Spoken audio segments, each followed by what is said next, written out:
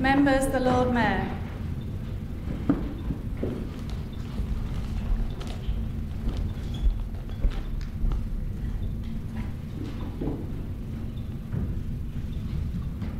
City of Adelaide Council meeting on Tuesday the 9th of August 2022. The Lord Mayor is in the chair. This council meeting will be streamed live and recorded for publishing to the internet. Please note that an audio and visual recording is being taken of this meeting. This means that your presence at and any contribution you make to the meeting may be collected, used, disclosed or published publicly by the council, including transferring outside Australia. Acknowledgement of country. Council acknowledges that we're meeting on the traditional country of the Kaurna people of the Adelaide Plains and pays respects to elders past and present. We recognise and respect their cultural heritage, beliefs and relationship with the land and acknowledge that they're of continuing importance to the Kaurna people living today. We also extend that respect to other Aboriginal language groups and other First Nations who are present today. Acknowledgement of Colonel William Light. Council acknowledges the vision of Colonel William Light in determining the site for Adelaide and the design of the city with its 6 squares and surrounding belt of continuous parklands, which is recognised on the National Heritage List as one of the greatest examples of Australia's planning heritage. Let us pray. Almighty God, we ask your blessing upon the works of the City of Adelaide. Direct and prosper its deliberations to the advancement of your glory and the true welfare of the people of this city. Amen. Will all present stand in silence in memory of those who gave their lives in defence of their country at sea, on land and in the air.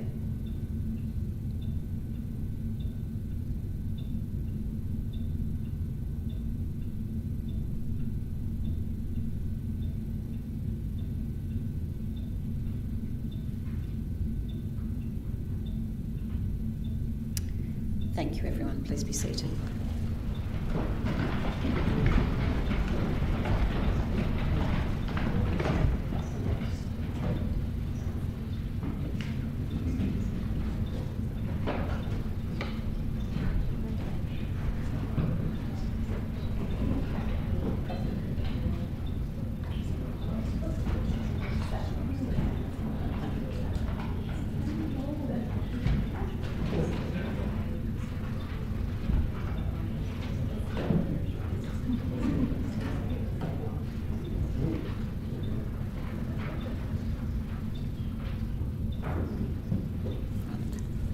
Good evening, everyone. Item 5 is apologies and leave of absence, of which we have nil. Item 6 is the confirmation of minutes, that the minutes of the meeting of Council held on the 12th of July 2022 and the minutes of the special meeting of Council held on the 2nd of August 2022 be taken as read and confirmed as an accurate record of proceedings. If I could have a mover, thank you, Deputy Lord Mayor, and a seconder, thank you, Councillor Kira. Are there any comments to the minutes? If not, can we sum up? To the vote, those in favour, those against, that is carried. Thank you. We actually have 3 deputations this evening. The first deputation is Mrs. Stephanie Hammer, talking to parking alterations on Palmer Place, North Adelaide. Mrs. Hammer, if you would like to come forward. We have 5 minutes. The bell will go at 4 so that you've got a minute left. Good evening. Thank you for joining us. Good evening. Good evening, Lord Mayor, councillors. My name is Stephanie Hammer and I'm the Registrar at Aquinas College, 1 to 21 Palmer Place, North Adelaide. Thank you for the opportunity to address you tonight. I actually stood here and addressed the council back in 2019 in relation to this very issue. We thought that the parking was thoroughly canvassed and trialled at that time, and after extensive consultation of all stakeholders, resolved for the parking that is now in place. Yet here I am again. Our main objection is the alteration of unrestricted parking. As to the secondary aspect, the change from 3-hour time parking to 3-hour time parking, it is difficult to understand why this is being considered, as it was already the subject of extensive survey and public consultation. I'm here tonight representing the 180 young women and men who reside at this address, their primary place of residence. They are adult residents of the City of Adelaide. They are not commuters, nor visitors, nor transient boarders. For almost 3/4 of a century, these residents have been able to park their cars without restriction on the streets on which their home is located, Palmer Place and Montefiore Hill. Time parking was introduced to Jeffcott Street some years ago, but to compensate for this, Aquinas qualified for 20 resident parking permits. If time parking was extended on Palmer Place, the residents would, as a matter of reasonableness and justice, be entitled to 100 to 120 resident parking permits. Usually, about 150 of these women and men own cars which, not unreasonably, they park at or close by where they live. There is adequate street parking for them to do this, with none of the parking being in front of any other private residence or commercial property on Palmer Place. All of us are mystified and angered by what is proposed. It is not clear to us there is a problem that actually requires any fixing. The residents of Aquinas require their cars to travel to university, to campuses that include McGill, Mawson Lakes, Flinders at Bedford Park and Roseworthy, to their part-time work, which is all over the metropolitan area, to sports training and weekend games, often a considerable distance away, and to visit their families, almost all of whom are in regional areas. These days, tertiary students need to travel to their university campuses typically only 2 to 3 days a week, meaning that their cars are parked at home during the day for at least half the week. Clearly, any time-limited parking restriction prevents them from doing this, or rather, ludicrously and quite unfairly, having to shift their cars every 2 hours on the street where they live. What a needless waste of everyone's time, and for no apparent reason or any benefit to the majority of residents. We submit that Council now has two options: to either leave things as they are or to increase unrestricted parking spots on Palmer Place. It seems worth considering.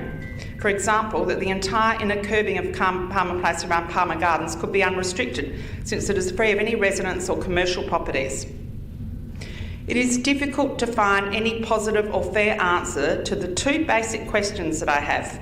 Firstly, if the residents of 1 to 21 Palmer Place cannot park on Palmer Place, then where and how can they find a place to park their cars?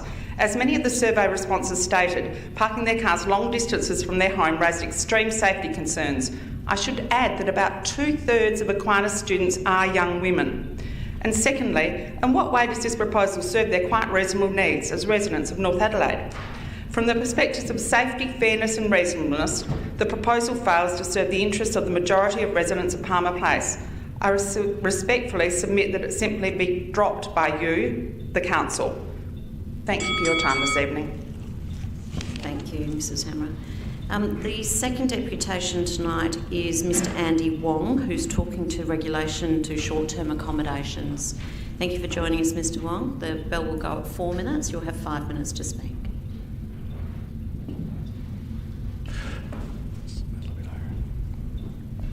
Thank you, Council, and also the Lord Mayor for the opportunity to talk today.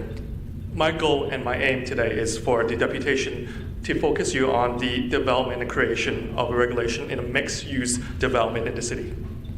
In LA, currently there is no regulation on applying short-term accommodations such as Airbnbs, stay-ins, and especially service apartments, which is also mixed within the long-term residents such as ourselves and is considered as a residential dwelling.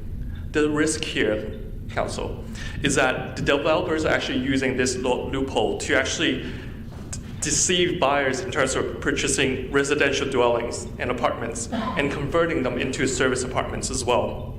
There's two key examples that is already happening at this stage in time. Realm Adelaide at Austin Streets in Rundle Mall has already converted 87 different residential apartments into tourist accommodation. Second, where I am staying at this stage in time, West Franklin has approved 120 apartments and are going to be turning into service apartments as well without allocations.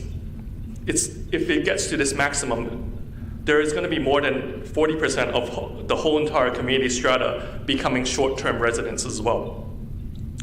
Today, I'm actually representing a small group of residents, primarily those who are living in the West Franklin residence. Many of us are having to deal with daily routines of disturbance, not included but not limited to noises, public urinations, people parking in our actual parking spots, and other misbehaviors as well as other conducts. But mainly, what we're trying to say here is the security. What we're experiencing a lot of the times is that we are getting strangers, people who we don't essentially know, coming in and going in our private space. One of some of the things that I'm actually gone through in the last couple of years, there's two different incidents where one time there has been a drunken person who has actually blocked off their own drainage, a short-term residence, and has flooded my own apartment. It took us 6 months to repair the damages as well as pay for my own. I just wanted to speak with this in terms of personal experience to you to understand just one of the issues and one of the examples that's actually happening in Adelaide today. Economically, the ATO recognizes the commercial operations are higher in terms of wear and tear throughout these residential apartments. We are in a property that is used in commercial purposes are 4% higher in terms of wear and tear. In addition, service apartment dwellings, we are, in a sense, the capital growth are lower. Our resale market is actually more difficult, and also banks resist in lending as well. We understand that some owners do not mind their property being a service apartment, but how would this actually affect the neighbors who hasn't been consulted prior to the purchase? If this goes on, how would this impact on the future buyers of these apartments as well? And the high potential arguments and the set perspectives that the community have to deal with. We understand that the council encourages this mixed use in development in the city. However, there is no regulation and we must have one. How is this fair for us for long-term residents to improve the housing and also even pay for a short-term shortage of staff, just so that the businesses could ripe our payments and actually get the benefits out of it? Can there be a regulation for service apartments to allocate separately than those who are in long apartments as well? We want the Adelaide Council to consider there is options out there. New South Wales and Barton Way, they're actually encouraging owners to mixed-use development to put their properties on long-term rental markets by imposing caps of numbers of days listed in the rentals, concerning 60 days of staying in the apartments unless there's a whole entire section with short-term staff and residences. Lastly, I just wanted to ask of you that Adelaide is our home, and this is what's happening at the moment. We know that in the next 5 years, there is going to be more apartment complexes that's going to be built. Without regulation, more residents like myself will suffer. Thank you. Thank you for your deputation. The third deputation tonight is from Ms. Terry Mack from West Franklin Stage 3.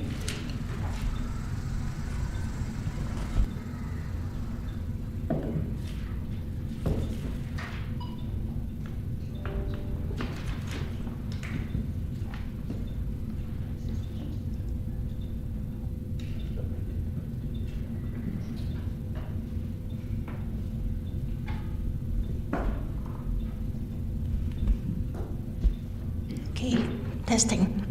Thank you. Good evening, the Lord Mayor and the councillors of the City of Adelaide. The hard copy has been distributed to you. Okay, so we residents of West Franklin Stage 1 have a very big concern on the West Franklin Stage 3 project, especially the overshadowing issue to nearby residents.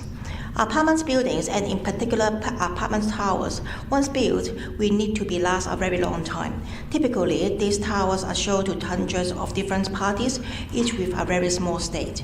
This makes demolition and rebuilding virtually impossible if requirements change. Therefore, we must be extremely careful about how we design these structures so that they can adapt to future needs.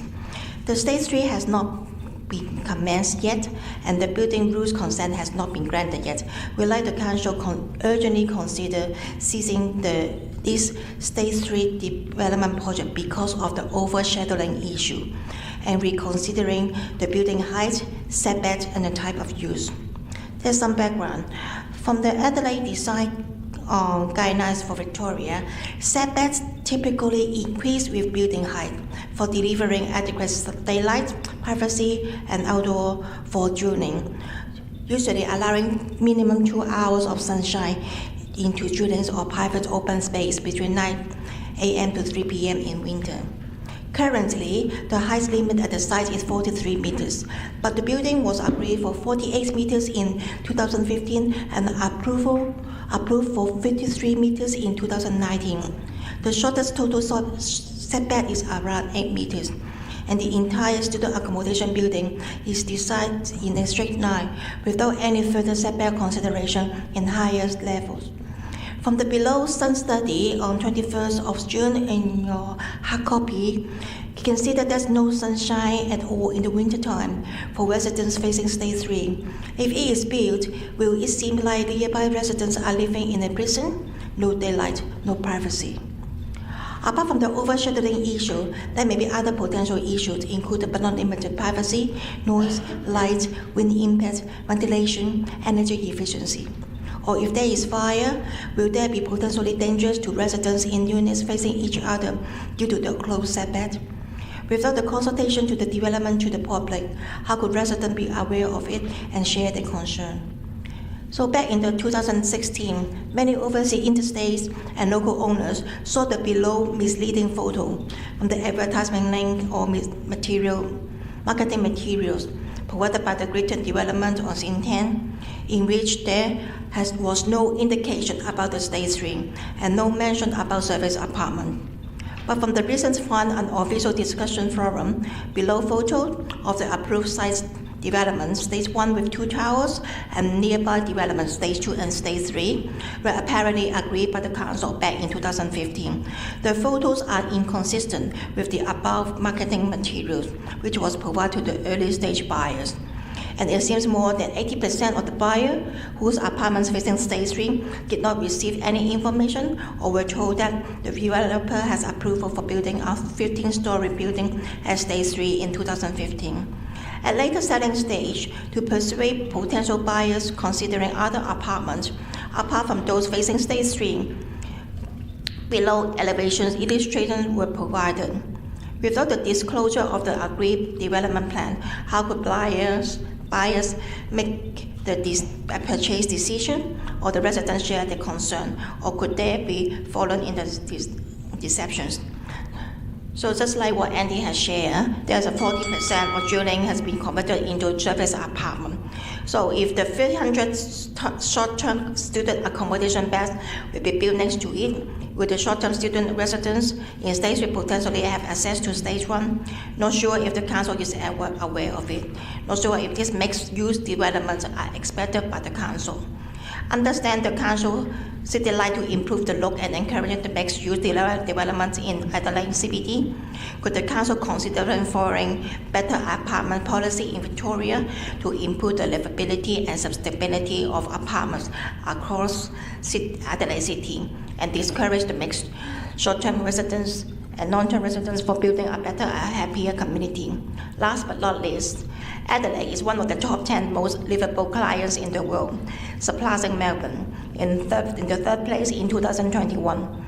As the West Flanker Stage 3 has not been amended yet and the building rules consent has not been granted yet, could the Council revoke the receipt of the land management agreement for Stage 3 and could consider the Stage 3 art development? We do not want to see the overshadowing issue from the West Flanker Stage 3 development be a long-term regret to the future of Adelaide City.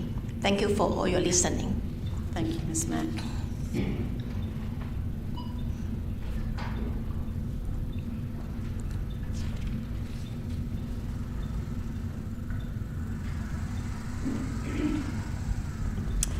Members, item 8 on tonight's agenda is a petition. We have a petition 5 to 9 Prospect Place. Could I have someone please move that we accept the petition? Thank you, Deputy Lord Mayor. And a seconder? Thank you, Councillor Kira. Members to the vote, those in favour? Those against, thank you. That petition is accepted. Members, there was a petition for short-term accommodation received. However, it was received after the publication of the agenda for this evening. It listed 39 individuals petitioning Council to apply regulation to short-term accommodation, and this document will be presented to Council at its next ordinary general meeting in September. Thank you. Members, we have quite a sizable agenda tonight, 26 reports and lots of advice before we get to motions or confidential matters. I'm going to see if we can do as some of these en bloc. So I will ask you please to raise a hand if you want to pull any of these items out, and if not, we will pass them en bloc. So, members, 9.1. 9.2, 10.1, 10.2, 10.3, 10.4, 10.5,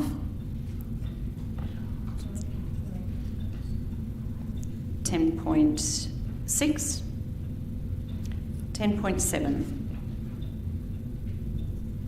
10.8, 10.9,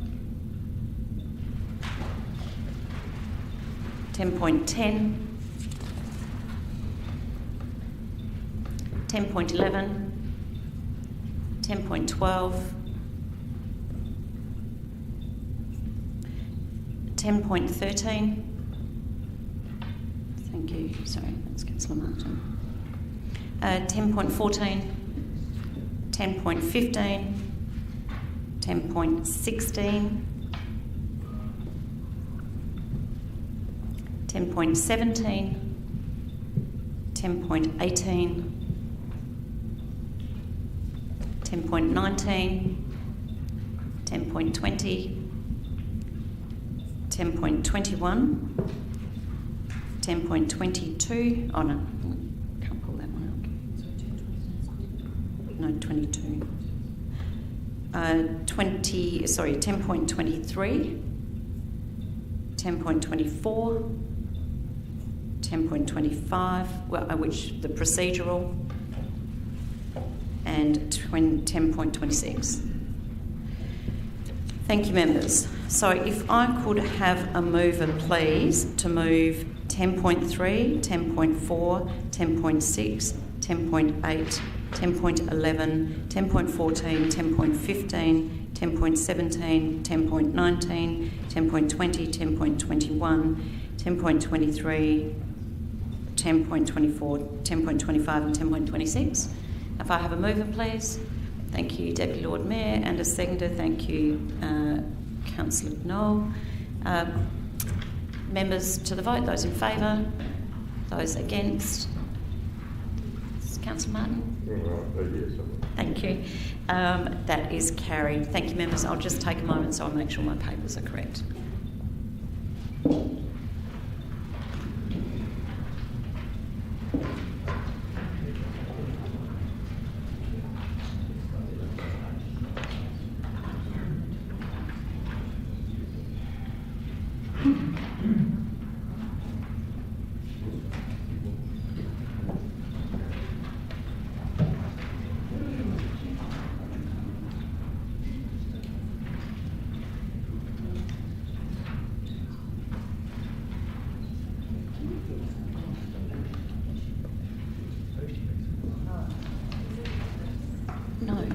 Sorry, members, I did miss one, 10.22. Can I just see if anybody wants to call that out?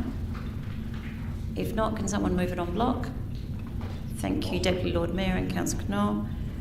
Conflict of interest, so I can't be here. Thank you, Councillor Kira. I need to ask about conflict of interest.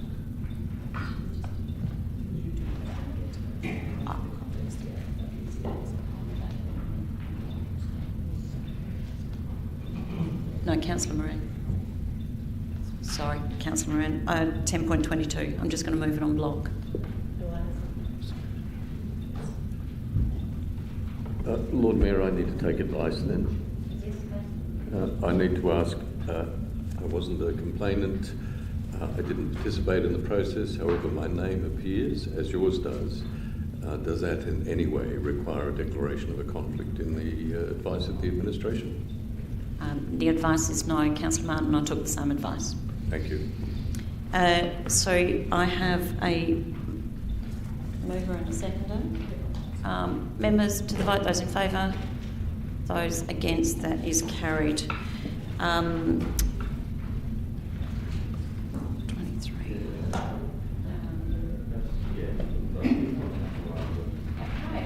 Thank you, members. That takes us back to 9.1, which is the advice of Catatula Parklands Authority from the 28th of July. Councillor Martin. Yes, Lord Mayor. Look, for the sake of speeding up the meeting, if you were to move 9.1 and 9.2 separately en bloc to allow me to vote against it, that's the only reason I pulled it out. Oh, thank you. If I can, members, if I could have someone move 9.1. Thank you, Deputy Lord Mayor, and a seconder. Thank you, Councillor Donovan. Did you wish to speak? Is that all right? No, Councillor Donovan. Any speakers? If not, to the vote, those in favour, those against, and that is carried. Thank you. 9.2, members, is the Audit and Risk Committee report. Look for a mover, Deputy Lord Mayor, and a seconder. Thank you, Councillor Knoll. Deputy Lord Mayor, did you wish to speak? Councillor Knoll. Members? If not, to the vote, those in favour, those against, that is carried.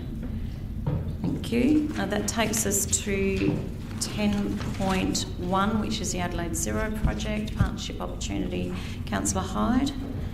Just have an alternative which picks up on the discussion from the committee. So the change to that is the endorsement of a 50-50 funding contribution between City of Adelaide and State Government to support Homelessness Conference in 23, up to the value of $75,000. I'll look for a seconder. Thank you, Deputy Lord Mayor. Councillor Hyde. Thanks, Lord Mayor. This just picks up from the discussion at committee. Members may remember that previously we funded this conference to the value of $12,500 each with the state government. That was when there was a different arrangement with the Don Dunstan Foundation. The Don Dunstan Foundation was the beneficiary of a fairly senior staff member who was funded by the state government. They were technically working with the Department of Premier and Cabinet and were on secondment to the DDF. They no longer have that arrangement in place, and thus the human resources needed to put on the National Homelessness Conference in the City of Adelaide is substantially more. Noting as well also that it's been away while we've had COVID, and restarting the conference will take a considerable amount of work. Some may be wondering the value of this. The important thing I think here is that this conference brings together experts from all over the country, and it remains a place where we have those experts that come together and they discuss best practice. Best practice in social services and in homelessness in general is very important. I think we know generally what doesn't work. We're still coming to terms with what does work. And so it's important that we stay at the cutting edge of that. And I think it's really important that we at the City of Adelaide, while we don't fund the homelessness services ourselves, and I don't think we have the bank balance to do that, that's not our role, but what we can and should do, and what we have done successfully over the last few years, Lord Mayor, is contribute to the development of good policy. And good policy is what comes out of national conferences such as this. It's why I would like to see us continue funding this conference. Again, it is something which is co-funded with the state government, and I'm sure those resources will be put to very good use with our new strategic partner, so I endorse it too fully. Thank you. Deputy Lord Mayor, did you wish to speak? Members? Councillor Snape. Thank you, Lord Mayor. I will be supporting the amendment, and I thank Councillor Hyde for bringing it to the Chamber. I'm just going to speak on the original motion because that's what my notes are prepared for. This project, the Adelaide Zero project, does what other services do not. It keeps track and identifies those who are most vulnerable in our society. It is one of the most valuable tools in our collection. in reducing and hopefully eventually stopping people falling through the cracks of our society. I can't emphasise how important it is for us to continue supporting the good work of this project, and I commend it to the Chamber as well. Thank you, Councillor Hyde. Councillor Just Martin. a question to the administration. Is the third paragraph still operative? I support this, but isn't there a contribution now that's been introduced that changes the amount of 3? So that it should read up to 127,000 plus 32.5? No, 37.5. I think not. The answer is not yet, because it's contingent on the state government saying yes, whereas they've said yes to this, but they may not say yes. I hope they say yes, but they haven't yet said yes to the conference funding. So my understanding, Councillor Martin, a good question, but my understanding is that because it's a 50-50 contribution, we're trying to make sure the conference happens. So hopefully that will trigger an equal contribution from the state government, in which case it will come through at indeed the quarter budget review. Look, I also will rise to speak in favour of this.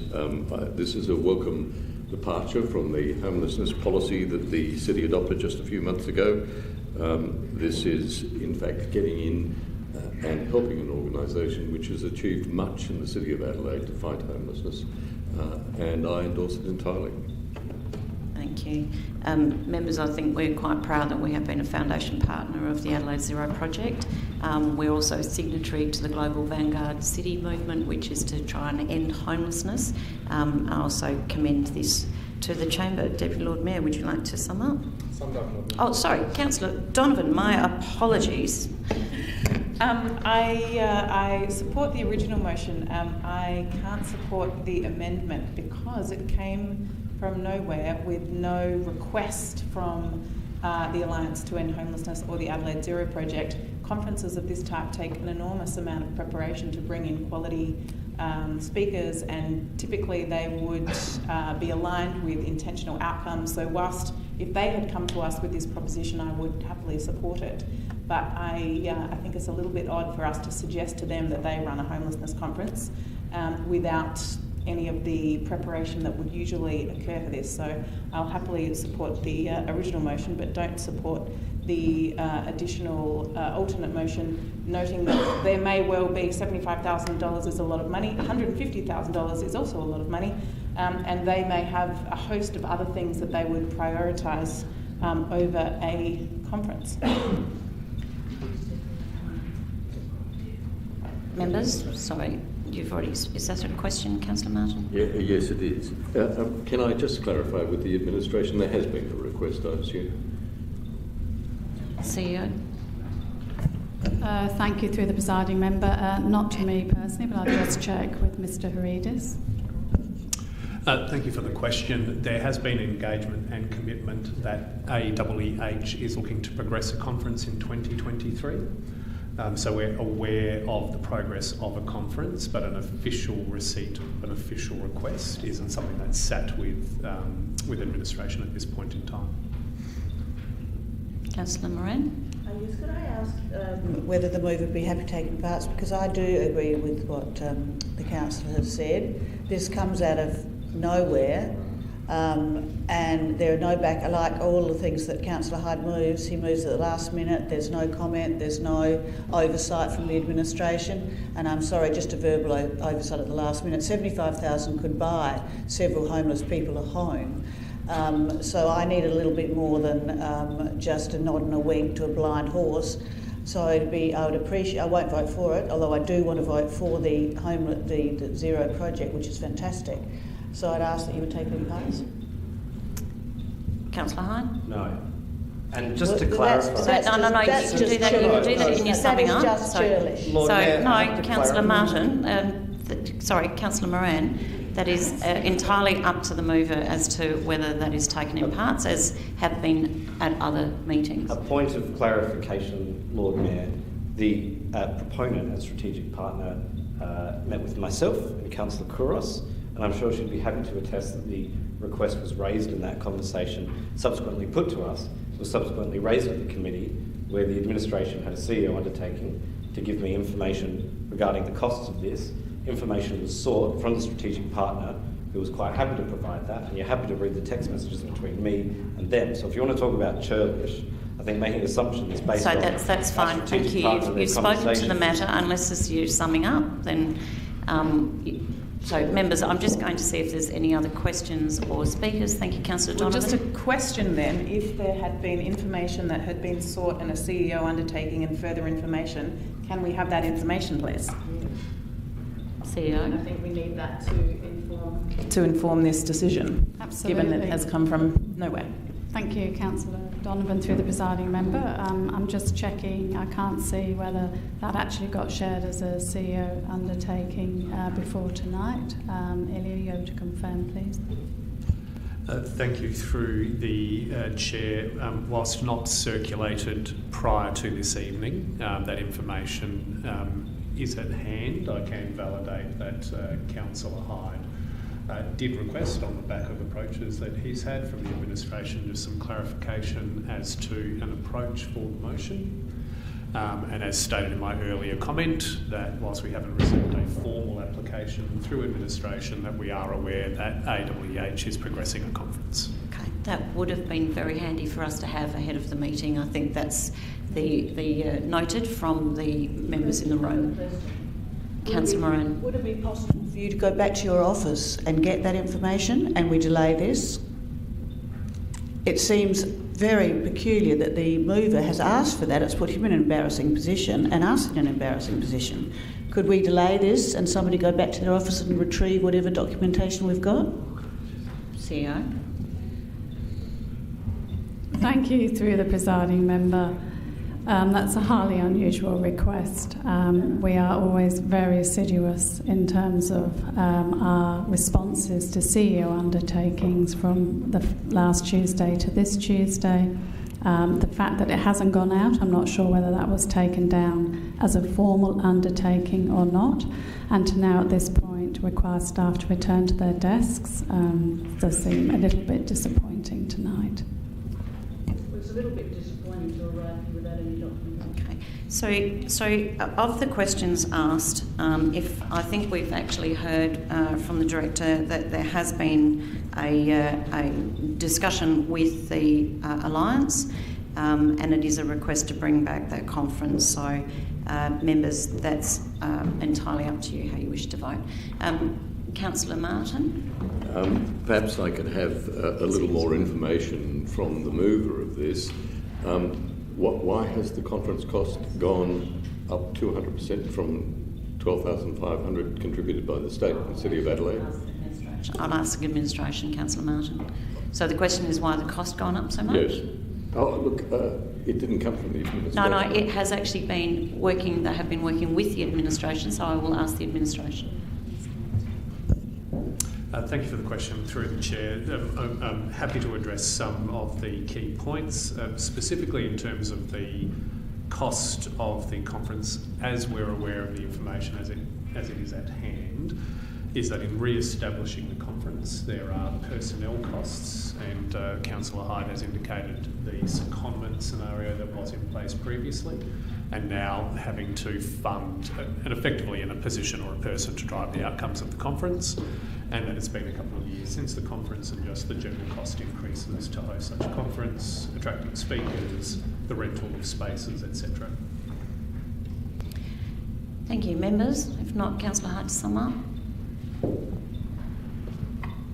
Thank you, Lord Mayor. As I said in my opening address, the reason that the costs have gone up is, as discussed, the Don Dunstan Foundation, who previously had carriage of the Adelaide Zero project, and I think they're intertwined with Adelaide University, received a lot of other support in addition to our own funding and strategic partnership with the state government and other sources.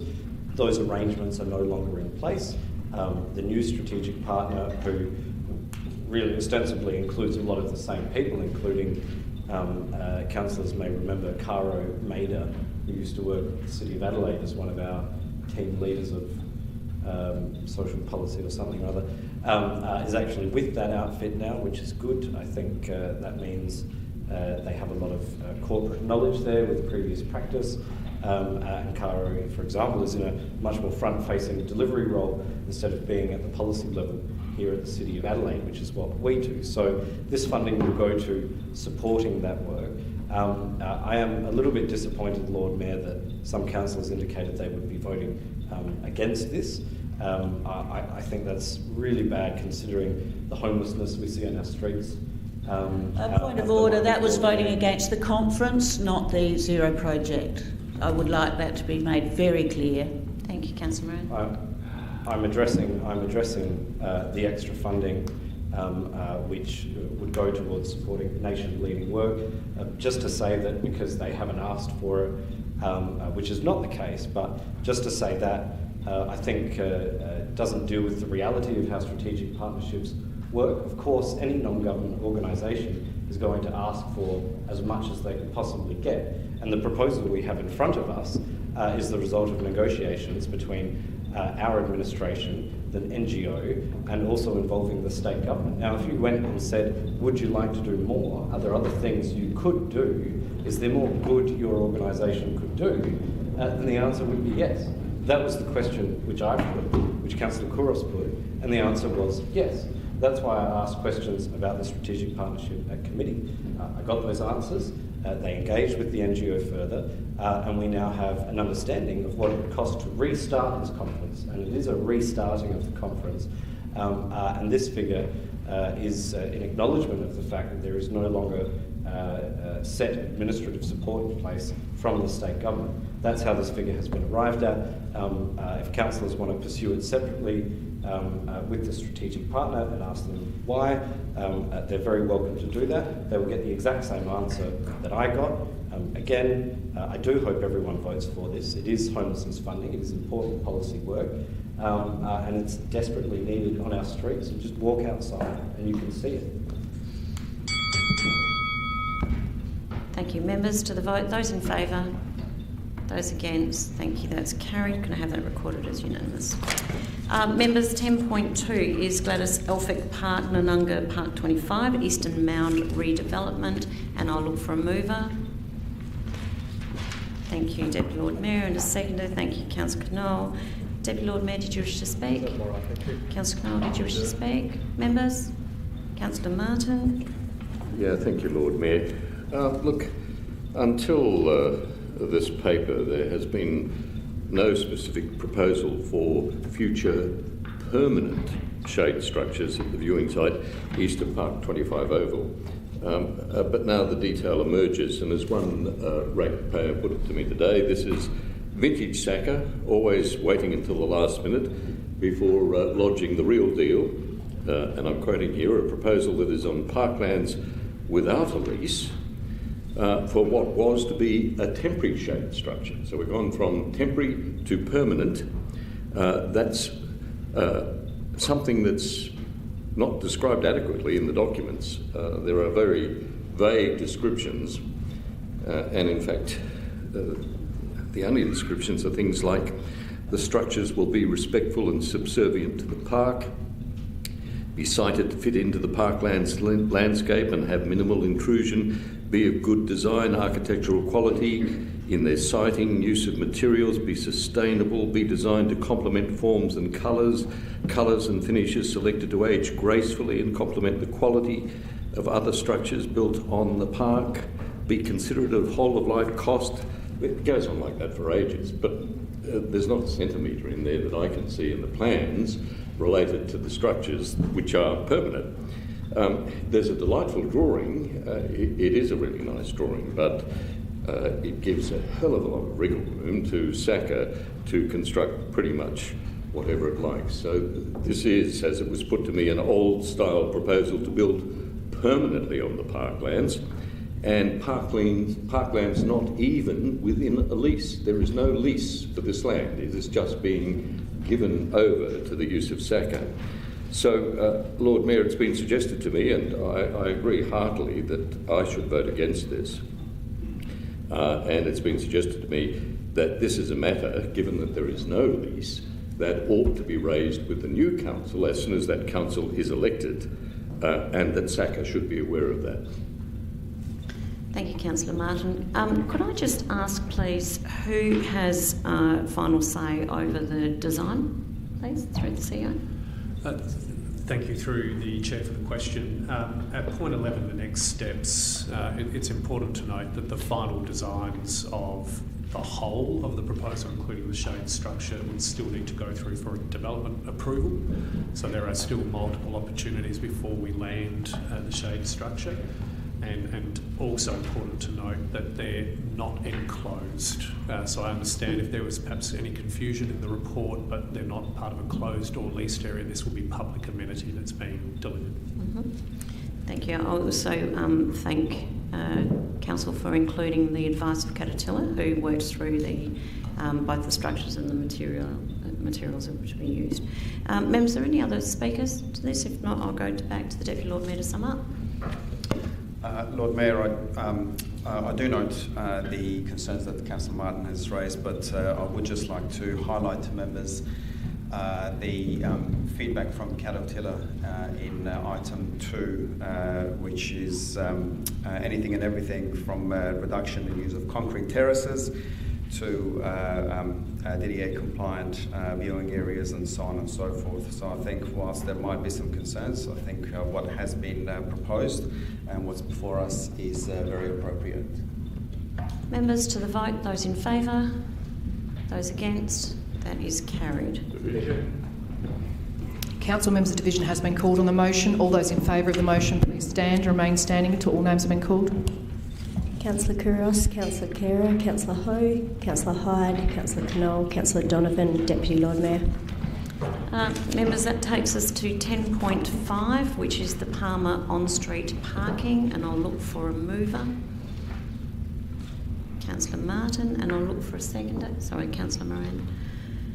Councillor Martin, did you wish to speak? Yes, Lord Mayor, if I could just have a moment to find the page. It's 55. 55? Yeah.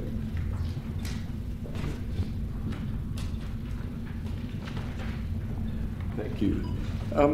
Look, if I could begin first by asking a question or two of the administration, having regard to the deputation earlier this evening, is there any change proposed in the administration recommendation to the unrestricted, untimed free parking available to students from Aquinas College?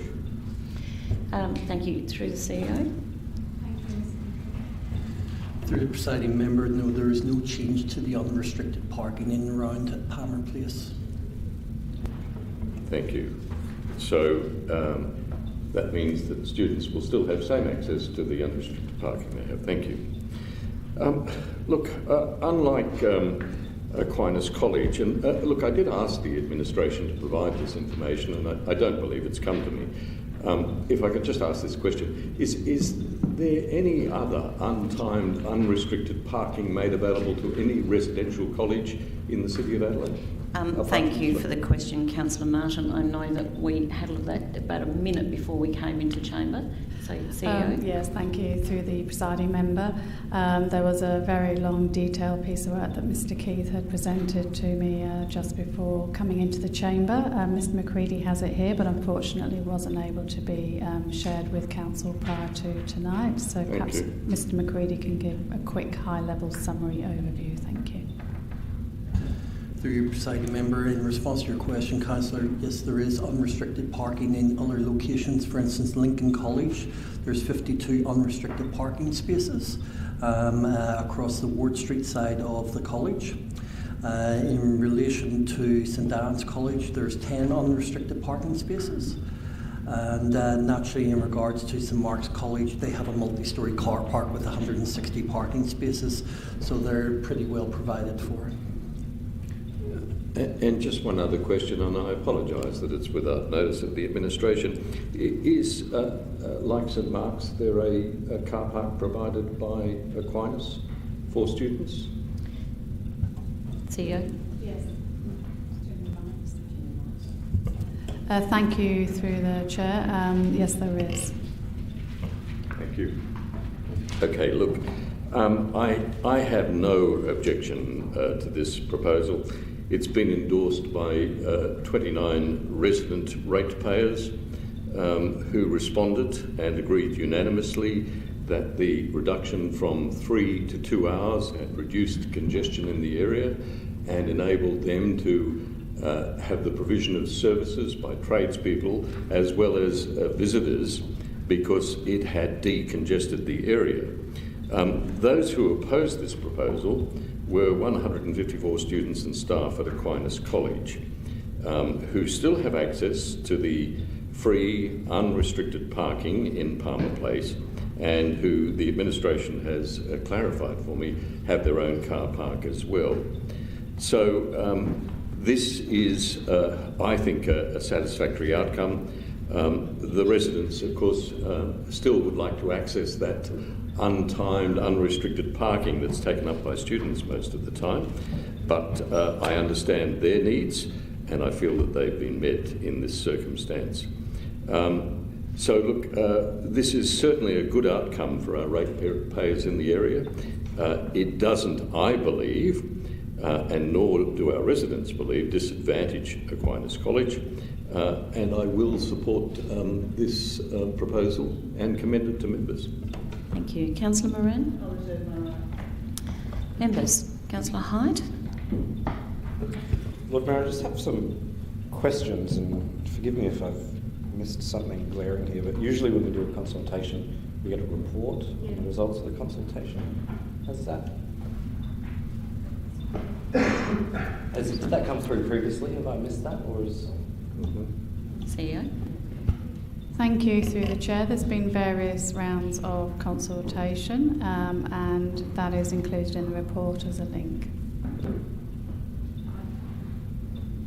No, I've got 3 links. Minutes, and the consultation letter, which is what we circulated, which I don't really need that. I need to know what people... Apologies. My understanding was that was in there, but it looks like it's a summary. Tom, can you just confirm, please? Through presiding member, what was actually highlighted at the committee is the consultation is actually reflected within the body of the report. There wasn't substantial consultation in regards to numbers, so what you see before you is actually the outcomes of that consultation. What we've talked to is the minutes and the letter that went out in regards to consultation, but if you see items between 7 and 9, you can actually see the results of the consultation. Yeah, no, I understand that, but usually we would have received qualitative feedback from members of the public. Look, I can understand the points there. Is that, I suppose, is that an exhaustive list of all the feedback, or is that just the key points? Thank you, through the chair. The member is correct. Normally we would have more detailed consultation associated, but my understanding is due to the nature of the feedback, that data would be sufficient to enable council to make an informed decision.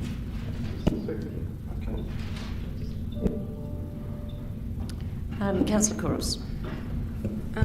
I too would have liked to have seen the full consultation. I spoke to a couple of the residents on Palmer Place, and some of them are a little bit concerned about the reduction from 2 to 3, and I just wanted to see the full consultation, and they're from 3 to 2, being because of how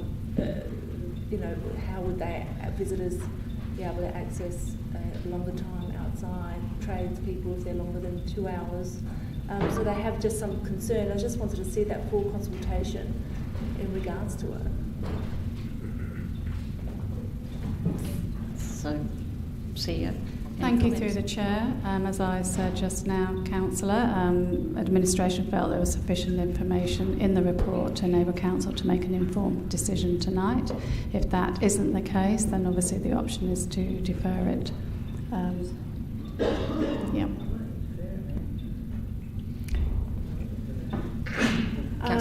Lord Mayor, I have to say that I just feel a little bit uncomfortable without seeing all the information. I mean, once you've changed it, and actually I've spoken to a couple of residents that are a little bit concerned.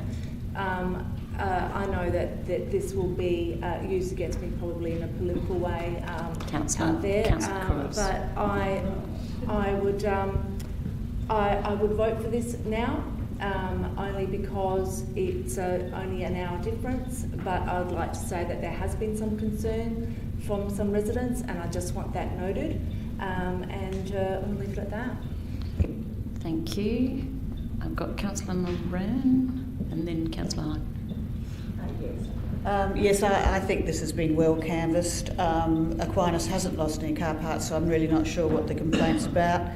The 3-2 was exactly to solve the problem that Mary Kouros has mentioned, that people, when it's 3, people tend to park there all the time to go to work and then come and move their car. 2, it's much more inconvenient to do that. So it was found out that because we used to have 2, we know that for a fact, that this actually kept the car parks available to the visitors visiting the residents in the area.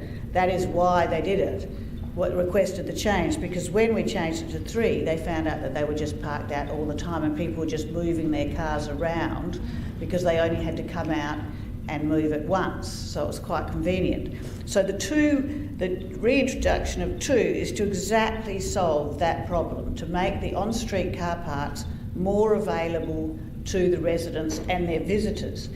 As for tradesmen, there's no problem there.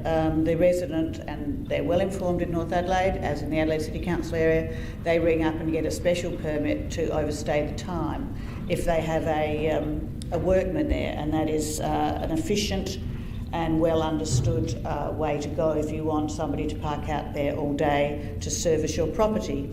So I think this ticks all the boxes. As you can see, St Mark's has got none.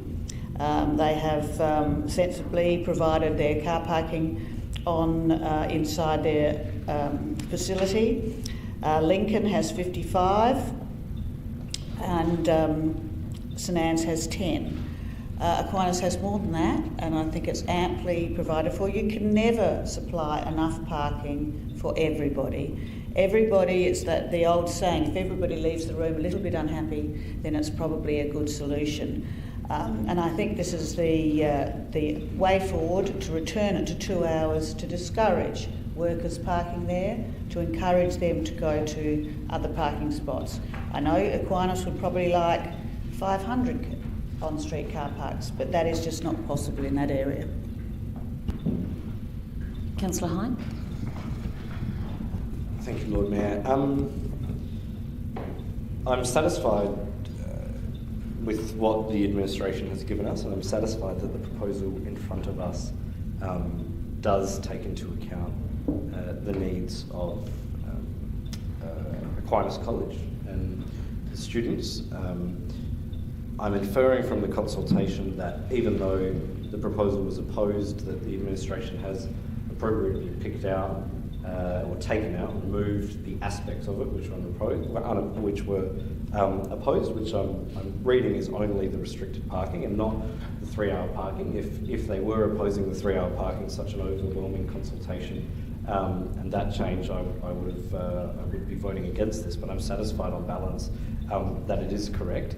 I am concerned by some of the language, though, Lord Mayor, and we constantly find ourselves talking about shortening the lengths of stays that are permissible in a lot of North Adelaide.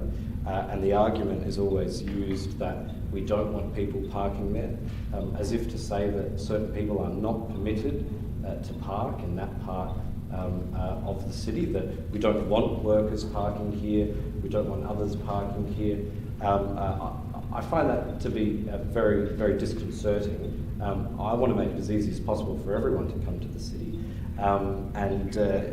When thinking about the overwhelming opposition to the original proposal which was brought to the Chamber, which thankfully we consulted on, had we not gone to that consultation and had pushed ahead with the removal of this unrestricted parking, there would be 154, mostly students, who would be worse off because of it. And it just makes me really uncomfortable that that was a proposal which was being peddled in the council chamber. So thank you to Councillor Kouros for initiating the consultation. I will support it as it's come back to us because it leaves the unrestricted parking, and I'm inferring, even though we don't have the consultation results, I'm inferring that what has been landed at by the administration is a middle ground between the two. But I just want to place on the record my serious discomfort that some believe that there are parts of the city where public land is not available for public use, or we try to disenfranchise the public from using those areas. That makes me very, very I think that's a bit of a stretch. Thank you, Councillor Moran. Members, any other speakers? If not, I'm going back to Councillor Martin to sum up. Councillor Martin. Well, look, Lord Mayor, I wasn't going to speak, but Councillor Hyde has invited me to reply to some of his comments. This consultation, by the way, which was initiated as a consequence of Councillor Moran and I meeting with residents there and speaking with former Director Devonish, for the first of the consultations. This is a two-consultation job, not one. We are aware of the angst of people who live within North Adelaide about commuter parking. Now, as disconcerting as it is to Councillor Hyde to believe that commuter parking should be an issue for residents in North Adelaide, and it is. The simple fact is that what it does is it takes parking from people who are visiting local businesses, who are visiting local residents, so that they then can avail themselves of the public transport options from North Adelaide, which are, particularly because of the 99A and 98A and others in the series, free buses flowing through North Adelaide, providing people with easy transport to the city. So it is actually about supporting local businesses and supporting local residents, not about disenfranchising anyone. Look, I really think if people like Councillor Hyde actually lived in North Adelaide, they would understand the circumstances better. It is an enormous imposition to find that when you come home, and there are many people in North Adelaide in such circumstances, to park the car out the front, to whiz in with the groceries or whatever, you need to park 2 blocks away because there's a commuter there. And those commuters overstay every day. I see them. In fact, yesterday I was watching as the clock struck midday and everyone moved out of the zone near me to move around the block. And they were wearing uniforms from the Women's and Children's Hospital, from the nearby data centre. It is, in fact, a public car park that we are talking about. And of course, the really distressing thing for the City of Adelaide is that each and every one of those cars parked on the streets instead of a car park is taking money from the pockets of the Women's and Children's Foundation, which run the Women's and Children's Hospital car park, from the City of Adelaide, which runs car parks, which are an essential part of our income. It's a very naive argument that's being presented to councillors. But nevertheless, let's move on. This is a constructive proposal, one which has been welcomed not only by local residents, but will be welcomed by local businesses who can now rely on the opportunity for their customers to park freely. I ask everyone to endorse it. I thought you were about to introduce paid parking in the area. No. Members, to the vote. Those in favour? Those against? Thank you. That is carried. Can I have that recorded as unanimous? Members, that takes us to 10.7, the City Plan Engagement Approach. And I have a mover in the Deputy Lord Mayor and a seconder, Councillor Kouros. Members, Deputy Lord Mayor, did you wish to speak? Reserve your right. Councillor Kouros. Reserve my right. Thank you. Members. Councillor Martin. Look, just very briefly, Lord Mayor, I am delighted that this consultation is underway. It has been, and I did hear you talking on radio this week commenting on Senator Patrick's proposal for a city plan, but we have been trying to do this for some considerable time. There was, during the course of the last council, it's a funny thing, actually happen to have our city strategic plan from 2016-20, in which one of our objectives was to have a 2040 plan, which was to do exactly the same things, that is to create an infrastructure and planning approach for the city. So for us to get to this point, even in the dying hours of this council, is, I think, an important thing. So I'm pleased to see this progressing, and even more pleased to see that the outcome and the deliberations will be left most appropriately to the next council for what will be undoubtedly a very lengthy process. Members? Councillor Hyde? Thank you, Lord Mayor. I just want to thank you for your leadership on this issue. It has been a key passion of yours, I think, for some time amongst many others. Of course, I recall we had a very in-depth discussion at the time because I was less than convinced that we need another plan. We seem to have a lot of plans at the City of Adelaide.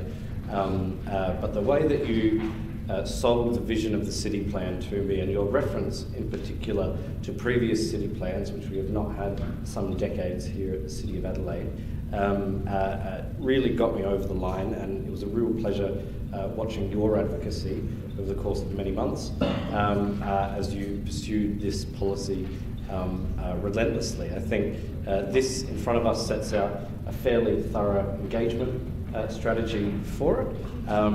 It's probably will be the most thoroughly engaged city plan that has been developed, noting the ones from eons ago. The city was probably in some ways less complex than it is now, and it has changed greatly since then. I'm very satisfied that this will encapsulate all of the views of all of our many and varied stakeholders, from education, universities, the government sector, the non-government sector, social services sector, all the way through to our very complex businesses that we have in the city as well, which is of course across the entire spectrum of business, both in size and industry, and then again of course to our many and varied residential communities in their many and varied forms of accommodation. We as a city have to deliver something for everyone, and I'm so pleased that you convinced me that this was a good initiative so that I can vote for it here today. So my hat off to you and your advocacy on this one.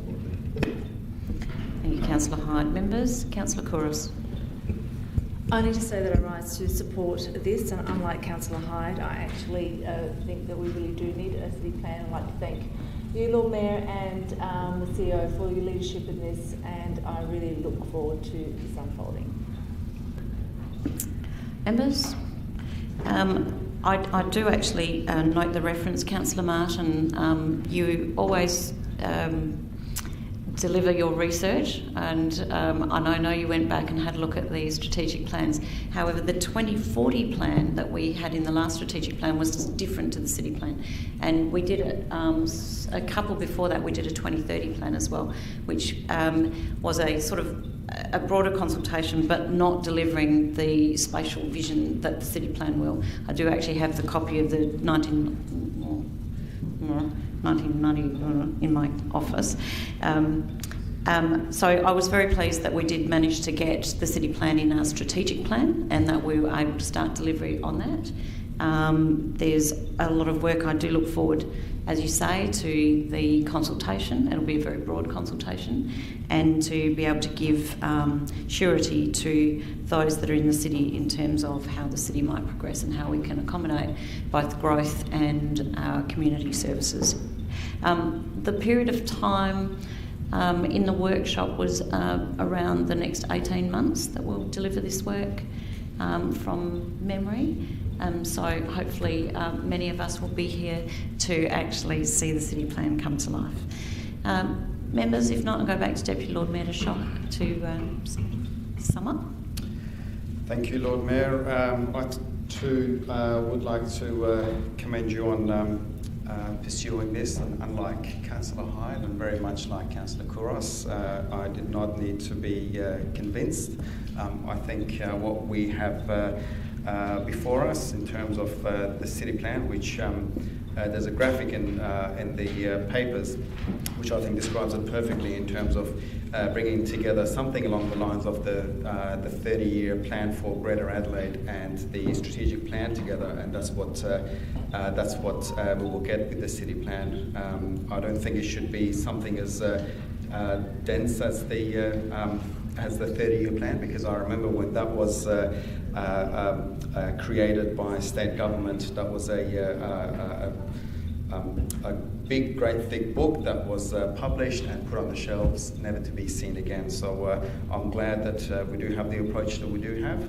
It's not something that's going to be set in stone. It is something that's going to be quite high level, and hopefully it will be adaptive. But I look forward to the consultation and look forward to seeing what that feedback comes back with, and seeing that city plan being implemented. And I think the last city plan we were talking about was in '96. So, 96, yeah. So it's been some time that the city hasn't had a plan. So I do commend you and your leadership, but also the administrations as well. Thank you.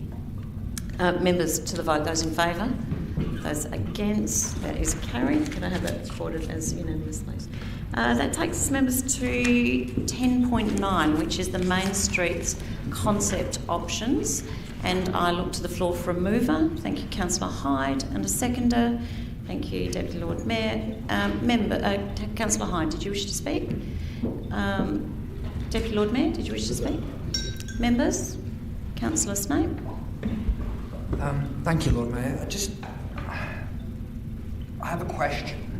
Although it's much more suitable to questions about notice, in which case I'm happy to move it to that point, though it is in relation to Main Streets and in regards to perhaps Pulteney Street. Now, I realise Pulteney Street hasn't been considered as part of these options, but I've had stakeholders and residents approach me about... So, I'm sorry, Councillor, but we are actually talking about the concepts that are in front of us as opposed to new business. Thank you. I understand where you're going, but we'll do that a little bit later. Members, any other speakers? Councillor Martin? Yeah, look, thank you, Lord Mayor. What could have been is the thing that's going through my mind, because, as I'm sure all councillors remember, this term of council began with my motion, supported, I recall, by Councillor Moran and the Chamber, to develop in this term master plans, Main Street master plans for O'Connell Street and Melbourne Streets. And Councillor Hyde, when he actually lived in the city of Adelaide in South Ward, jumped on the bandwagon and said he wanted one for Hutt Street included as well. I remember that well. More than $300,000 was allocated to develop those master plans, but instead, through a series of what were roundtables, I think led by you, Lord Mayor, things changed, a different approach emerged, and Main Street revitalisations, which consultations were conducted, and concept plans, so named, which are attached, got everybody excited, but incredibly cruelly, because they then read, and it was reported to me by some of the precinct groups, they read in the fine print that these were just drawings and the real plans would be in 2025, and that expenditure wouldn't flow until the second half of the 2020s. So, in other words, the council commitment, which we all agreed to develop master plans during the years up until now, just fell away. And all that will be delivered in this term of council will be $4 million of money promised by the Malinauskas government. They don't dislike us completely, because they've given us $4 million, Lord Mayor, $3 million of which will go to Hutt Street, $1 million of which will go to Melbourne Street for a bit of street furniture, and sadly not a penny from the City of Adelaide. Look, this council has achieved a lot. I agree with you in some respects, Lord Mayor, but one of the big disappointments is that we've let down our main streets. We have promised them 2025 to have a plan, and sometime towards the end of the decade some money, which will be a decision, I guess, of the next council. And in the meantime, all they're going to get is $4 million of state money and nothing from us. But look, I support that. I think some expenditure on the main streets is important. It will give people a taste of what could have been and what hopefully will come in the next term of council. Members, Councillor Hyde and then Councillor Knoll. Just to clarify for Councillor Martin's benefit, I do still live in the City of Adelaide. I'm a renter, which means I can be somewhat mobile, somewhat like Councillor Martin. I'm a renter. And just as I would like to highlight, yes, main streets have been a key focus for us in the City of Adelaide. Lord Mayor, I share some of Councillor Martin's views around the length of time that it's taken.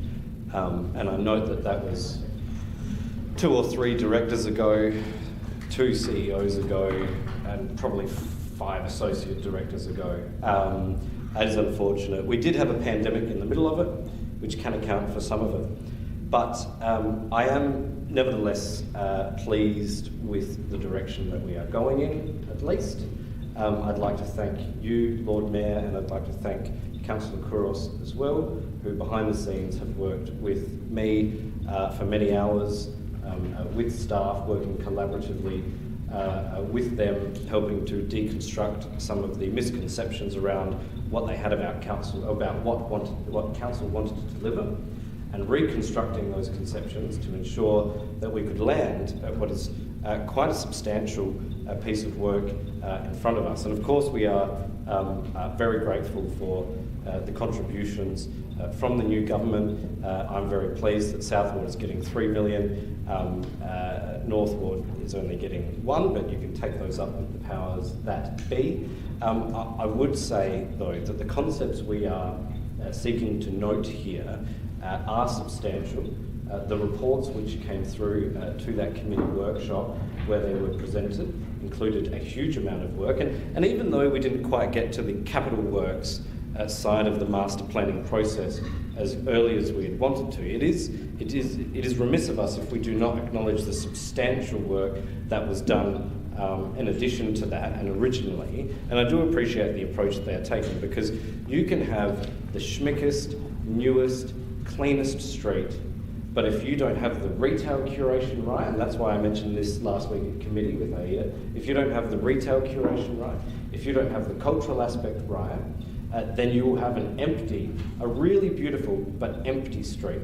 And so I do at least appreciate that the administration had to get that work done first. Again, I would have liked to have arrived at the capital works sooner. I share that concern with Councillor Martin. Nevertheless, what we've got in front of us is the starting point of the most substantial investment in Main Street infrastructure in the City of Adelaide's almost a 2-century history.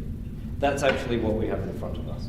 Talking to some of my residents and ratepayers, about this exciting work. It wasn't that long ago that key city parks like Hurdle Square didn't even have proper footpaths in them. And yet now we're looking at spending upwards of $100 million on this work to revitalise our main streets. It's very, very exciting, and I think we can at least be proud of it. Thank you. Councillor Knoll, did you wish to speak? Yeah, I'll just say a couple of words. I first appreciate, it's taken this term for us to get to where we are now, and I think it's quite proper that the preparatory work has been done, taken the time to really consult, because we are creating destinations. And if we do not create them, anybody can produce a nice street that means nothing. And then the following on from Councillor Hyde's comments, by doing that work, by initiating all of the consultation, and we did it, and I went to quite a few of the open days, etc., to really understand what people wanted. That is an important aspect, because we are trying to create a long-term vision, 20, 30, 50 years with some of this infrastructure, and we need to get this right, because just putting in a few footpaths and a few trees isn't going to cut it, particularly when you're trying to influence the retail aspect of a lot of these major streets. And I think it's really brilliant that we're able to do that, and also that we have at least, as was mentioned last week, that these major decisions are now in the term of the next council, where they're able to initiate the funding proposals, etc., and find ways to create the cash that we require to build these things. So I think it's quite worthwhile that we have done all of the good preparation, that we enable the next council, whoever may be here, to initiate it. And let us not forget, it's not administration that agrees to the development. It's us. So it is bound to us as councillors, whoever that will be, to make those decisions and guide the administration to the value, etc., that they wish and what sort of progress, the speed of the progress for administration to deliver these projects.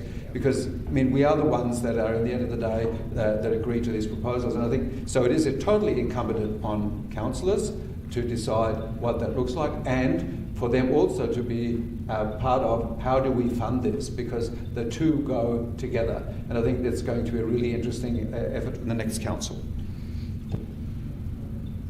Councillor Couros. I just want to just repeat Councillor Martin's words.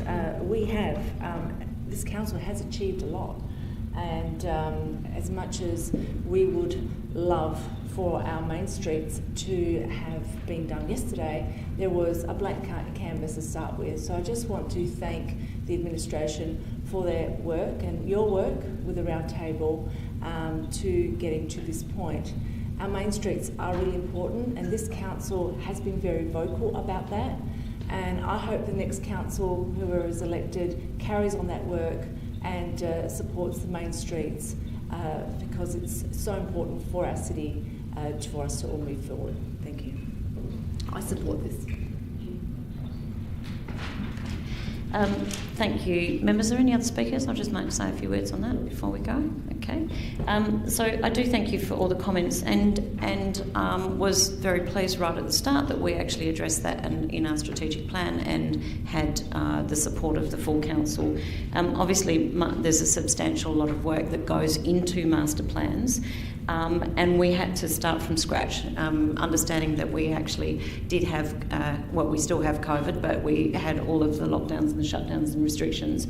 I do actually also want to thank the administration. I think we've got a great CEO and executive in place, and very confident that we will get delivery on these plans, but also in terms of supporting the changes to the structure, which allowed us to bring single points of contact back into the city and back onto those main streets. They have been absolutely a big part of this journey, and it is a journey not just for us but for everyone that's on those streets. So the round tables, again, I'm very pleased that we were able to bring together residents, businesses, property owners, local organisations, stakeholders from the area. Plus, as you said, we did the open days and the consultations, which generated lots of great ideas and really established what the vision and the identity for each of these streets needs to be going forward. So I do actually also the understanding at just a moment ago we approved the city plan engagement approach. Obviously all of these will feed into and be part of that city plan, so it's great that these pieces of work are being done in tandem. And obviously the other thing that we will need to do in next term, of course, is look at the long-term funding and delivery, so that in a multi-year sense, so that we can actually deliver. I think councils, not just this one, but councils have long histories of doing great amounts of work in terms of master plans, and then they stay there and wait to be funded. And I think there's absolutely an appetite to take these forward and deliver.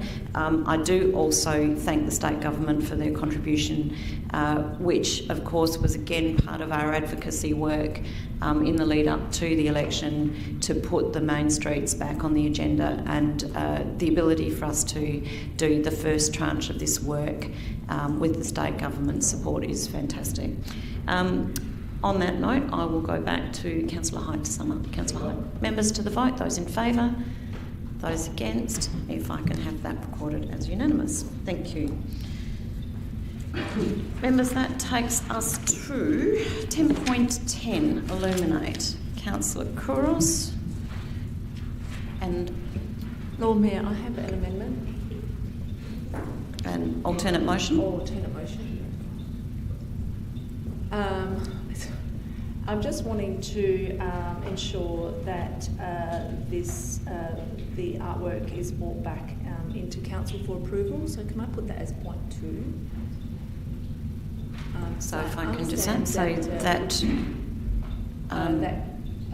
council brings the artwork for approval to council. Administration. To administration. Bring the final artwork concept designs. Is that what you're after?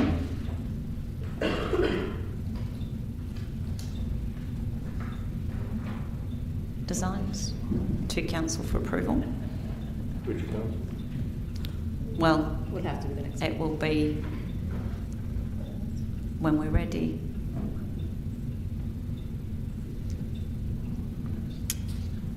Thank you. I'll look for a seconder. Thank you, Councillor Snape. Councillor Couros. It's just self-explanatory. We've commissioned an artist. I think there's been some concern about what type of artwork it will be. Have I said something wrong? And just to be able to be objective. Sorry, we're just laughing because of the artwork that was presented to us at committee last week. Yes, I understand that. So I'm just bringing it forward to the next council for it to be approved by then. So you're making me laugh. Thank you, Councillor Cross. Councillor Snape. Just want to go on record saying I am a cat person, but I do like dogs, but that particular thing was a step too far. Thank you. Thank you, Councillor Snow. Members, any other speakers? If not, I'll go back to the mover to sum up. Councillor Couros. Members to the vote. Those in favour? Those against? Oh, Councillor Martin, you spoiled my record tonight. That is carried. Members, that takes us to 10.12, which is the Moonta Street roof installation feasibility. Deputy Lord Mayor and a seconder, Councillor Knoll. Deputy Lord Mayor. Before this is seconded, I do have an alternate motion, Mayor, which is essentially just another point that has been added. And if my seconder is happy with that, I'll very quickly talk to that change. Okay. Councillor Knoll, are you happy with that? Yep. Thank you. Lord Mayor, I just felt that, well, first of all, I want to thank Councillor Ho for bringing this to the Chamber, and also thank administration for the work they've done to date. I felt that the recommendation stopped short of committing to that feasibility report, so I essentially want to see that feasibility report whenever that's ready. So I assume that will take a few months. So that's essentially the main change that I want to bring to the Chamber on this item.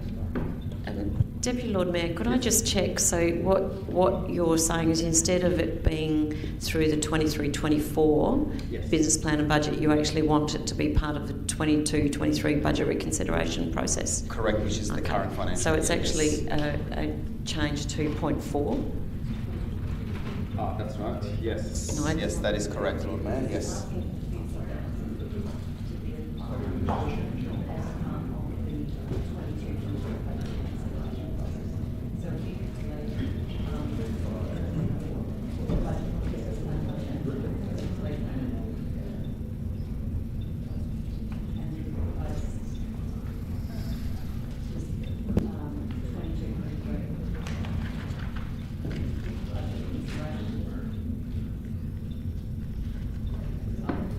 I'm sorry, if I could just ask. That's it. That's correct. Perfect. And Councillor Knoll, you're happy with that? Yep. And then we remove 5. We're deleting number 5. Yep. My apologies for interrupting. I'm not sure. No, that's fine. Okay. Thank you, Lord Mayor. Thank you, Councillor Knoll. Did you wish to speak? No. Councillor Ho. Thanks, Lord Mayor. Just a question to ask first. In terms of the feasibility, does it include any, like, say, public consultations, like, say, talk to the stakeholders around the area? So it's part I will of go to Director McCready. Through your presiding member, it will indeed. As part of the process in Moonta Street that we done with the original construction, we engaged, so we will be engaging again in regards to this. Right. And yeah, I'd like to thank the administration for all the hard work, and also like to make quick comments about for the Deputy Lord Mayor as well as Councillor Knorr. Like I mentioned in our last meeting, this has been one of the wishes on top of the wishes on top of the ladder that the community is looking for. So if our administration will be able to get on with it, and well, I think that would be really. I mean, I think the community will welcome that. Thank you.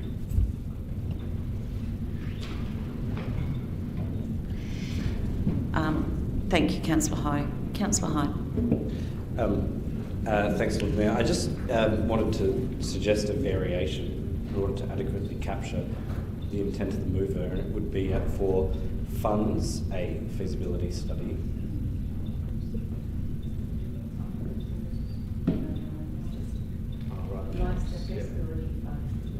I think it actually is pretty clear that it is funding the feasibility through the budget reconsideration process. So Yeah, it's 50,000. The language to be applied for just concerns me a bit. Just actually, if we then delete to be applied for, and it's just through. Okay. Is that better? Yes. I think we're all clear I think we are. There is just one variation I would suggest at 2022-23 Q1 budget reconsideration process. Yeah. Just makes it clearer time. Deputy Lord Mayor. Q1 will end in September. I know Q1 reconsiderations come through in December. December? Yep, that's fine. Okay, Councillor Knoll.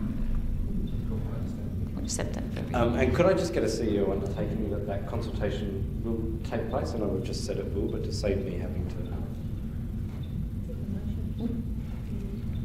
Thank you through the chair. Happy to take that as an undertaking. Yeah. Splendid. Thank you. Just very briefly, Lord Mayor, I want to thank Councillor Ho for his leadership on this matter and for his relentless advocacy for the Chinese community and the traders of Moonta Street. It is a vibrant and multicultural part of our city. It has weathered the storm of the pandemic. Of course, we would remember that Chinatown traders were hit first by the coronavirus pandemic and have actually endured probably 3 months more of the pandemic than we have here as our Chinese community responded to the risks that they were seeing overseas earlier. And many, of course, international students were not permitted or could not return to Adelaide, and those traders suffered. Councillor Ho's advocacy for that community, continuing with this motion here, I think is very important. We should do all that we can to support our multicultural communities and the traders that offer such colour and vibrancy and diversity to our city as well. So I think this is an excellent initiative. Thank you. Members? If not, Councillor Martin? Just a question of the administration, Lord Mayor. When is the 22-23 Q1 budget consideration process? I can answer that, but CEO. Thank you through the chair. Normally we report that through in November, but I'm just mindful with a new council. It's more likely to be December this year, so that one meeting in November is more procedural. Okay. Look, do we know if the Chinatown Association supports this? That will be part of the consultation. Oh, Councillor Ho says they do. That's okay. Look, I support anything that assists Chinatown, but look, I am a bit concerned about this because this is the council, weeks from caretaker, allocating expenditure to the next council in a very deliberate way. It's actually binding the next council to an action that will take place, according to the CEO, November, December, in the very early days of the next council. And additionally, there's a problem, I think, of perception. I am aware that Councillor Ho is seeking re-election. Councillor, if I could just say that all our decisions tonight have budgets attached to them. We are not in caretaker yet, and it is our role to be making these decisions up until the point of caretaker. Well, I understand that. As such, this is just normal business. And if you have a look at all of the things that we've approved tonight, there's a lot of business as usual in there. So as much as I understand your concern, this is actually normal business. All right. Can Lord Mayor, I hear your reassurance. Can I have an assurance from the CEO that this in no way breaches our obligations in terms of caretaker and the freedom of the next council to make whichever decisions it wants to? CEO? Thank you. Through the Chair, absolutely not. I don't see this as breaching any caretaker conventions or policies. I've been fortunate to be part of this council for over 20 years, and this is standard practice. Obviously, the next council will spend a lot of time going through their priorities, and as part of their induction, they'll be able to share what their priorities are for the term, and they'll make their decisions, and they'll be informed decisions. But I don't see this resolution tonight being in contravention of any caretaker policy. Okay, well, I'm happy to accept that. Thank you, Councillor Martin. Members, any other speakers? Councillor Knoll? I appreciate the intent of what we're trying to achieve here. The simple fact is it is a feasibility study. It gives the next term of council the opportunity to look at a project in Moonta Street, and that will make a significant improvement to the street if it were accepted, and it'll give them also their capacity to potentially deliver it if they decide that that is one of the major priorities. I think it's a wonderful way to already enable the next council to have sufficient information across all of the opportunities that they're being offered, that they can actually manage their entire term, which is something that we didn't have quite the opportunity with COVID, etc. And I think it's really wonderful, all of the different projects that we've been able to prepare so that the next term can actually deliver a major amount of work in a manner that can fit into our budgetary restraints, etc. I think that's fabulous. Thank you. Members? If not, Deputy Lord Mayor to sum up. Members to the vote. Those in favour? Those against? If I could have that recorded as unanimous. Members, 10.13 is the draft climate policy, and I look to the floor. Thank you, Councillor Martin. Are you moving? Yes, I have an alternative, if I may, Lord Mayor. In the first instance, it's a small amendment. After the third paragraph in the preamble to the document, which is for public consultation, to add... If I could just ask what page, Councillor? I can't see the page number because it's in black. 147. 147, thank you. Third paragraph begins, the policy has been prepared, and after climate ready, noting that the City of Adelaide has declared a climate emergency.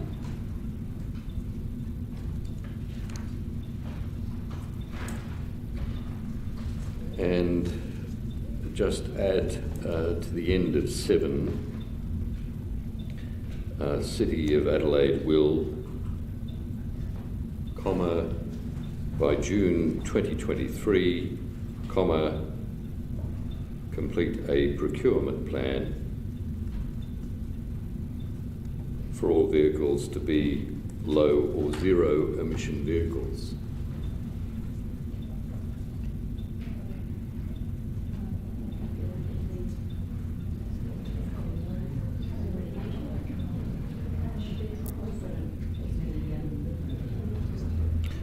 I think the word was zero emission vehicles.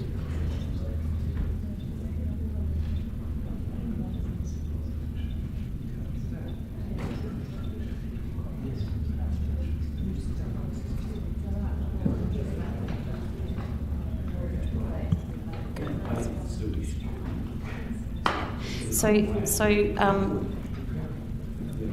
want to speak? So I was just getting clarification because I know we've already got an electric vehicle plan. So but if I could just have some comments from you, CEO, in terms of whether an action belongs in a policy. Thank you through the presiding member. I think the first comment is appropriately picked up as part of a policy purpose or a policy principle. I think the action requiring completion of a procurement plan probably doesn't best sit or fit within a policy, and it's better suited to an action plan, and I'm pretty confident we do have an EV procurement plan in place. Probably what I might be able to share with members at a further date is a bit more detail around that electric vehicle plan that we already have. So, are we happy for me to discuss these? So we are happy to accept the purpose as part of the policy, but we are saying that the second sentence down the bottom at the end of 7 isn't appropriate to be in the policy, and that we already have an action plan. So the action plans and the strategies are separate to the policy.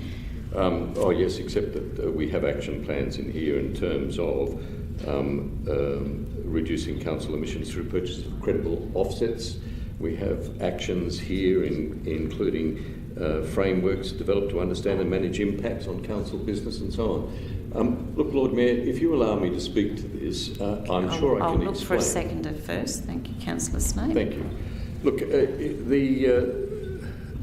the first matter in relation to climate emergency is a resolution of this council. It was proposed by Councillor Sims, adopted unanimously by the council, and as I mentioned at committee, appropriate to include in such a document because it demonstrates our commitment to climate change. The second amendment or alternative part of the alternative motion is in fact a restatement of our policy. We have actually, as a council, agreed on a strategic plan which says but has never delivered to the council for consideration a policy by June 27 to complete a procurement plan for all council vehicles to be low or zero emissions. Now, that has never been completed, and I am asking, it's never been completed in the sense of being presented to council to be ticked off or approved in any way, and I'm just suggesting that by including that we demonstrate a commitment not only to the work that's been done by previous councils, but work that will be done by this council. Therefore, it's not at odds with any policy within the City of Adelaide. It's merely an acknowledgement and an adjustment of the time, and that is all I am proposing. Lord Mayor, it is important, I think, that we demonstrate that we're committing to carbon reduction. I admit that this is a bit of a pinch from the 2620 strategic plan, but it is nevertheless a commitment to a time frame that was promised, and it allows us to demonstrate to our stakeholders, not least those who are concerned to see that we do honour our word, but it is a concrete step in adjusting the policy to reflect what we've already agreed.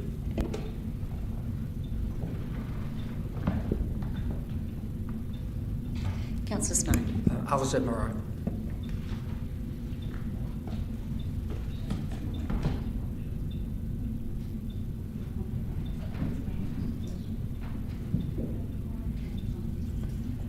CEO, sorry, I'm just going to ask for a comment on the EV plan. Thank you through the presiding member. I'm pretty confident that was developed and prepared quite some time ago, so I'm happy to, seeing as this policy is out for consultation, is perhaps provide the Chamber with more detail on the previous plan, and then you can consider that, or the following council can consider that in conjunction with the consultation. So you'll have a bit more detail at that point on the previous plan. I'm pretty sure that was developed quite some time ago to support the previous strategic plan. Members, any other speakers? No. Councillor Knoll? Just as a question, okay, saying we're wanting it by June of 2023, given that the electric and the hydrogen vehicles and that, the state of where they're at, I mean, it's about the procurement, plan. How relevant will that be to your ability to actually create one? Because you are limited by the ability to, actually procure things, or even have an understanding of what is procuring. CEO, comment. Thank you through the chair. I'm less sort of concerned about whether we can complete that or not by June 2023, just the relevance of including a statement like that within a draft climate policy for consultation. So my advice to the Chamber is absolutely include more detail in the purpose at the front end of the policy, but if you want a policy to be an action plan, then that's obviously different, and if you want a policy to be a strategy, that's obviously different. If I'm sounding a bit anal, it's because we do have a proliferation. Sorry, I think I just said anal. We do have a proliferation of policies, action plans, and I'm pretty confident that that work has been picked up previously in previous efforts. Councillor Hine. Thanks, Lord Mayor, and I appreciate the CEO's fastidiousness. It is, however, not over the top. It is an important delineation and distinction between what these documents serve as. I note the councillor rattled off some other things which are indeed in this draft policy, but those are things which we are already doing. We're not introducing into the policy new intents and new deliverables, new actions. As correctly pointed out, such things should be either separated out from the policy or should be in action plans. I am also loath to endorse something in front of us here which there is some contention within the administration as to whether or not we have actually already delivered it. There's some advice that suggests we have. So on balance, I will be voting against this. I have no issue with the purpose, noting that it's all in part one though. I'll have to vote against the whole thing and hope that we return to the original. But I think on balance, given we think we perhaps already have passed and endorsed such a plan, given that this is introducing new material into a policy where it should really be an action plan, and given that as well, that we do have a wealth of advice on this matter, and this is something which has come up without the benefit of any advice. For example, I would be very interested to learn about whether or not disposal of assets which have been created through intensive carbon practices to buy other assets which have also been created through intensive carbon practices then really ruins some of the emissions reduction capacity of it, because we are actually in fact adding to demand and we are adding to emissions by driving demand for these carbon intensive products to be produced. I would be interested to see advice on that before considering such an action, because why are we looking to increase the number of cars in circulation and on roads?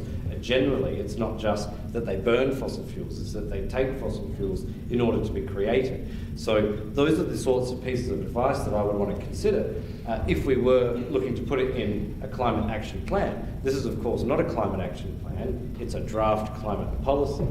And so I think we need to delineate between the two. I understand the mover's intent. It might be good, it might not be good, but what I can tell you is that this is certainly not the time and place for it. Okay. Could I make a suggestion, Councillor Martin? Would you like to number purpose as 1.1 and statement as 1.2 and perhaps take it in parts if you wish to? No. No? Okay. Councillor Donovan. Thanks, Lord Mayor. I support the intent of Councillor Martin's statement and purpose, and certainly happily the purpose would support. I was just having a quick little look and note that we have the Carbon Neutral Adelaide Partnership, and one of the lead actions that the City of Adelaide was designated was around adoption of a zero emissions vehicle plan to procure low or zero emissions vehicles for the City of Adelaide fleet. So I recognise that that's not all vehicles, but to undertake that work, and so I feel like that's already in place. That's strategic and I suppose more operational intent. And noting also the CEO's comment around, let's be clear around what is a policy versus a strategy versus an operational plan. So I certainly support the intent, but I note there are already other action plans that we have in place. So I would also support the idea of taking it in parts, or potentially, if the mover was happy to remove the statement. Members, Councillor Snape. Sorry, Deputy Lord Mayor, my apologies, and then Councillor Snape. Lord Mayor, I just had a question off the mover, whether if he's willing to take it in parts, but I don't think that's the case. I asked that a minute ago, so Councillor Snape. Thank you, Lord Mayor, and I rise to speak in favour of the amendment, but also the original motion as well. I think it is important to include the noting of the fact that the City of Adelaide has declared a climate emergency. I'd also like to take this opportunity to acknowledge my predecessor, Robert Sims, who's now a member of the Legislative Council. I think, while also acknowledging the comments that have been made, I think that the statement in regards to the procurement of electric vehicles is actionable, and it's a tangible result that I think would show leadership to the community. And I realise we are progressing along that lines anyway, and it's semantics almost. But I will support the amendment, and I will also support the original. I just want to take this opportunity to also thank staff for the hard work on this. And I actually would also like to thank the Chamber. Since getting sworn in 12 months ago, 12 months ago next Wednesday, in fact, it's been that long already, it's zoomed past. We've had our ups and downs, but we've roughly always agreed on the need for real action on climate change. So I would hope that would continue here tonight. We shall find out shortly. Thank you. Thank you, Councillor Snape. Councillor Couros, did you wish to speak? Just to say that I agree with everything that microphone. I agree with, I just wanted to rise to say that I agree with all that Councillor Donovan has said, and I would have hoped that the mover would take it in parts, but this makes it very difficult. And I'd like to just add thank you, Lord Mayor, for your leadership in this, and I believe that I think it's getting a bit confusing. It was you that brought this through. Thank you. Before we go, I just want to actually thank the administration for the very quick turnaround on my request for 2 policy documents, one for climate and one for culture, and also the review of the policy framework. I do know that our CEO has a Master of Science in Public Policy and is a self-confessed policy. I won't say the next one, but so. I also do support the transition to electric. There's a lot of work going on in that space. Members, as they know, on PCCC and GCOM, there's a lot of work on the recycling of the components of electric cars happening at the moment, so that we don't end up with another waste problem, which would also be fantastic. So thank you. I would also add my support to taking in parts, Councillor Martin. Very happy to support the purpose, but I think the statement is work that we're already doing and needs to be part of the action plan. Members, if not, Councillor Martin to sum up. Thank you, Lord Mayor. Look, I do understand the explanation that it may be work that we're already doing, but the fact that no one can remember any of the details suggests to me that it's not as complete as it ought to be. And to the point that the statement is an action and doesn't have a place in the policy, I just point out to everyone that at 1, we commit to reducing energy use. At 2, we commit to purchasing credible offsets to mitigate our remaining emissions. We commit to publicly reporting emissions. We commit to the purchase of electric vehicles. We commit to preference securities and financial institutions which don't invest in fossil fuels. Those are actions. This is an action also, and it makes clear to everybody that we are committed to offsetting emissions and avoiding them wherever possible. And to the point, and it is used often by those who oppose such measures, to the point that we don't want to add to emissions by purchasing electric vehicles. It is, of course, a nonsense argument, because the emissions from fossil fuel burning vehicles is significantly greater, as indeed you know, Lord Mayor, as a owner of an electric vehicle. The emissions are significantly greater than those that are associated with production. It's what's called a furphy. It's a furphy. Look, I do hope that councillors will accept this. The intention is reasonable, that no one is able to tell me that we actually have a procurement plan, and to tell me how it looks is puzzling, but nevertheless it is something that is worth placing out to public consultation, and that's all this is. It's a document going to public consultation, and it will allow our stakeholders to say, well, yes, we accept that, or we don't accept that. That is all that we're doing here. And if that's unacceptable to the majority of my colleagues, then that's unacceptable. Thank you, Councillor Martin. Members to the vote. Those in favour? Those against? Division. That is lost. Council members, a division has been called on the motion. All those in favour, please stand. Remain standing until names have been called.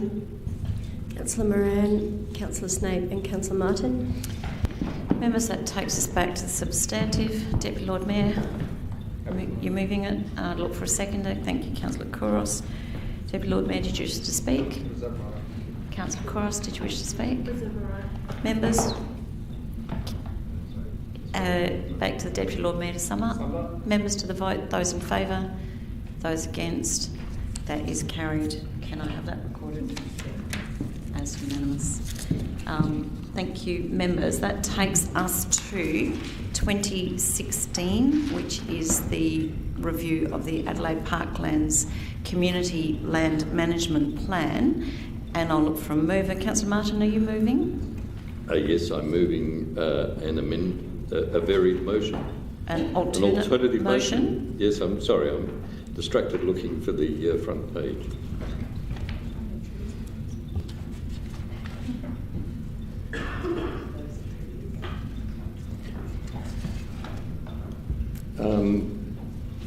The varied motion is to change the word approves to notes.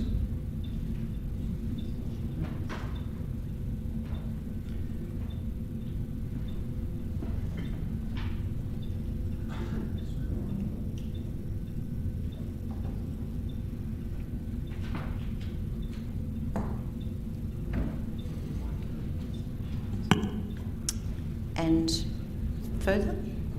That's it.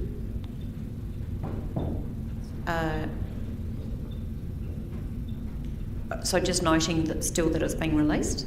Yes. Yep. Okay, thank you. Yep, right. It's going to consultation. Yep. All that I'm suggesting is notes. Does the administration have any objections to that? I need a seconder so that I can ask you to speak. Thank you, Councillor Moran. Does the administration have any objections? I'm asking the Mayor's question. CEO, is there a... Thank you, through the Chair. I'll be interested to hear that your rationale, Councillor Martin, because usually in positions like this, and it's a statutory consultation requirement, I think having the approval of the council to stand behind this consultation would probably be helpful in terms of how we present this.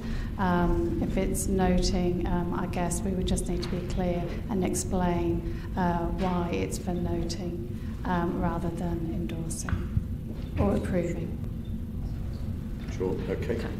And I'll just take some advice in terms of whether there's a procedural requirement. Just one.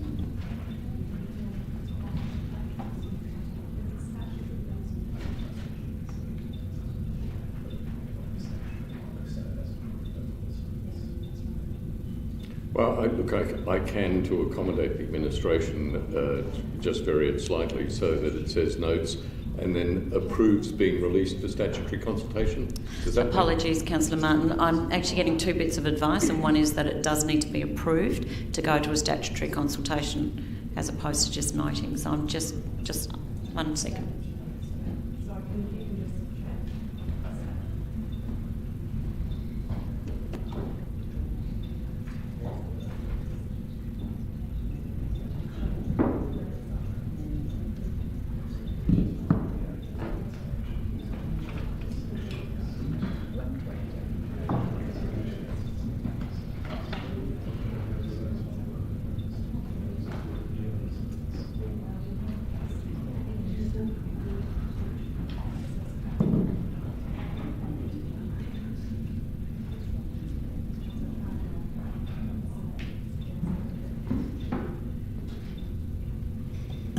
So, CO. Thank you, through the Chair. On the back of governance advice and in discussion with the relevant director, paragraph 8 sets out the rationale as to why the recommendation was that Council approves rather than Council notes. So paragraph 8, under the Local Government Act, mandatory considerations of Council, which is why the recommendation is written the way it is. Okay. So does that mean the administration is rejecting the alternative? Thank you, Councillor Moran. And so it's back to approves. Thank you, Councillor Moran. Does the standing orders permits me to continue to speak? If you moving the motion that's in front of you. No, I'm not moving the motion, but I do wish to speak to it, so... I'll just have to have a mover for the motion, if that... And am I surrendering my right to speak in any way? No, because I've removed my second example. Okay, thank you. Oh, that's right, yes.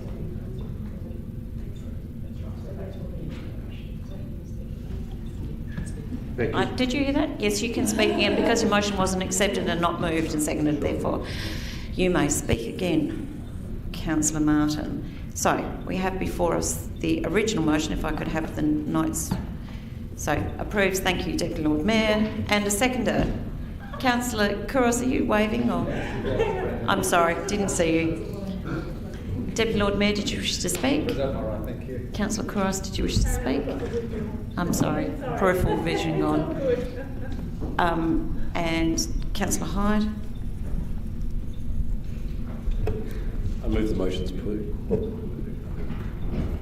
I need a seconder.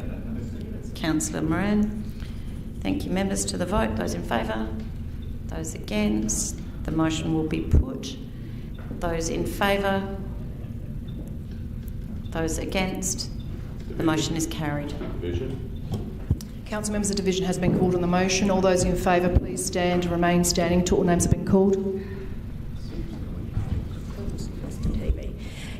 Councillor Moran, Councillor Moran, Councillor Snape, Councillor Kouros, Councillor Khera, Councillor Ho, Councillor Hyde, Councillor Knoll, Councillor Donovan and Deputy Lord Mayor. Members, that takes us to 10.18, which is the ratings policy, and I'll look for a mover. Thank you, Councillor Hyde, and I'll look for a seconder. Thank you, Deputy Lord Mayor. Councillor Hyde, did you wish to speak? Deputy Lord Mayor. Members, Councillor Martin. I'd like to move an amendment, Lord Mayor. Can I have the page number? I've lost my place again, I'm sorry. Sorry, mine's electronic. 200? 296. Thank you very much. And the amendment is to add a new 5 and subsequently to number 5 and 6, 6 and 7. And it is reintroduces the pensioner and self-funded retiree rate rebate on the same terms and conditions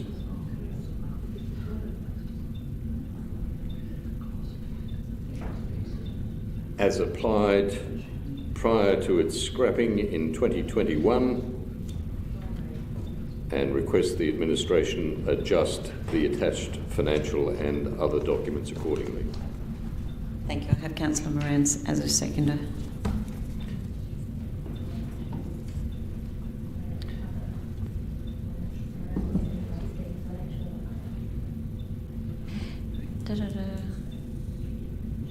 Financial and other, and other...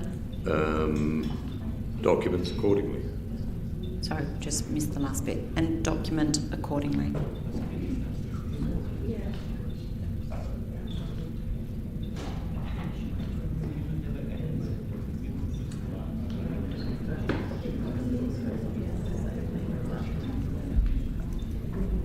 May I speak, Lord Mayor? One moment. Thank you, Councillor Martin.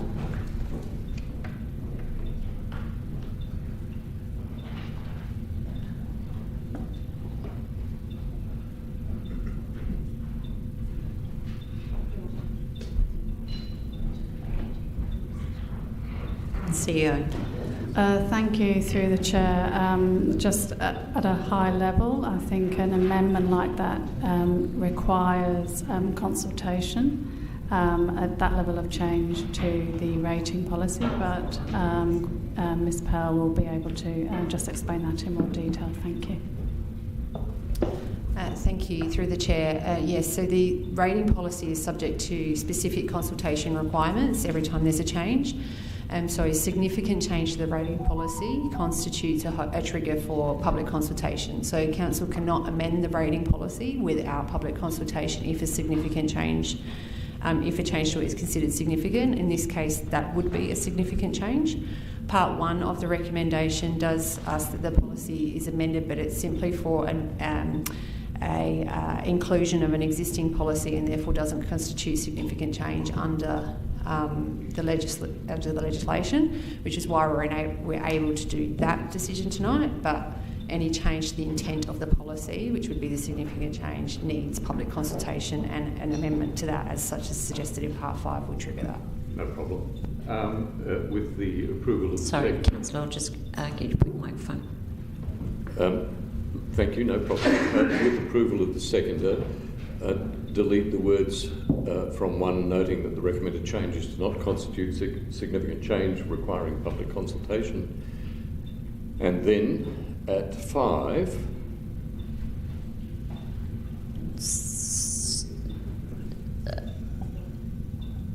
why?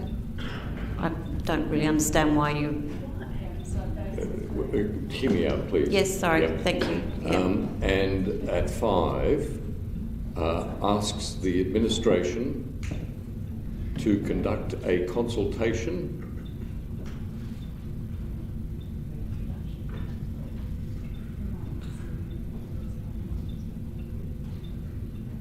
on the reintroduction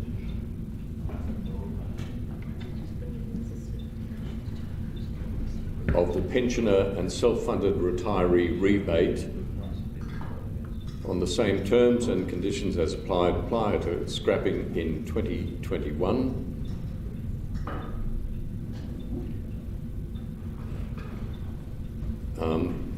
The second part of that becomes 6. Requests the administration to provide advice on the likely adjustment to financial and other documents included in the agenda for the meeting of Council on Tuesday, August 9th, 22.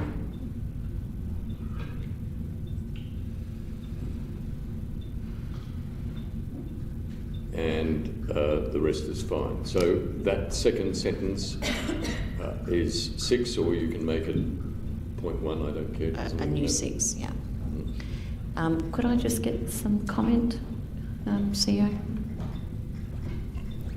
Thank you, through the chair. So from memory there was plenty of discussion and debate when the council did resolve to remove the self-funded retire rebate, and from memory it was based on the fact that there were other mechanisms available to support that cohort of people.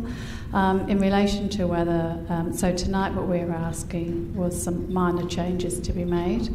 If we, or if council considers to make major changes that do require consultation, my advice at this point would be, obviously an incoming council will be needing to set a draft budget fairly early, and those discussions would obviously include what their rating policy will be, and so my advice would be to perhaps wait at this point and enable the new council to have that discussion rather than, and I'd probably need Jess's advice whether we'd be able to do this consultation in the coming weeks anyway, noting where we are in the caretaker cycle.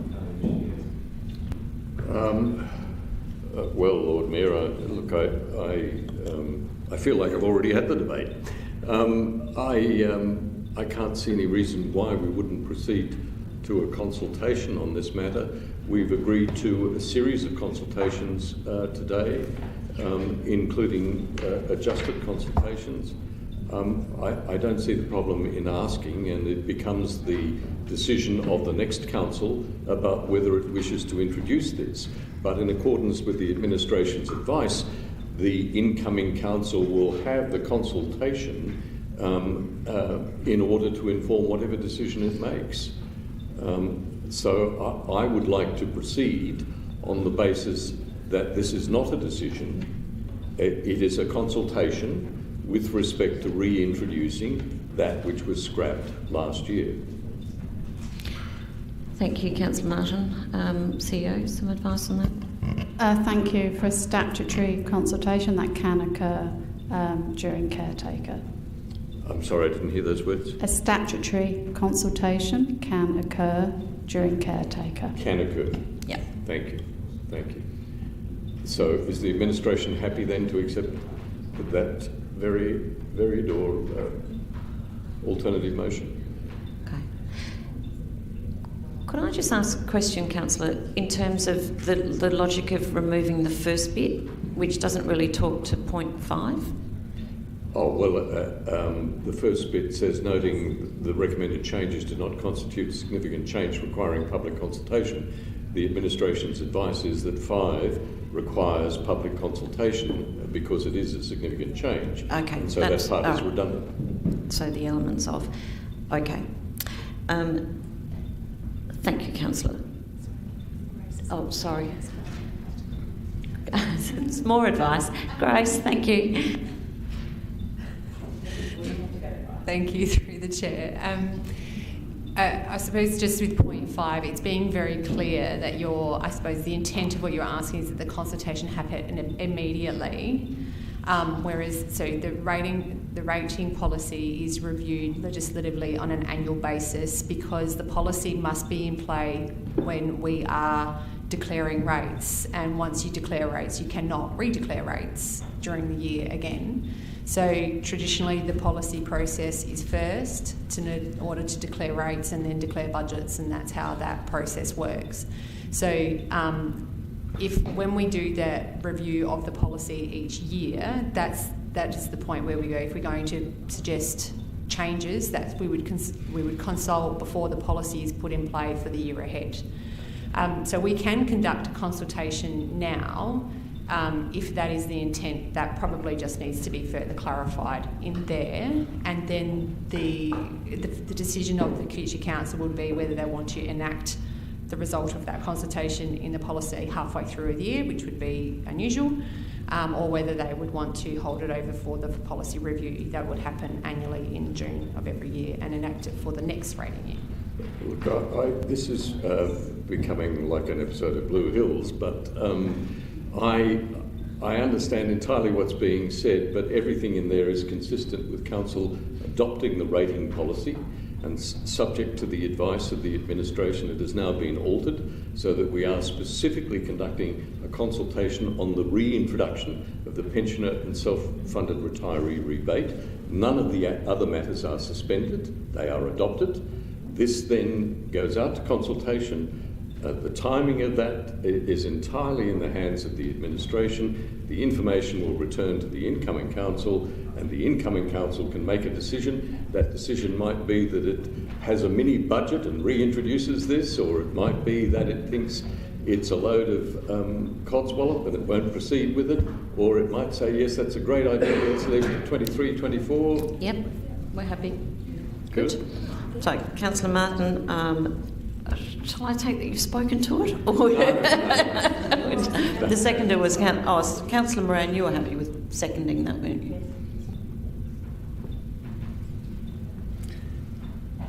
Do I get to speak now? That's one of the toughest negotiations I've ever been through. But anyway, and there've been some tough ones. All right, look. This goes back to the night of the long knives, as I call it, in April 2021, when there were a range of measures removed from the budget, including items which were disappeared. This was one that was particularly unfortunate in my view. It basically, I guess, took away from pensioners and self-funded retirees a very small consideration, and I hear the administration saying this is a major change, but my recollection is that the cost amounted to $50,000, $60,000 a year. It was pretty tiny. In fact, we voted tonight to fund a conference that's going to have a total value of $75,000, to which we'll contribute 50%, and there was some concern. This is a significantly greater measure in terms of its impact, yet its cost is so small. In some cases, the compensation issued was no more than a few $100s. And in paying that, the city recognised the contribution of retirees who helped to build Adelaide, who helped to build South Australia and Australia. And it recognised that in the environment in which we live, and right now, by the way, that environment is that pensioners and retirees are coping with 7% inflation at a time when newspapers, magazines, online everywhere, there's talk of where to get the cheapest fresh fruit and vegetables or cans of fruit, because it is tough times. When you start seeing publications putting out stories about how to cook a poverty meal, you know that things are tough. And these days, of course, it's vital for pensioners and self-funded retirees to have every single dollar improves their standard of living. And yet, it was within our power to provide them with some assistance, and we took that away. Now, I'm not expecting to hear tonight a chorus of agreement around this council chamber, because frankly, all of us in this room live rather well in my assessment, and one only needs to look at the smart cars parked up the front of Town Hall every Tuesday night to understand that this is indeed a council of people who are doing very well. So no matter how much this might seem to be to you an unnecessary initiative, I'd ask you to put yourself in the place where you have worked hard all of your life, you have paid your taxes, you have paid your rates, and this is a recognition of your contribution to society and an attempt to help you live with the dignity that you need. Councillor Moran, did you wish to speak? Members? Councillor Hyde? Lord Mayor, there was some language used earlier that equated the lawful decisions of this council with hate crimes perpetrated by the Nazi Party in Germany, the Night of Long Knives. I think it's an absurd and offensive equation. That's not correct. Learn the history. Could it be withdrawn, please? Councillor Martin, would you like to withdraw that remark? Look, Councillor Hyde is incorrect. I mean Night of the Long Knives in the true historical context that predates Nazi Germany. No, it doesn't. There is no such. Deputy Lord Mayor, did you wish to speak? Lord Mayor, I speak against this. If I remember correctly, last time the reason why the Chamber didn't support this was because, and I'm happy to be corrected if I don't remember this correctly, but I believe that the state government was already providing the rebate that's being asked here, and also if I remember correctly, I don't think there were any other councils that were providing this rebate. So given that discussion took place last time, that's what led to that decision. I don't think anything has changed since then, so I won't be supporting this amendment. Members? Not Councillor Hyde? No, I know. Thanks, Lord Mayor. I think I'm a little bit disturbed with the befuddled and confused and administrative floundering with which this was brought to the Chamber. I think that goes to show the ill-thought-out nature of it. I did make inquiries to the administration after we adopted the policy originally that incorporated this change. The administration had reliably informed me that not one complaint was received by the council. And that may well point to evidence that those receiving it, particularly the self-funded retirees, who are probably the lion's share of the category that live within the City of Adelaide, do feel that they may be well off enough in order to deal with that cost. So I think that's worth considering as well. But also we need to consider the context within which this council has set its rates over the last 4 budgetary cycles. The context within which we have done that has been one where we have worked to reduce cost pressures on residents and businesses across the city and to reduce cost pressures on all of them, while other councils are busy passing rate increases outstripping the rate of inflation before its current rate, and busy passing budgets that collect up to 4.5% or 5% more per annum from their ratepayers. We, by contrast, have consistently, in an unbroken record for I think this is now the 10th year, 8th year, 9th year, kept the rate in the dollar frozen. So instead of trying to pick winners and saying, oh, we want you to pay less rates or we want you to pay less rates, we're actually approaching it in a very equitable fashion and saying to all of our ratepayers, we are not going to charge you more. And we're able to do that, Lord Mayor, because of the good financial management of the council. We're able to do that because when the administration brings proposals to us in order to put up rates to say, fund, for example, a massive debt boulder that's been left for us by the previous council. When they put proposals like that to us, we then say, no, we think you should find further efficiencies, and that's reflected across the board in all of our policies. But say this, for example, notwithstanding that to lob self-funded retirees and pensioners in the same category is actually wrong in a policy sense. It's wrong in an equity sense. It's not done by any other level of government whatsoever, because the economic means of self-funded retirees and the economic means of pensioners can actually be incredibly diverse. I know self-funded retirees that have in the region of what some would call an obscene amount of money in their superannuation, and you're going to give them a rate rebate. So, notwithstanding it's a poor policy approach to lob them, I just have 2 more minutes, so I won't use it all. Members, Chamber. It's a poor approach to put them in the same category, but I would say, what about others who are struggling with their rates? And I understand that Councillor Martin is within the age bracket to fit into one of these categories. I don't know which one, I won't speculate, but and I understand that that's a constituency that deserve to be represented and spoken up for, just as they are by state government and by the federal government. We're skating close to the wind there, Councillor. I'm merely making an observation, and I could make an observation around categories of people all around this room who may or may not fall into other categories if we of can economic move on, please. vulnerability. We've got 26 seconds. Economic vulnerability, Lord Mayor, and we're ignoring them. We're ignoring the unemployed, we're ignoring the infirm, we're ignoring people who receive other welfare benefits, not a pension from federal governments. We're ignoring all those groups of people. And so I think, well, while some want to go and pick and choose winners with particular policies, this council has actually endeavoured to make sure every ratepayer is a winner by keeping rates low across the board. That's what we should be continuing to do instead of trying to pick and choose as this does. Thank you. Deputy Lord Mayor, did you have a question? My question was answered, thank you. Thank you. Members, Councillor Moran.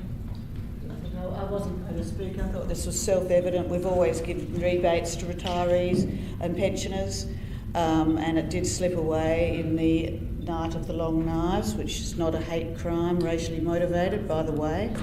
But many of our population in the residential areas of our city are asset-rich, cash poor. And if you actually live for any length of time in your electorate and door knock, as some of us geriatrics have, you will know that, and you'll know the great stress it puts on that sort of fixed budget.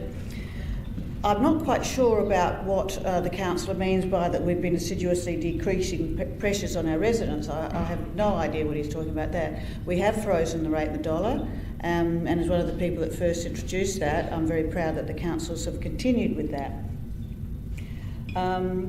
However, our rates still go up and the cost of living is skyrocketing. And the argument that we're targeting these hidden rich people that are pensioners is a joke.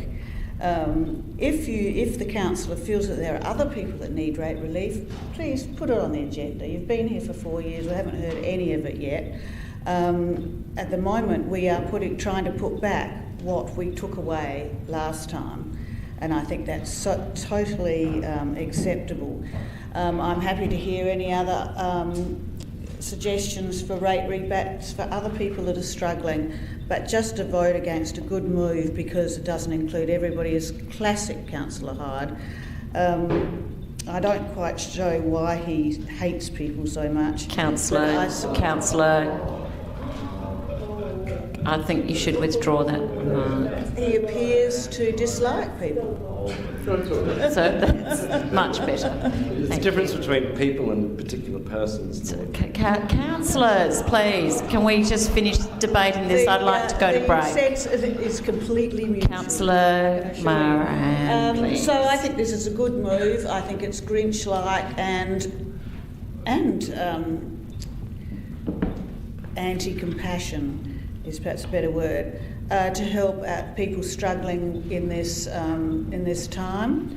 It was quite a small budget line, and as another councillor said, I can't remember who, we spent more on a homeless convention that doesn't give one homeless person 1 inch of shelter, and yet we will not reinstitute what we used to do. And I can assure you, if you live in your electorate and are connected to your electorate, which can be two different things, people don't complain about things like that. They buckle down and they just get on with it. But it doesn't mean that they aren't suffering, and that some old people have to turn their heating off in winter and they're cooling off in summer. And I don't want to be responsible for that. Councillor Kouros. Thank you, Lord Mayor. I actually I voted against the taking away the rebate for the retirees and for the pensioners, self-funded retirees. But in this case, this is kind of getting messy. We constantly been said by Councillor Martin that we are going into caretaker mode. No decisions should be made. You know, we're going to take administration out to consultation. We're going to make them work for it, and we're still going to bring this consultation, and then it's still going to be the decision for the next council anyway, based on that consultation. Why not just leave it for the next council to make the decision? And this is just really just. I would say this is and I know you're not going to like me No, saying it. no, I'm going to stop you right there. Political, but it is something that I do agree with, and if the next council do as well, that is great. And there will be a whole range of other rebate schemes that might be introduced at that time, not just this one, and it can be assessed at that time. But to do this now is really not a great way forward and not a good process. Thank you. Councillor Snape? Mine was just a quick point to zero in on something that Councillor Moran said, and that is, I've got to say to Councillor Hyde, who's not in the room right now, we have frozen the rate in the dollar, but property prices have gone up and rentable prices have gone up. Therefore, rates continue and will continue to go up. I have no fair opinion on that, but I just wanted to point that out. Okay, thank you. As a council, we've also frozen the valuations. So the fact that property prices have gone up are a good thing for those that own property in the city. Members? If not, I will go back to Councillor Martin. I will just make the comment that the Night of the Long Knives was in fact the Nazi Germany purge in 1934. Councillor Martin. There is no other. Councillor Martin. Sorry, I shouldn't have done that. It's just I had to actually see what the history was. Stop. Councillor Martin. Apologies. No, look, Lord Mayor, if you do check history, you will see that its origins are in Roman times, and it refers to a period when there was a deposing. No, it doesn't. Well, that's my own. Okay. Sorry, we're not debating history. My apologies. I just had to check. Councillor Martin, please, to sum up. Well, look, perhaps to solve this, I'll sit down and Google it for you. And no, it's already been done. You're wrong. Night of the Long Lives Roman. You're wrong. No, you're just wrong. Anyway. Okay, time Lord is Mayor, ticking. Look, let's settle this. There was no intention to draw any parallel between Nazi Germany and Councillor Hyde's actions in hiding debt and removing subsidies or payments to pensions. Look, let me just say, to the arguments that have been presented, they don't wash. Councillor Couros says this is not the right time. This is actually when we're considering the rating policy. This is the right time to go out and ask in a consultation whether in fact people want to see this introduced. That is the view of the administration, that it is perfectly reasonable to do that at this time as we are approaching the end of this council. Councillor Hyde's points are selective arguments. We have apparently sought to pick a winner by suggesting that pensioners should receive a very modest rebate amounting to no more than $100 or $200. And yet, he advocated strongly for picking winners among businesses who earlier this year were able to apply for a rate rebate or a refund of many hundreds of dollars based on their capacity to demonstrate that they'd fallen on hard times. Now, if we can make a decision for business who've fallen on hard times, if we can make a decision, as we've done, to give out hundreds of thousands of dollars of vouchers for free eats for people to come to the city to support one particular section of the city's economic activity, which I don't dispute, that is hospitality, then we can make, I'm sorry, I'm keeping Councillor Ho awake, we can make just one, that is nothing more than an observation. We can make this exception for pensioners and self-funded retirees who are by and large on fixed incomes and who will suffer from 7% inflation, and from the moment this council allows valuations to become part of the equation of rate calculations, and it will. Lord Mayor, I ask that everyone consider the social justice, to have a heart and consider pensioners and self-funded retirees. Members to the vote, those in favour, those against, That is lost. Division. Council members, the division has been called on the amendment. All those in favour of the amendment, please stand and remain standing until all names have been called. Councillor Moran, Councillor Snape, Councillor Martin. Not to be made. Martin, Councillor Snape. Members, that takes us back to the original motion. I'll look for a move. Oh no, it's already been moved and seconded by Councillor Hyde, Deputy Lord Mayor. Are there any other speakers? If not, I'll go to the mover to sum up. Councillor Hyde. Members to the vote. Those in favour. Those against. That is carried. Members, that takes us to 10.25 on tonight's agenda, which is nominations for the LGA President. We've also approved the nomination of the person. Are there any nominations from the floor? Councillor Snape? I nominate Councillor Moran. No, I'm sorry, the nomination has to be a mayor for a start, and also has to be from Sarek, which is the regional council, but that's lovely, thank you. Are there any nominations, members? If not, could I nominate, please, Mayor Claire McLaughlin, who is the Mayor of Whyalla City Council? Is everybody happy to support that nomination? Could I have someone please move that? Thank you, Deputy Lord Mayor. Could I have a seconder? Thank you, Councillor Ho. Members, any discussion? No? Deputy Lord Mayor to sum up? Members to the vote, those in favour?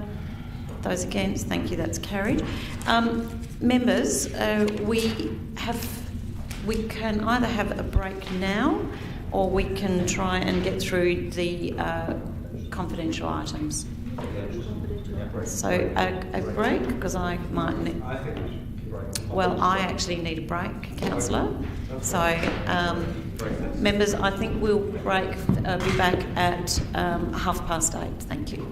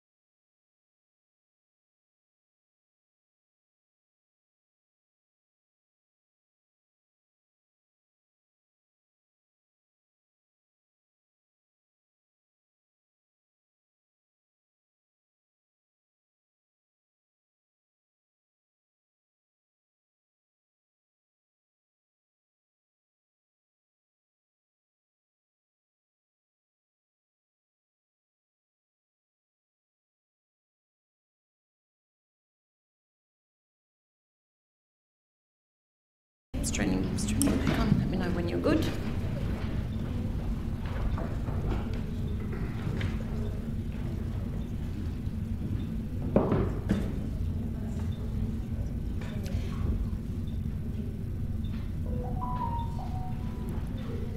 So, members, we've got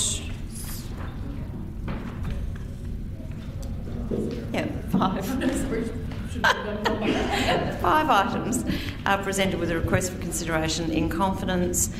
Each item will require a motion decision to order the exclusion of the public to enable consideration in confidence. If I could have, please, a mover and a seconder for a motion to order the exclusion of the public for item 12.1, which is the confidential advice of Caterpillar Parklands Authority. Thank you, DLM. Thank you, Councillor Knoll. Members, would you like to speak against it? Councillor Martin. Yes, Lord Mayor. I believe this matter should be heard in public. There is a perception in the broader community that we're obsessed with secrecy. I see no reason why this matter shouldn't be heard in public, and I will be voting against the matter going in confidence. Thank you, Councillor Martin. Councillor Snape. I'd like to echo Councillor Martin's concerns. I was elected 1 year ago on a platform of transparency, and thus I'm voting against further secrecy. Members, if not, DLM to sum up. Members to the vote, those in favour, those against, that is carried. Item 12.2, which is the Confidential Audit and Risk Committee report. Thank you, Deputy Lord Mayor, and a seconder. Thank you, Councillor Knoll. Members, Councillor Martin. Lord Mayor, again, I see no reason why this matter shouldn't be heard in public to address the community concern that we're obsessed with secrecy, and I will oppose the matter being heard in confidence. Thank you, members. Councillor Snape. Thanks, Lord Mayor. I was elected on a platform of transparency, and as such, I'll be voting against this.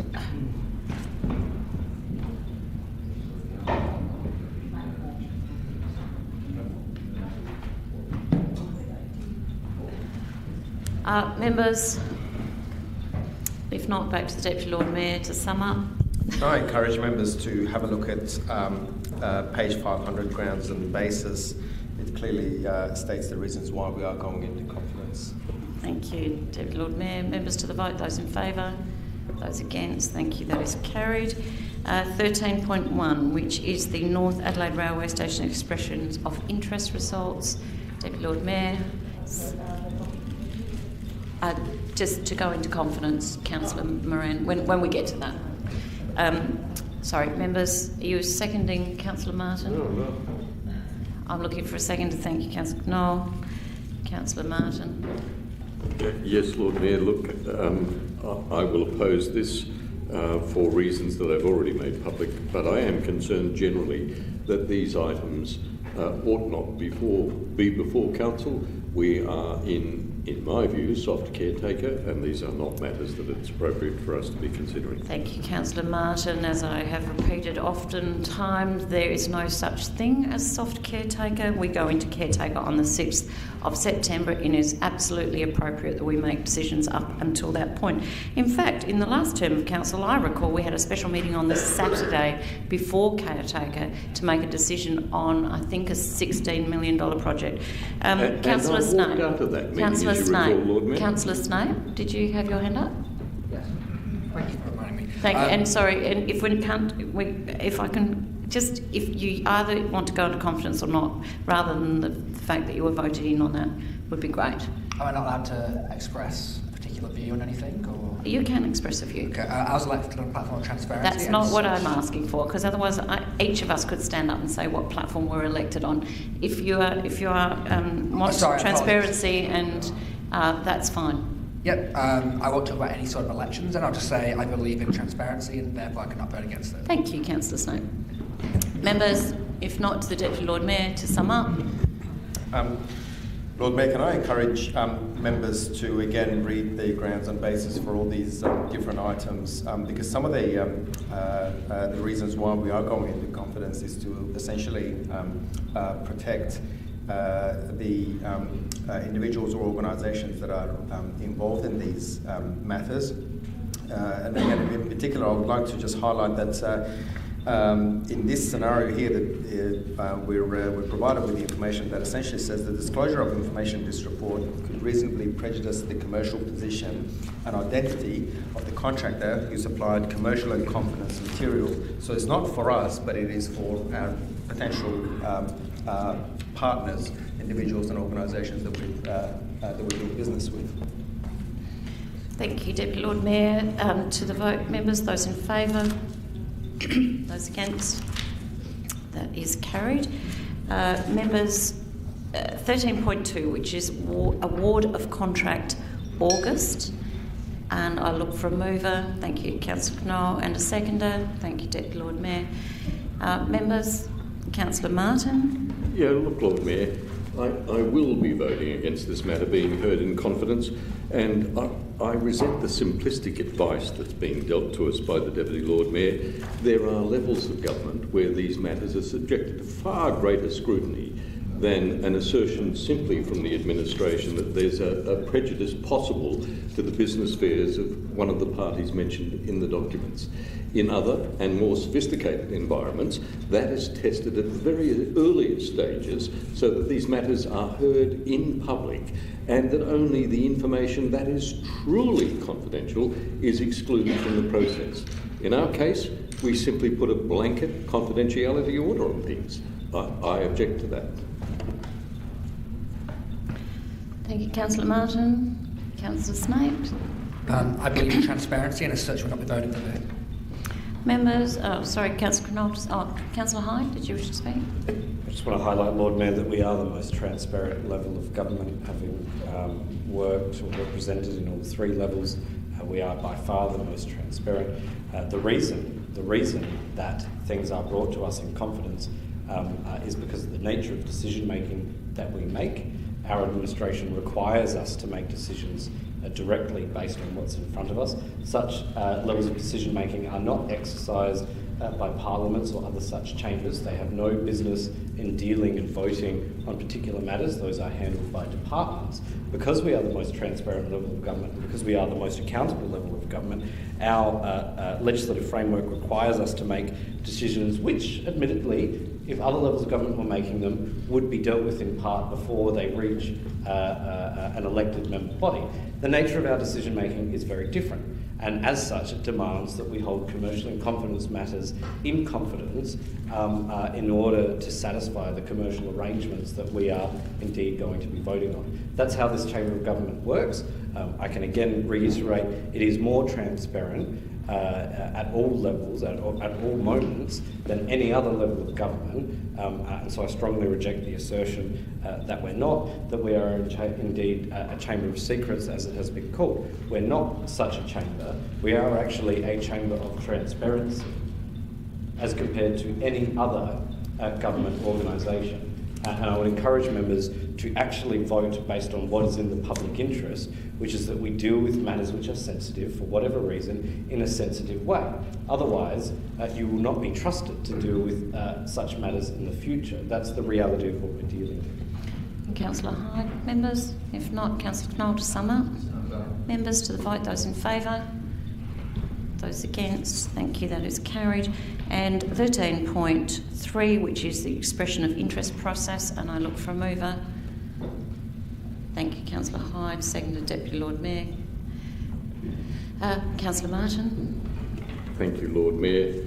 Look, again, I'm tired of spurious arguments. It is indeed called the Chamber of Secrets, and only today we saw that our obsession for confidentiality has led to this council being ridiculed in media and in the community more broadly. Thank you. We are talking about this item before you, which is the expression of interest process. And this falls into the class of those issues which ought to be in public view. It is in the public interest. Members, Councillor Snape. This Snape does not want to be part of any Chamber of Secrets, and therefore I'll be voting against this. Councillor Hyde. Lord Mayor, I'd like to remind members of their obligations under the Local Government Act, and in doing so I'd remind them that if they were to consider such matters, that should be in confidence, or try to consider them out of confidence, and such matters were to disadvantage other parties, the only chamber they could find themselves in is jail cell. And that's the reality of what we're dealing with.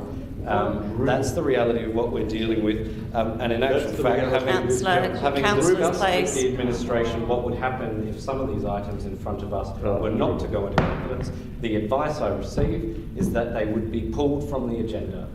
And perhaps that is the aim of those who do not wish to go into confidence, they do not wish to make decisions, they wish for the cogs of the City of Adelaide to grind to a halt, because their ultimate desire is to see the City of Adelaide do nothing. Well, I think you're seeing that. Members, to the vote, those in favour? Those against? Thank you, that is carried.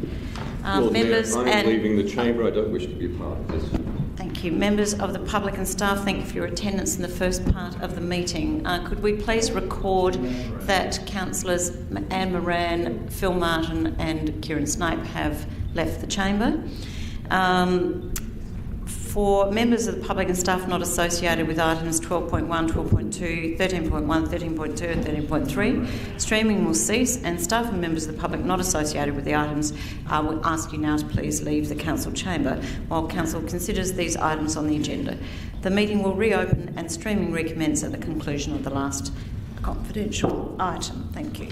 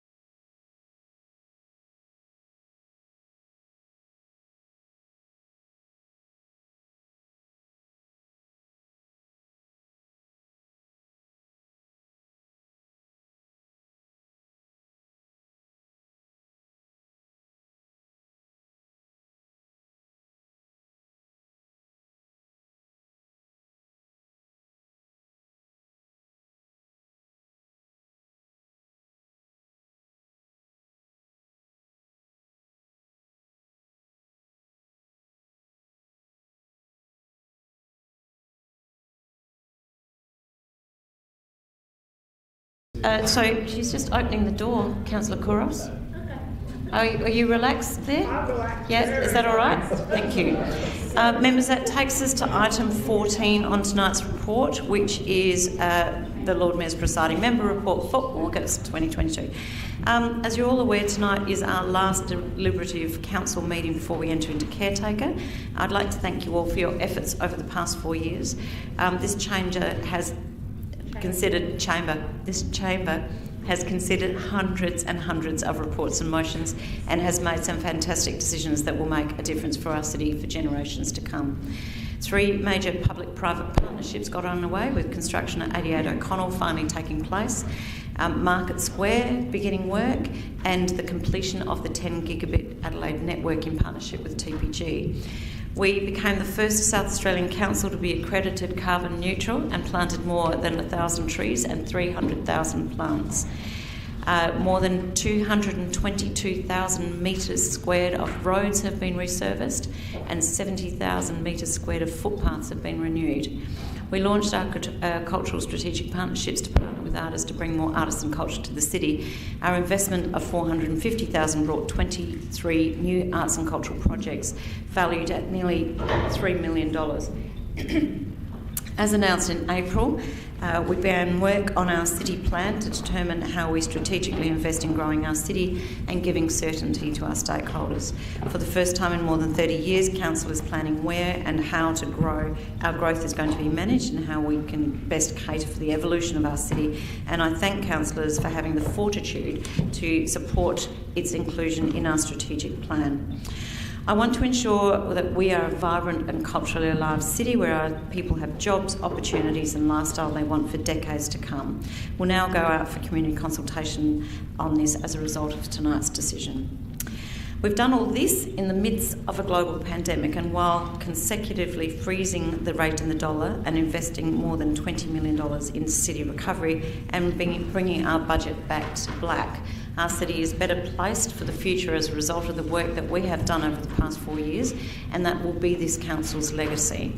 On another note, at last week's unveiling of our 4th City of Music laneway honouring Paul Kelly, I gave an undertaking that council will explore creating a 6th City of Music laneway to honour Archie Roach and Ruby Hunter.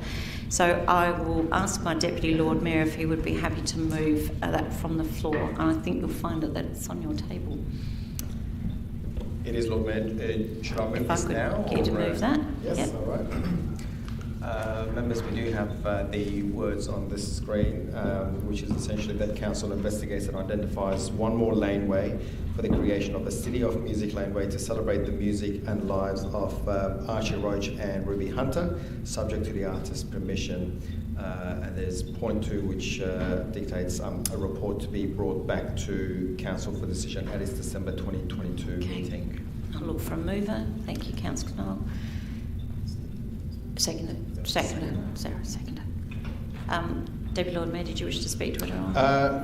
Lord Mayor, as a UNESCO City of Music, I think it is completely appropriate for us to investigate such an opportunity. I know that through my friends who are heavily involved in the Aboriginal and Torres Strait Islander community, they refer to Archie Roach as Uncle Archie, and same with Ruby Hunter as Auntie Ruby. They were much loved Australian Aboriginal singers, songwriters, and activists, and I think this motion will hopefully highlight the good work that they've done in the community. Thank you. Councillor Knoll, did you wish to speak? I'll just say a few words. I mean, I was fortunate to be able to MC for Paul Kelly, and I have to say, and I've been at all the others, and I must say they're very emotional and quite wonderful events, really celebrating people that are contemporary and that joy or those emotions that they bring to the community, and really are a wonderful recognition. I think it's a brilliant way to celebrate them and their lives and their music. Thank you, members. Any other speakers? Councillor Martin. Just a question, and yes, Lord Mayor, it is a fitting tribute, and I am pleased that we are discussing this. But noting that both Archie and Ruby are no longer with us, when the motion says subject to artist permission, to whom are we referring? They go to the management companies that look after the artist permissions. Thank you. And to the families. Families? Yeah, and the families, yes. Any other speakers? It was a really emotional one with Paul Kelly and Shana that were here to launch the Paul Kelly Lane. Paul treated us to an a cappella song from Archie Roach, and I had the pleasure of working with Paul Kelly, but also with Archie and Ruby at several of the Womadelaide that I worked on, and they met in Purie Street. So I'm hoping that we can find something at the People's Palace. Well, it doesn't exist anymore, the People's Palace in Purie Street, but I'm hoping that we can find something that really connects to the fact that they met, that they helped each other out of alcohol dependency and became absolute trailblazers in terms of Aboriginal rights. So with that, I'll go back to the Deputy Lord Mayor to sum up. Summed up. Members to the vote, those in favour, those against, thank you if I can have that carried as unanimous. Thank you very much. I'd like to also publicly thank and acknowledge my 4 Deputy Lord Mayors, Hassam Apiad, and Alex Hyde, Mary Kouros and Aman Abrahimzadeh, and all our elected members for their contribution and representation of our city ratepayers, residents and businesses over the last 4 years. I'd also like to thank our CEO Claire Mockler, the executive and all of the team here at the City of Adelaide for their hard work on behalf of our city, and look forward to the next term of council. Members, if I could have somebody accept my report. Thank you, Councillor Hyde. Seconded. Thank you, Deputy Lord Mayor. Members to the vote. Those in favour. Those against. Thank you. That is carried. Now, we have at item number 15, 15.1, reports from council members. Could I have a mover, please? Deputy Lord Mayor and a seconder. Thank you, Councillor Knoll. Deputy Lord Mayor, did you wish to speak? Councillor Knoll? No, too busy. Members, any speakers? If not, back to Deputy Lord Mayor to sum up. Lord Mayor, in summing up, I wish to present a Landscape Architecture Award from the Australian Institute of Landscape Architects awarded to the City of Adelaide for the Moonta Street revitalisation in the category of urban design. Through continued stakeholder engagement and a considered urban design strategy, the project team, led by the city's internal project team leaders, have reinvigorated an important part of Adelaide's Chinatown. The pedestrian street is reprogrammed to cater to the needs of the businesses, customers and the wider community. Through lighting, contemporary arts and bold entry statements, the design enhances and celebrates the cultural vitality of the precinct. The project team are grateful for the support from the Lord Mayor and elected members in advocating for high quality design and collaboration with such an iconic project for the city. And I do have a certificate here for you, Lord Mayor. Well done.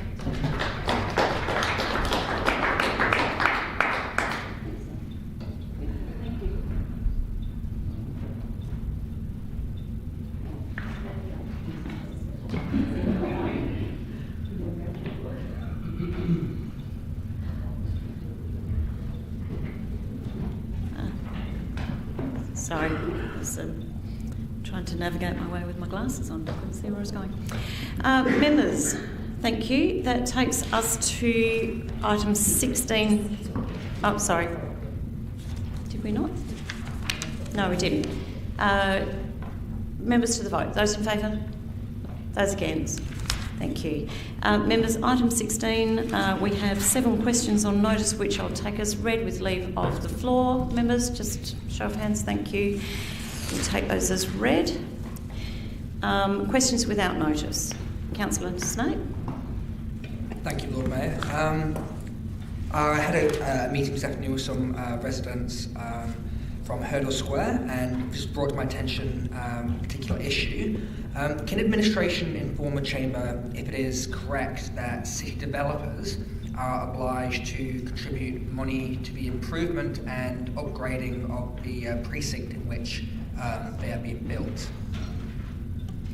These developments are being built.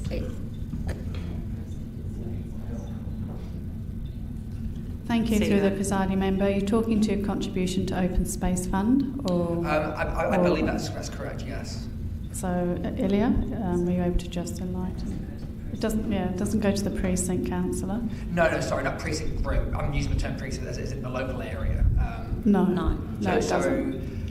For example, a development in Hurdle Square wouldn't, the money that is being given to that fund would not necessarily be used to help revitalise Hurdle Square. No, it goes to a pool of funds which is distributed across all councils in South Australia.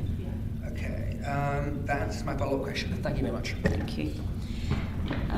Members, Councillor Martin? Yes, a further question in relation to the response that's been provided in relation to the Adelaide Aquatic Centre. I note the administration has answered all but question 6, which is, has the administration determined less than full compensation of $21 million is more likely, or that no compensation at all is likely? CEO? Thank you through the chair. I don't think it has been part of any considerations at this point. If I may ask another question without notice, Lord Mayor. The land facilitation agreement released in response to former Senator Rex Patrick's Freedom of Information request refers to the existence of a side deed in relation to the financial arrangements associated with the project. Could the administration advise when that agreement was executed and when, in the interests of transparency, that document will be released? CEO? Thank you. Through the chair, I need to take that on notice. There's obviously a whole range of different documentation associated with the LFA, and we'll be doing our due diligence across those, and where appropriate, we'll be looking to share that with the public. Could the administration give me an idea of the time frame? Will it be before or after the coming council elections? CEO? Tom? Sorry. Presiding member, we will endeavour to bring it to council at the earliest time, but first and foremost we need to make sure that we first of all protect council's interest and also that of the developer. So we will assess what documentation you're talking about, councillor, and come back to you accordingly. Can I ask the administration to take into consideration that the developer has declared that he is happy to see the documentation associated with that project released?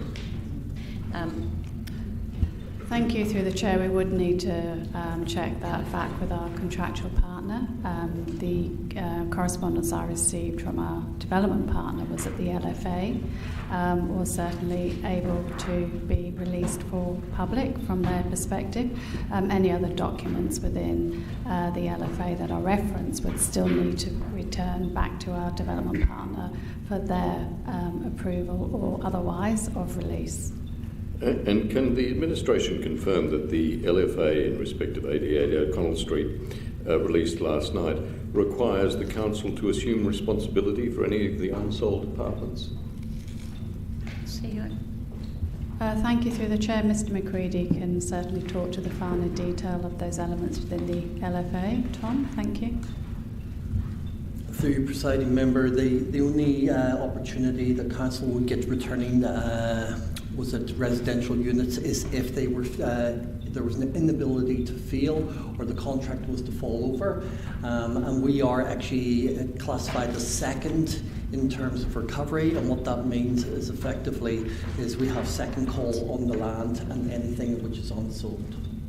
Am I to understand from that answer that the project financier would assume responsibility for any unsold apartments before the City of Adelaide?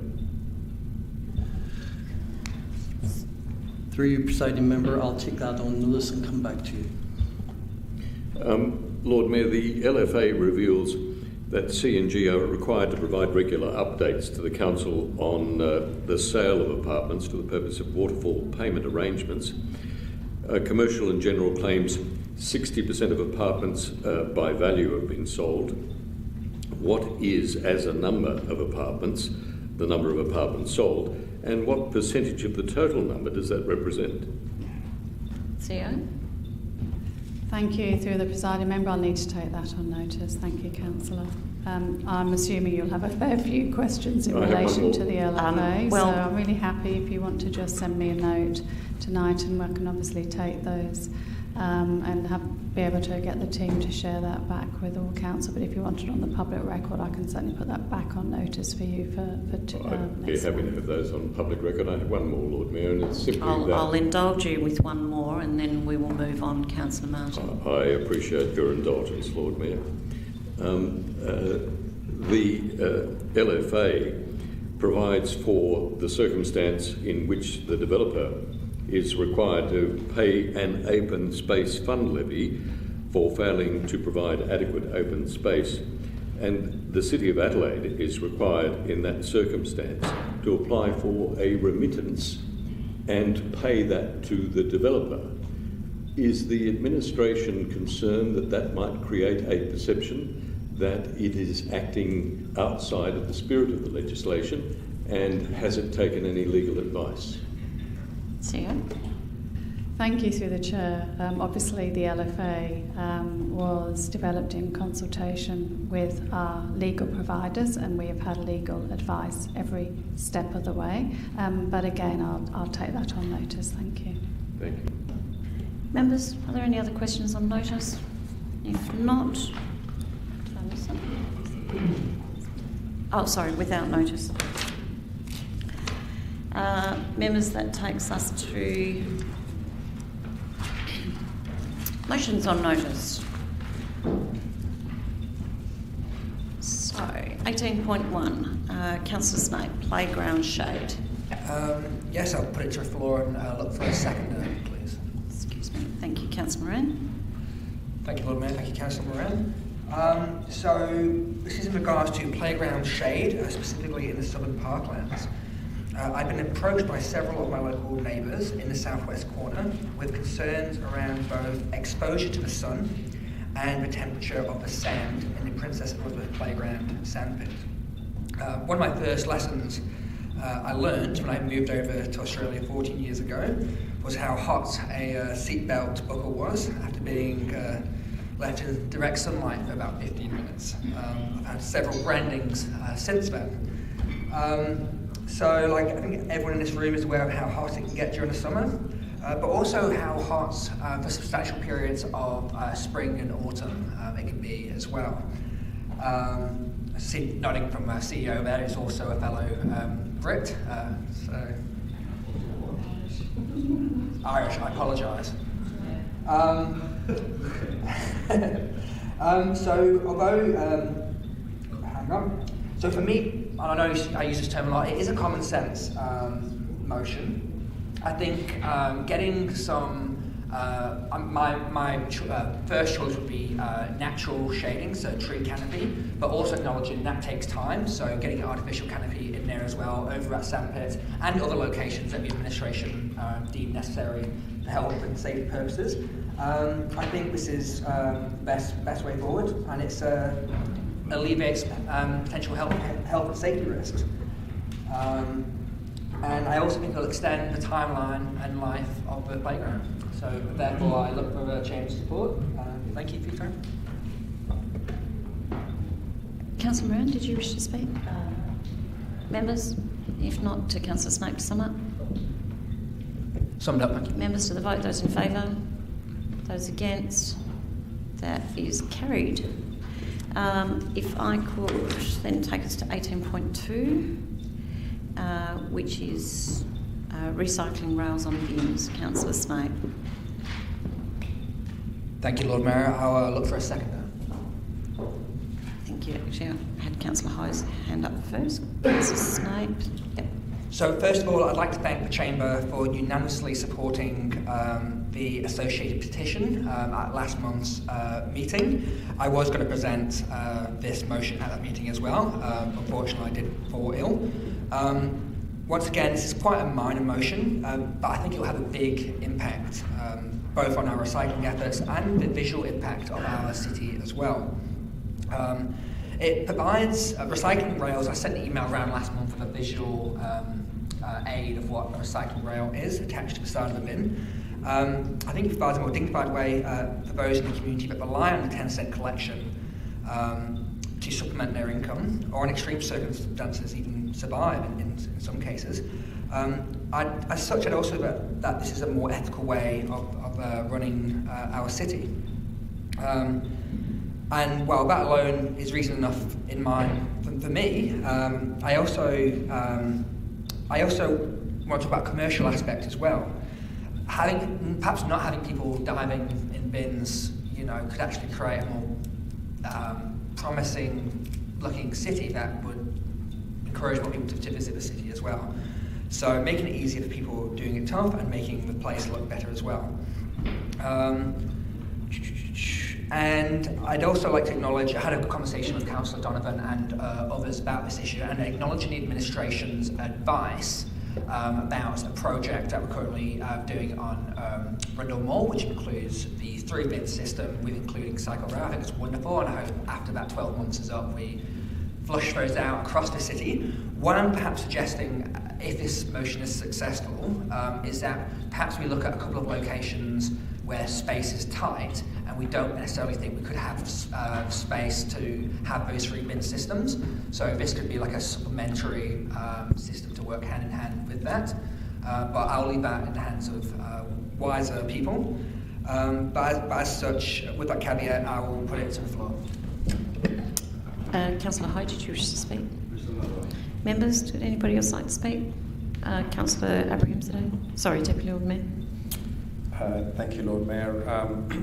I commend Councillor Snape for bringing this motion to the Chamber, but I won't be supporting it, and I guess my reason is a little bit selfish, if you like, Lord Mayor, because I think what's being proposed is it's a band-aid solution, and I guess my motion at where are we, 18.8 provides a more sustainable solution. But also in saying that, as administration comments have noted, the pilot program that's happening in Rundle Mall, I think there are better ways of going about this and resolving the issue.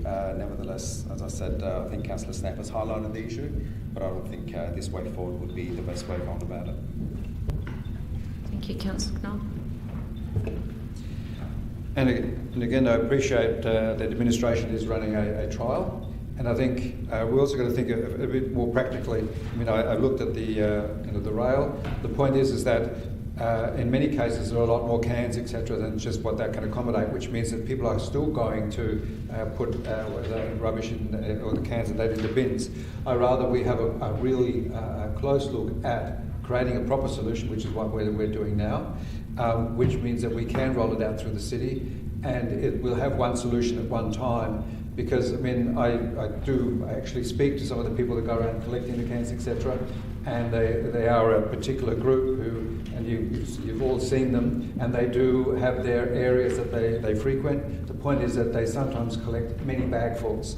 And so if we're putting this as a simple solution, not fully understanding the amount and the size of the problem, then I mean it's better we do, the trials, evaluate what a solution is, and then manufacture something appropriately. Because we're not just doing this for our council, because we're doing it as a prototype in the projects that I'm running around circular economy, sustainability, etc. It is we are the leader for other councils, so we are doing it on their behalf as well, which we could create a much larger change just by doing this well and incremental, and then providing a proper solution that we can transfer to others and really promote our leadership role in this area. Thank you. Councillor Hyde? I won't be supporting this, Lord Mayor, not just because there is a better suggestion on the agenda for how to deal with recycling, which actually puts money directly in people's hands when they recycle, which, given that sometimes you do see unfortunate people with trolley loads full of 10-cent deposits going down the road and into a Scouts recycling centre or something like that, which is rather undignified. If we can give someone an alternative, I think that is more dignified. But the reasons I will be voting against this one, and would anyway, is because I think it's a poor way to manage your waste. I think the idea of hanging waste off the side of a bin instead of placing it into a bin is messy, it's unsightly, but it's also unhygienic as well. So, yes, if someone has a half-drunk bottle of soda, lots of sugar in it, attracts flies, it may be pouring over the side of the bin, might not be placed in there properly. And look, I see looks around the chamber like, well, what is he saying? Well, I'm not the one that brought this motion about cans. Moreover, though, then you can go on to other drinks as well. Drinks that have dairy in them. Drinks that, when left in the sun, in the hot Australian sun, as we just heard, may go rancid, sitting outside the bin, waiting there to be collected. I don't think it's good from a hygiene perspective. I don't think it's good from a waste management perspective. I don't think it's good for a cleanliness perspective, in any sense of the word. I appreciate that the city has brought in recycler-friendly latches on its bins. I see that system as having worked well. Others have suggested it's obsolete, and I think the future is actually not recycling rails. The future is recycling vending machines, as is suggested later on tonight's agenda. So I won't be supporting this. I think it's a poor outcome for our public realm. It's a poor outcome for our waste management and our city's cleanliness and hygiene. Members, Councillor Donovan. Thanks, Lord Mayor. I wasn't going to support this, noting the administration's comments that we are already conducting a trial, but noting also admin's comments that we can do a specific trial of the recycling rails in areas where the 3-bin system might not be warranted or available. I am happy to support this. Just to clarify though, I think there's some murkiness around the difference between this proposition and recycling. So the vending machines are used to typically enhance recycling outcomes. These are being provided to make it easier for people who would otherwise be bin diving to access those items to be able to recycle. So the vending machine solution unfortunately doesn't assist that problem in any way. Also to the point of things sitting around the edge of bins, that's why this is a trial. That's why we already have a trial in place that's going in with the 3-bin system, which will have the recycling rails in place regardless. And it is a cultural issue whereby the 10-cent deposit is available for aluminium cans and bottles and is not available for things like milk containers and the like. So I will support this motion, noting that it's a trial, noting that we also have another trial that will be rolled out. That will give us some further information to see what works best to roll out. Could I just clarify, how is it a trial? Because it actually is saying to install it on all public city bins. Was your intention, Councillor Snake, that it was a trial? The administration feedback said that we do, I believe, a 6-month trial. Yeah. As it's past stage 1. Stage 1, okay, yes. All right. So which I'm kind of accepting. Just that it's not in the motion. So that is the feedback from the administration. Yes. So, but it wasn't explicit in the motion. That's all. That's all. Okay. Sorry, Councillor Ho. Yeah, just I'd like to ask Lord Mayor whether or not we can just give a trial first on some of the main streets, because I was going to speak to support this motion, and I have listened to the other members' comments, and I understand that. However, every day I walk along Guja Street and Guja, and I have seen many times that people actually diving themselves into the bin and try to just get that 10-cent bottle. All right? I'm not sure how you feel, but every single time when I look at this, I just feel quite uncomfortable. Can't we do something to help these poor people to get access to those 10-cent bottles easier, and therefore they don't lose their dignity? All right? I mean, just give a trial. If you are uncomfortable that like we have like a roll out in the whole city, I don't mind give it a go like for like grocery or butcher. All right, that's my comment on this. Yeah. Thank you. So Councillor, just for clarity, the admin comment is just their comment. So the motion that is there is actually for all city bins. So if you want to make a variation to that, well, I'm happy. Apologies, but I know it's not the right procedure. But if someone in the room is happy to perhaps make an amendment or sort of, well, you can vary. You can vary. I can vary it. Okay. Well, I'm happy to vary it to make it a 6-month trial, and if it doesn't change the context of the motion too much, I'd also like to include the difficult bin areas, as I mentioned earlier, if that makes sense. Could I suggest that it's not on all city bins if it's a 6-month trial? Okay, on targeted bins, I don't know, what wording would you... Where appropriate? Sorry? Where on public city bins where appropriate? Where the 3-bin system wouldn't be appropriate. If that makes sense. Where appropriate, fine, where appropriate. It'll come back in anyway, but if that makes sense. Yeah, that's fine. So I'm just going to check that Councillor Ho is comfortable with that.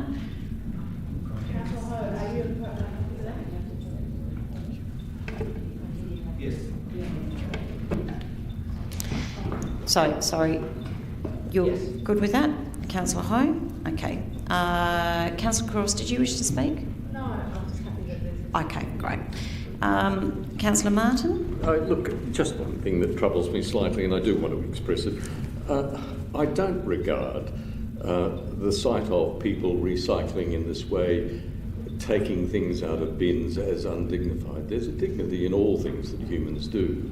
And look, Lord Mayor, I can see your eyes wandering, but there is a dignity in all things that people do. And if people choose to do that, thankfully we live in a country in which they're able to do that. And indeed, for many people, it's a productive thing for them to do, to get out of their houses and to interact with people that they know, whether it's collecting empty containers from bins that trouble other people. It is something that is not without dignity. Members, any other speakers? If not, I'll go back to Councillor Snape to sum up. Thank you, Lord Mayor, and thank you to the Chamber for your input. I actually do share your views, Councillor Martin. My goal is to get as much recycling happening as possible, but there's many ways of getting an argument across. To Deputy Lord Mayor, and going on from what Councillor Donovan said, I'd actually suggest that this motion and your motion go hand in hand, and we both work together. One way of gathering the cans, and another way of disposing of the cans. And I'm not going to say which way I'm going to vote on future bills, but I feel positive about the communication that you've made tonight as well, if you get what I'm saying. So in that regards, I hope that we can come to some sort of agreement and get a really great system happening, building on top of what's already happening in Brundle Mall, which hopefully is expanded citywide. And with that, I commend it to the Chamber. Thank you all for your time. Members to the vote. Those in favour? Those against? That is carried. Division. Council members, the division has been called to the motion. All those in favour, please stand and remain standing until all names have been called.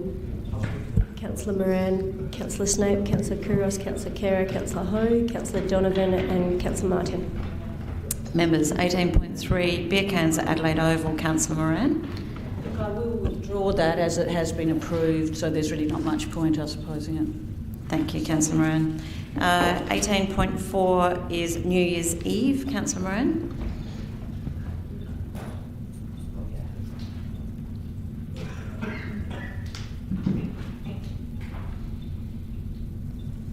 Yes, I move that the council remove any entry cost from the New Year's Eve event and replace it with a voluntary gold coin donation to be donated to the Women's and Children's Hospital Foundation. I think this is one of those motions that I really don't have to say anything about. It's a public event on public park lands. Thank you. Councillor Snow? Yeah, I also don't have too much to say. Just, you know, sometimes council got to do the right thing. I think to be an equitable council, we can do the right thing, do the popular thing, support families of all abilities, all financial abilities to enjoy the New Year's. I understand why regional restrictions were brought in. It was COVID, almost lockdown situation at that point. I acknowledge that COVID hasn't gone away, and we still have to be careful how we manage events, but I don't think fencing it off and you know, making it expensive for people to get in is the way forward. So let's be equitable, let's do the right thing, let's do a fun thing. Members? Councillor Martin and Councillor Cura. Yes, look, Lord Mayor, I speak in favour of this motion. I still remember the Lord Mayor's New Year's Eve party with great affection, as indeed do tens of thousands of Adelaideans who streamed into Elder Park every year to enjoy a family event that was without charge. And indeed, people were able to go into the venue, bringing food and drink and enjoy the occasion, enjoy the fireworks, the early evening, and if they wished to stay into the late evening.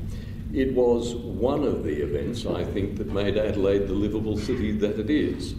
Unfortunately, we are extending, and I understand the COVID reasons why it needed to be ticketed previously, but we are extending a COVID-inspired event when there is no need. Venues are open everywhere. We can all attend concerts with thousands of others, seemingly without fear of contracting COVID when taking appropriate precautions. And I guess it probably rankles a little that the administration has already forecast that were we to allow a free event to go ahead, it would cost the city $110,000. Now, and that is at point 11. Now, I don't care how much revenue the city foregoes in the interests of holding an event that attracts so many people, that gives so much pleasure, and which is free. The alternative to provide entry to events and replace it with a gold coin donation to the Women's and Children's, or indeed any other charity, satisfies, in my mind, the criteria for a free event. I commend Councillor Moran for raising this. It is a matter of equity, and I do hope that members will support this. Members? Councillor Hyde? Oh, sorry, I had Councillor Cura and then Councillor Hyde. Thanks, Lord Mayor.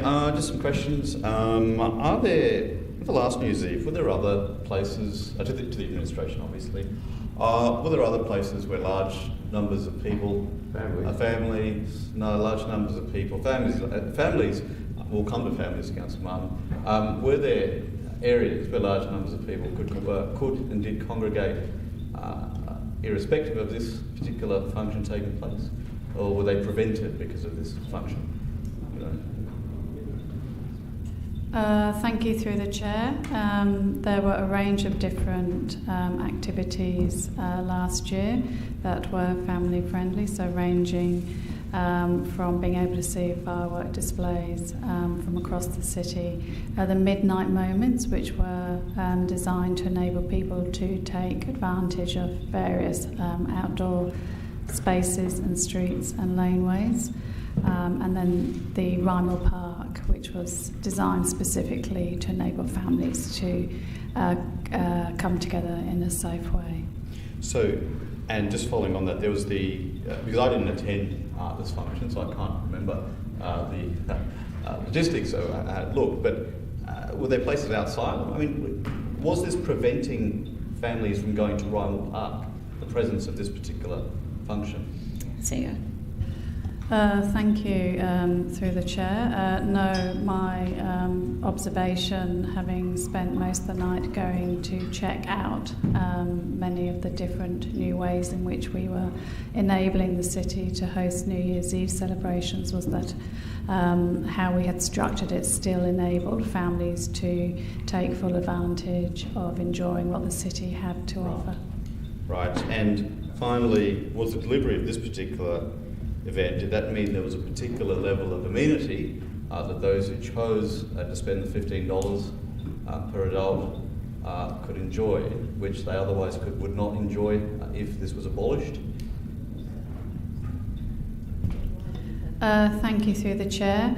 What the ticket fee enabled, firstly, was an ability to manage numbers. So if you cast your minds back to Christmas last year, the borders had recently opened and there were still restrictions. But what this did was enable families to be able to plan ahead of time and to be able to attend an event where they felt comfortable and safe to do so.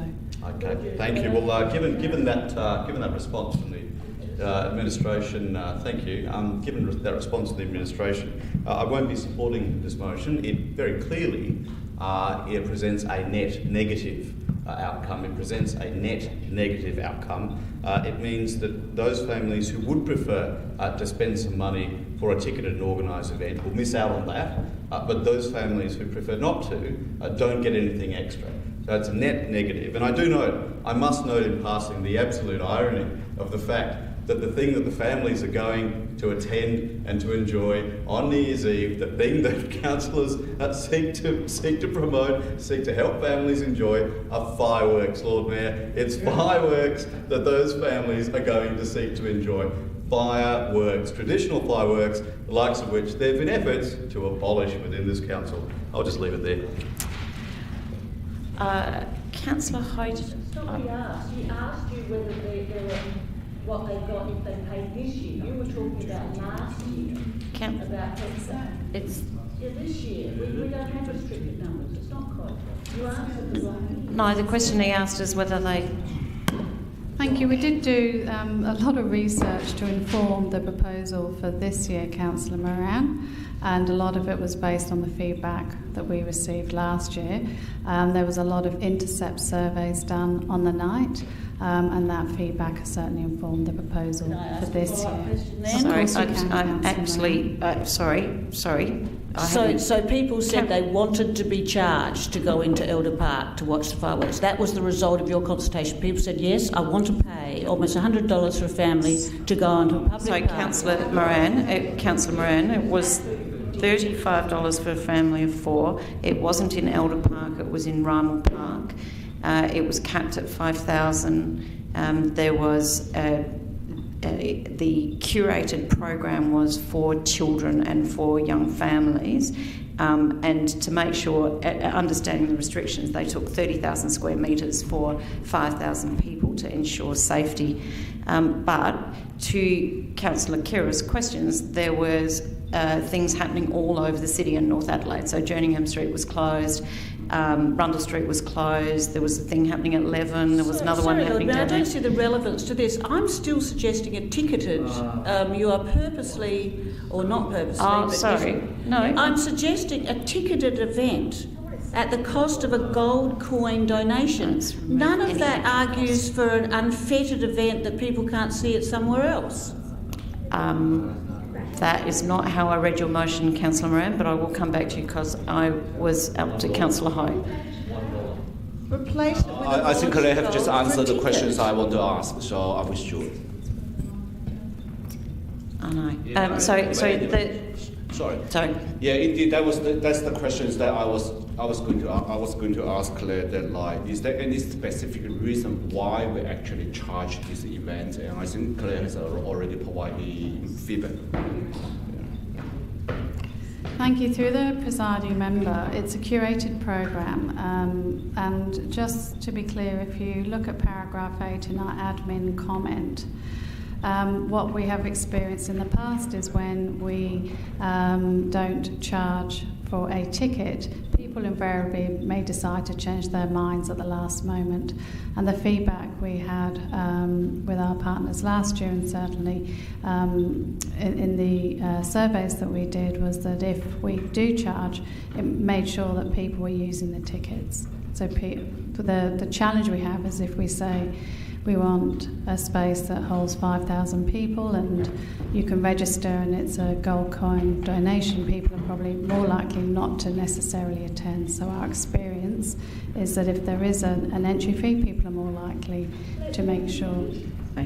And just for clarification, Councillor Moran, to make sure that, so the entry cost that you're talking about is simply the family event in Rymal Park and nothing else? Okay, members, any other questions? Speeches? Councillor? Sorry. I will go to, Councillor Donovan, then I'll go back to you, Councillor Moran. Thanks, Lord Mayor. Just a question. I didn't see the event last year in Rymal Park. If, I think it would be a shame if we moved to an ongoing situation where the typical family situation was paid. I think that would be a real shame. I appreciate why it happened last year, COVID numbers, and I can appreciate why it's sort of rolled forward for this year because the COVID situation has been uncertain. It seems pretty unlikely at this point in time that we'd be back in that situation it come December, but of course, who knows? But if we were to go forward with this motion and we were then to look at opening up the numbers more so that it was more of a traditional event as has previously occurred in Elder Park, noting that this one is scheduled for Rymal Park, is there room for a significant increase in the numbers? And I know that's not what Councillor Moran is proposing, just for my own understanding.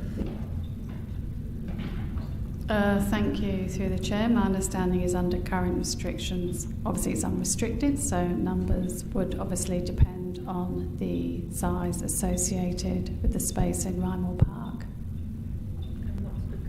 That's my question. Where it is currently scheduled to be run, I realise obviously Rymal Park is huge, but the anticipated location, I didn't see how it ran last year. Like, is there the capacity for it to grow significantly so that the idea around, well, if we only allow, if there's scheduled 5,000 people and we make it free and only 1,000 people show up, or what if we say, okay, we're accepting that there might be 30,000 people and we're therefore making it unticketed, and is there the capacity for it to be much bigger whereby the ticketing factor only needs to come into play should COVID restrictions actually require it?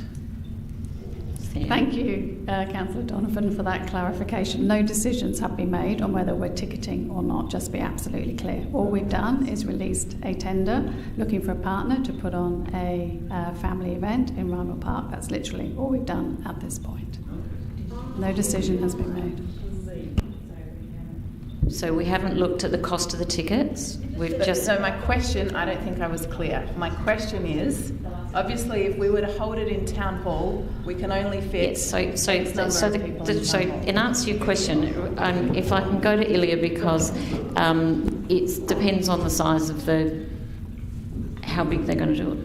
Thank you. Yes, through the presiding member, I know the question goes to, there was a spatial outline to allow the social distancing, so there is a spatial capacity to increase. It will come down to, I guess, the model as we determine it as we go through, because decisions haven't been made. And it's probably worth pointing out in the mechanics of this, I think it goes to Councillor Kira's point, that some were electing, this was through the feedback, that ticketing allowed them to get there at a particular time within a zone, so it didn't preclude anybody who didn't want to pay to come to any location within the city, and actually put down a spot and mark that spot, as opposed to getting there 12 hours earlier and kind of holding their spot. So that was one of the other outcomes as an advantage of this approach for a select group of the community, whereas others, of course, could come to any park at any time. But all that detail will be determined moving forward.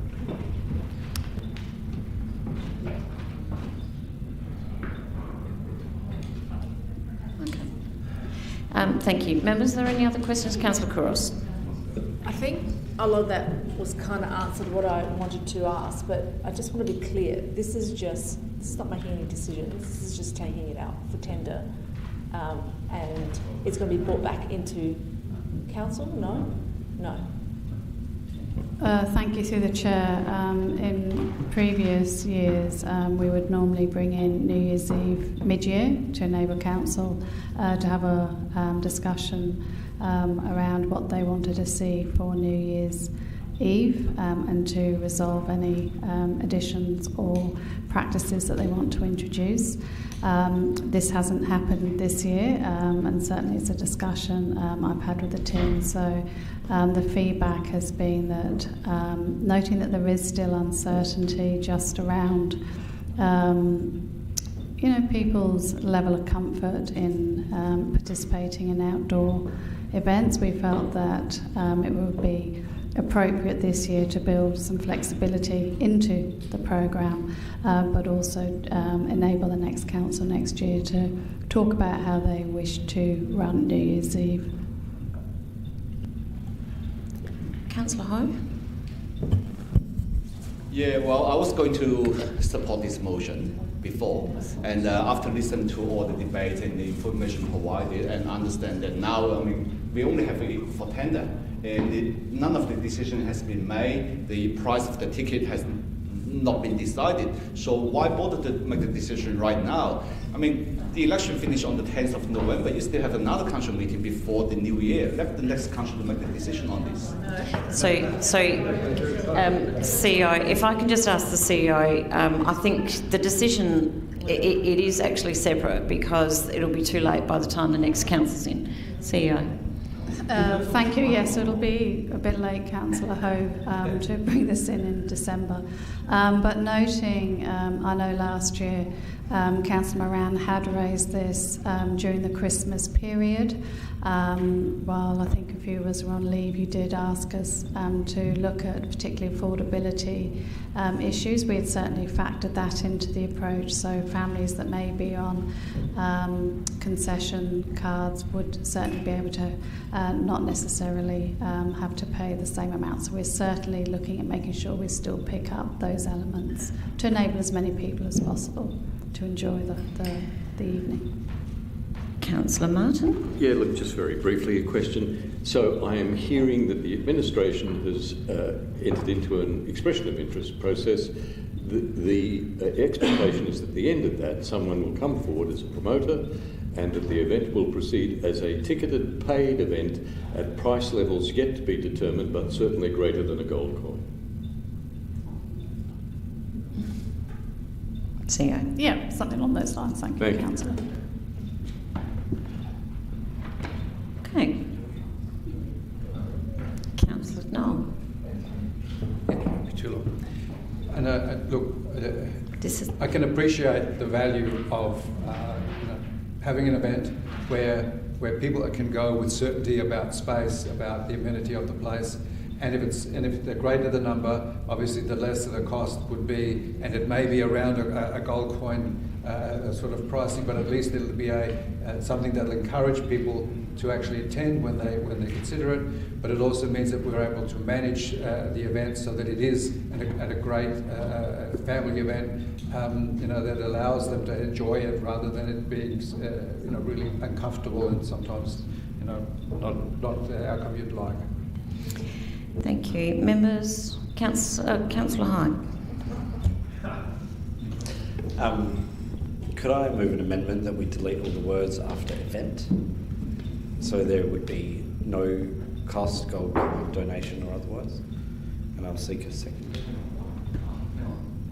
So the motion would simply remove any entry cost for the New Year's Eve event. I'm happy to bear in my motion to talk about that. Oh, that's good. There's no one else that can second your motion, I don't think. I wanted to amend. I'm happy to take out gold coin donation. I just thought it was a nice thing to do for the Women's Insurance Hospital. But if Mr. Empathetic over there feels that that's... Thank you. We don't need the comments, Councillor. So the mover has said she's happy to... There it is. Councillor Snape is the seconder. Yes, happy with that. Did you wish to speak to it, Councillor Hyde? No? Would anybody else like to speak to the motion? I think the only person that hasn't spoken is Deputy Lord Mayor. Yeah, no. Thank you. Councillor Moran. Yes, look, I put a gold cane donation, and I would like to point out to the council that that was a donation. It wasn't, you didn't have to. But if you want to leave that rather lovely gesture out, I'm perfectly happy. I think the New Year's Eve event should be, as it's always been, a free event. What next? We charge the children to watch the pageant. I'm sorry, can you ask Councillor Kerr to stop using me? Councillor Kerr. He's already been... just returning a favour. No, Councillor Kerr, thank you. He's already been found guilty. Councillor Moran. And harassment. Councillor Moran. Councillor Moran, we are talking to New Year's Eve. Would you like to sum up? Thank you. Yes, I'm perfectly happy with this. These are events that the City Council puts on for the community. As I said, we wouldn't think of charging for the pageant. This is like that.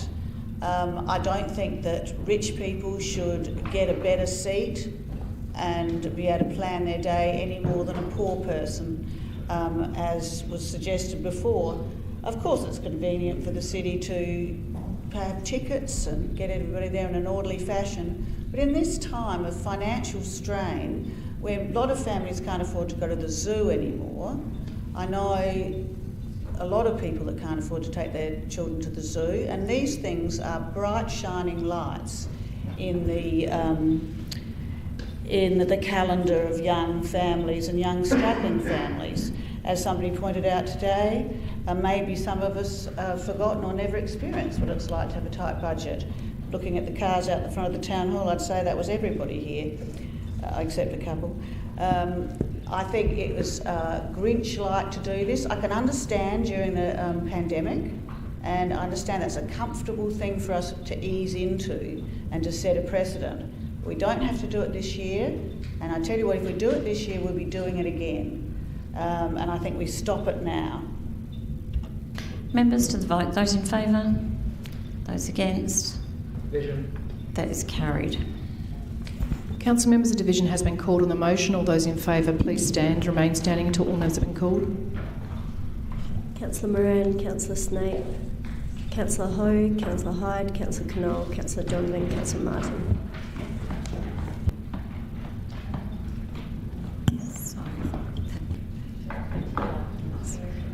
Councillor Moran, are you leaving?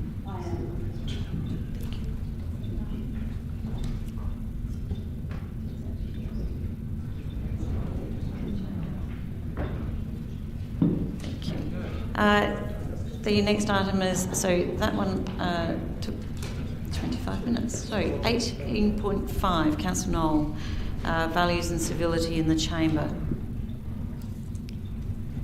Move the motion and look for a seconder. Okay, there we go. Thank you, Councillor Hyde. Well, I will obviously quickly speak to this.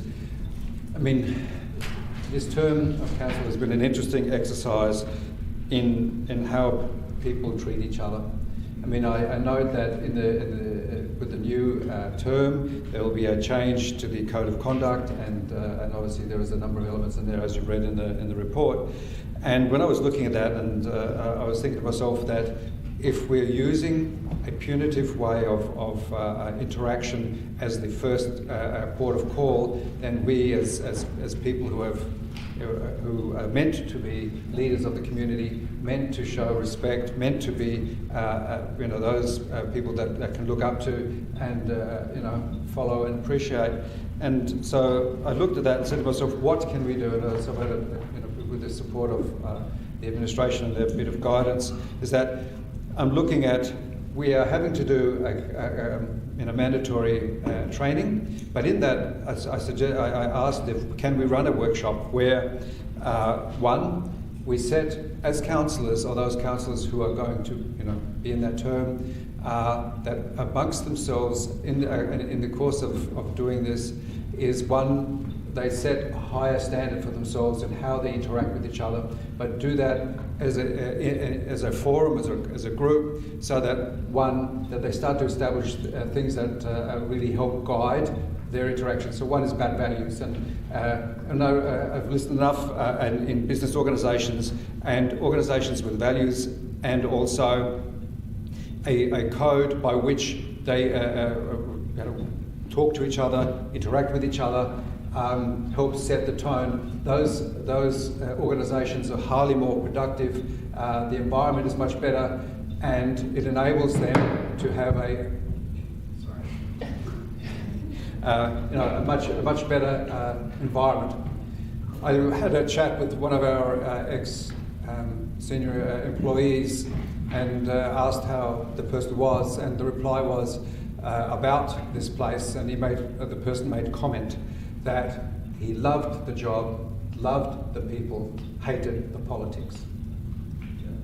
And I've heard that a few times, and it pains me as someone who works in organisations, works with people to try and calm things down, try to get people working together as a team, and a team for Adelaide, that we do have that respect, and that and we set those rules for those people who are going to be there. Set those rules. So one is about values. Two, it is that they agree upon a form of language that is acceptable. It's not about reconciliation. It's not a kumbaya fest.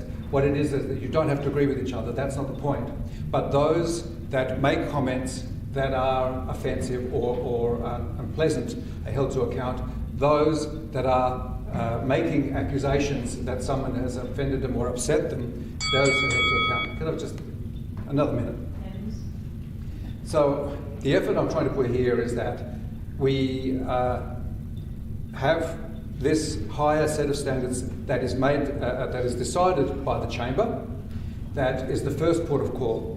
I see an opportunity, instead of going straight to the punitive process of lawyers and all the rest, that we at least try to address the issue. And it's not about some random conversation. It's about a person said something or acted some way, another person then responds. A process through administration, which is just something about each of them being held to account for what they say, dealing with an issue that you can resolve or an issue that you can identify and help mentor the individuals so that they're able to, so that they see what's going on before we head down the process of spending, $100,000 or whatever it is, just to prove a point or just to make a point. And I think we should do that instead of what we're doing now. Thank you, Councillor Knoll. Councillor Hyde? Members? Councillor Martin? Look, I accept what is being put to me, that there is a need for respectful behaviour in the chamber, and I understand also the reference to the politics. But the politics of this council are simply that there is a majority, and that the majority, in its winner-take-all approach... Can I get you to talk to the motion, yes, please? I am. No, you're not actually, Councillor. Right. You're not. Okay, well, I'll say to you that in a circumstance where a majority controls the decisions of council, it's very easy for that majority to penalise those who question them. So, Councillor, the motion before you is asking whether we want to have a behavioural management policy that is set by the council and whether we want a workshop. That is the motion before us. What we want, Lord Mayor, is a new council, one in which people's personal opinions matter and are treated respectfully, rather than pursuing them, as Councillor Knoll has with me on numerous occasions, including pursuing me in the media for asking questions. He asks too many questions. That's actually my right, my responsibility, and it's not been respected. And this is a man who's a bit rich, in my view, who is capable of personal ridicule. In my personal experience, he's used ridicule with me. It's a bit rich Lord to be... Mayor, Councillor, yes, I'm just sorry. I'm sorry. It's gone Councillor Martin. And civility. Members. He has Members, ignored... Councillor Martin, that's enough, thank you. You are making personal assertions when we're trying to talk about behavioural standards. And That is not what we're asking to do. So don't use your 3 minutes of speaking time to attack someone else. It is a matter of whether you want the new council to have a workshop around behavioural standards or not. Workshop? Yes, I think that's a good idea. No, I don't think that's a good idea. It's not actually your opportunity to be disrespectful for someone else in the chamber. No, I'm being disrespected by somebody who's taking the higher moral ground while having... Councillor Martin, I am asking everybody to speak to the motion before them. Well, Lord Mayor, I accept what you're saying. It is, of course, a reflection of the majority Team Adelaide view. This is not a reflection. This is a reflection of me asking the members in the chamber to speak to the motion before them. And the motion before you is about values and civility in the chamber. And whether we want our next council to have a training program and a workshop to do such. This council is ending as it began. Members, actually it didn't, because I have actually looked at more than 20 items that went through unanimously tonight. We did very, very well until we got to the motions on notice, and I'd like us to continue. In fact, the first motion was unanimous as well, Councillor Snape. So let's continue. Would anybody else like to speak to whether or not we want a workshop and a behavioural management policy? Councillor Hyde. Is that for the new council, Lord Mayor, or for this one? It is actually for the new council. Why are we... Because we're asking that the CEO consider a workshop for the incoming council around that aligns with the behavioural management standard. Councillor Hyde. We are seeking to impart the wisdom of our experiences unto those who will follow us, which was a courtesy only afforded to me by one person in this chamber, who's since left in a by-election. Lord Mayor, this is important. It is a good idea. We have seen the effects of a lack of behavioural self-management, if you will. They have dogged certain persons for the duration of this term. I'm pleased to support it. I'm pleased to support it, and I thank Councillor Noel for the initiative. I will say, though, I will make the observation that no amount of training can make up for someone's lack of decency, and I do hope that those who follow us take note of that point very carefully. CEO, did you want to make a comment about the workshop and the previous council? Thank you, through the chair. One of the discussions and parting gifts that Councillor Mackie gave me and reminded me of was the workshop that the council undertook when he was first elected many, many years ago. And I went back just yesterday to reflect and review the work that Kate Costello did with the elected body, which was based on some really good work around how that elected body wished to work together. There was also some work undertaken, then Head of People, Tara McKnight. She undertook that with a couple of different council bodies as well, just around how they wish to work together. So it's not unusual. That what's different is that you will be required to undertake mandatory training. There will be a new behavioural management policy which will be in place as well, which we'll need to work through. And I think what this motion's asking is whether there's anything else that could be of value, and obviously a lot of that will depend on the constituent and makeup of the next chamber. Councillor Couros. Thank you, Lord Mayor. That's exactly what I was going to ask. I do remember that when that did take place, I think that was during the time when Jane Lamec-Smith was mayor, and that there was a dysfunction within the council at the time. It's a culture that is embedded in councils in general. So I think that this behaviour does need to be addressed.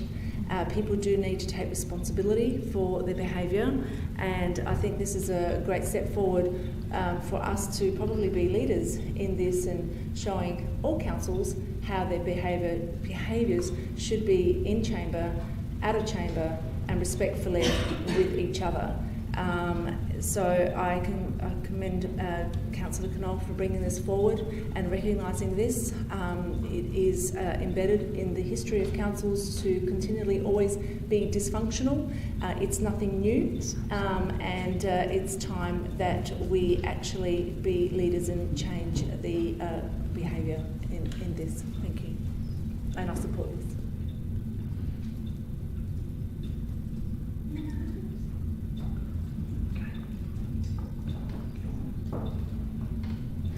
Would anybody else like to speak to the motion before you? If not, back to Councillor Knoll to sum up.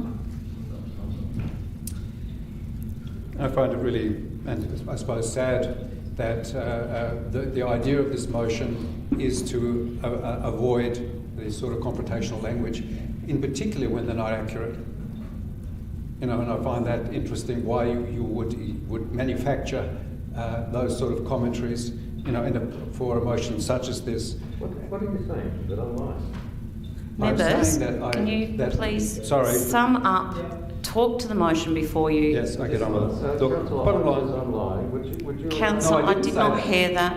Members, Councillor Knoll, can you please sum up? Sorry. Look, this objective of this is to avoid the poor behaviour, the aggressive language, and this continuous unbaiting argument, and also the othering, etc., that comes with that. So that's the whole point, that if the councillors can determine and hold themselves to account to a standard that they can agree to before anything happens, so that there is a means by which they can interact that is respectful and courteous, and still it's not about resolution of differences, it's not the point, and that there is a means by which our administration can help support us, rather than going to lawyers and the adversarial area, that they can help mentor us to ensure that we are keeping within a bounds that we set ourselves. And I say we in the pejorative sense, that whoever's going to be here, and that's the whole purpose of this.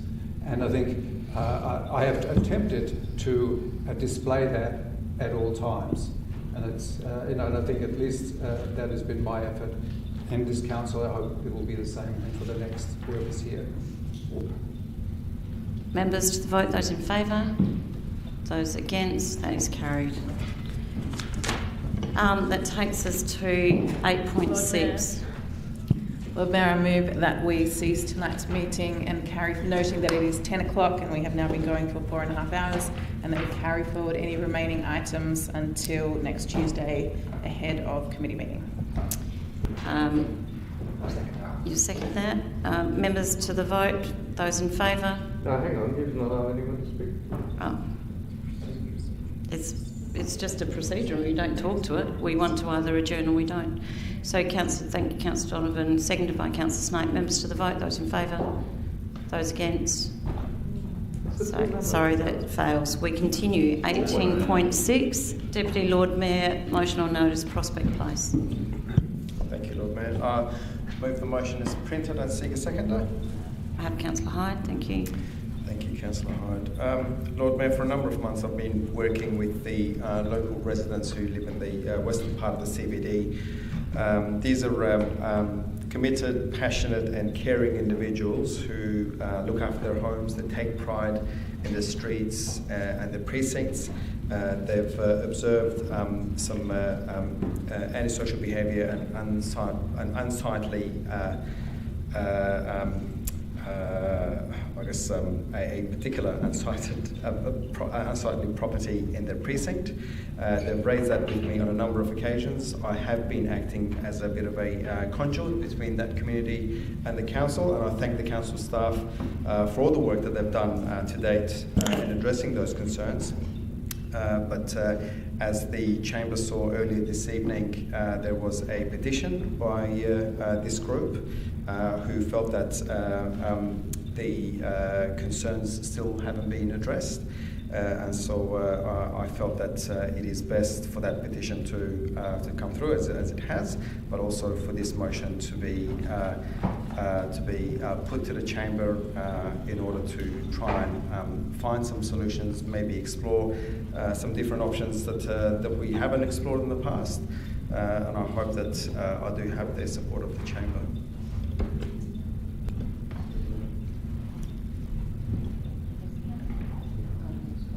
Councillor Donovan, are you actually leaving the chamber? I'm leaving the chamber. Yeah. Thank you. Councillor Hyde. I reserve my right. Thank you. Members, any other speakers? Back to Deputy Lord Mayor to sum up. Members to the vote, those in favour?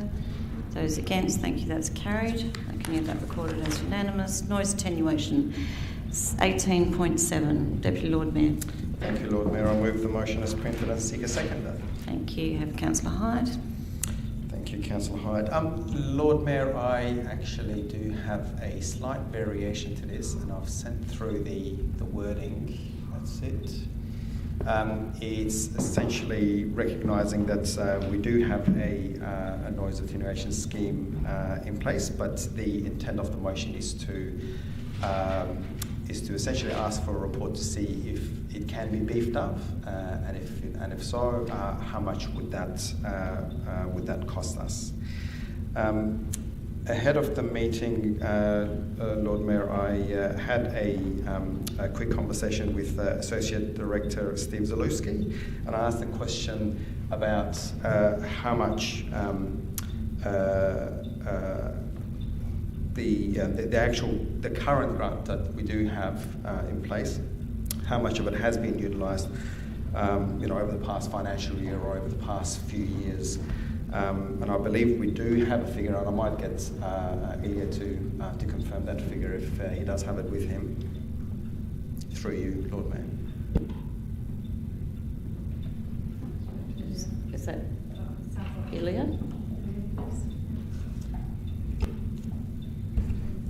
Thank you. Through the chair. Between December 2018 to March 2021, as sort of confirmed figures, 25 projects funded at a total of $27,663.60. Thank you, Ilya. So in roughly 2.5 years, this scheme has cost the council $27,000, just over $27,000. So our current guidelines define a maximum amount of $1,100 per application, and I don't think that goes far enough. I don't think there is a fortnight that goes by where I don't get a complaint from a constituent about noise, whether if it's construction noise, whether if it's as some constituents have described it, doof noise, whether if it's something that's happening around them, and most of them are understanding that they do live in a capital city, that some level of noise is anticipated with the suburb. But if we can go one step further and strengthen the current scheme that we do have, I think we'll create a much better environment for our current constituents, but also possibly use it as an incentive for people that may be considering moving into the city, but may be put off by blocking out the noise. So in saying that, I do commend this to the Chamber, and hope to have the Chamber's support. Thank you. Members to the vote. Those in favour? Oh. No, actually, I might let someone else speak. No. All right. Sorry. Wishful thinking, yes it was. Councillor Hyde, you might like to speak to say as there the seconder. There is a grammatical error at 3. The report should also highlight. Yes. Yeah. Thank you.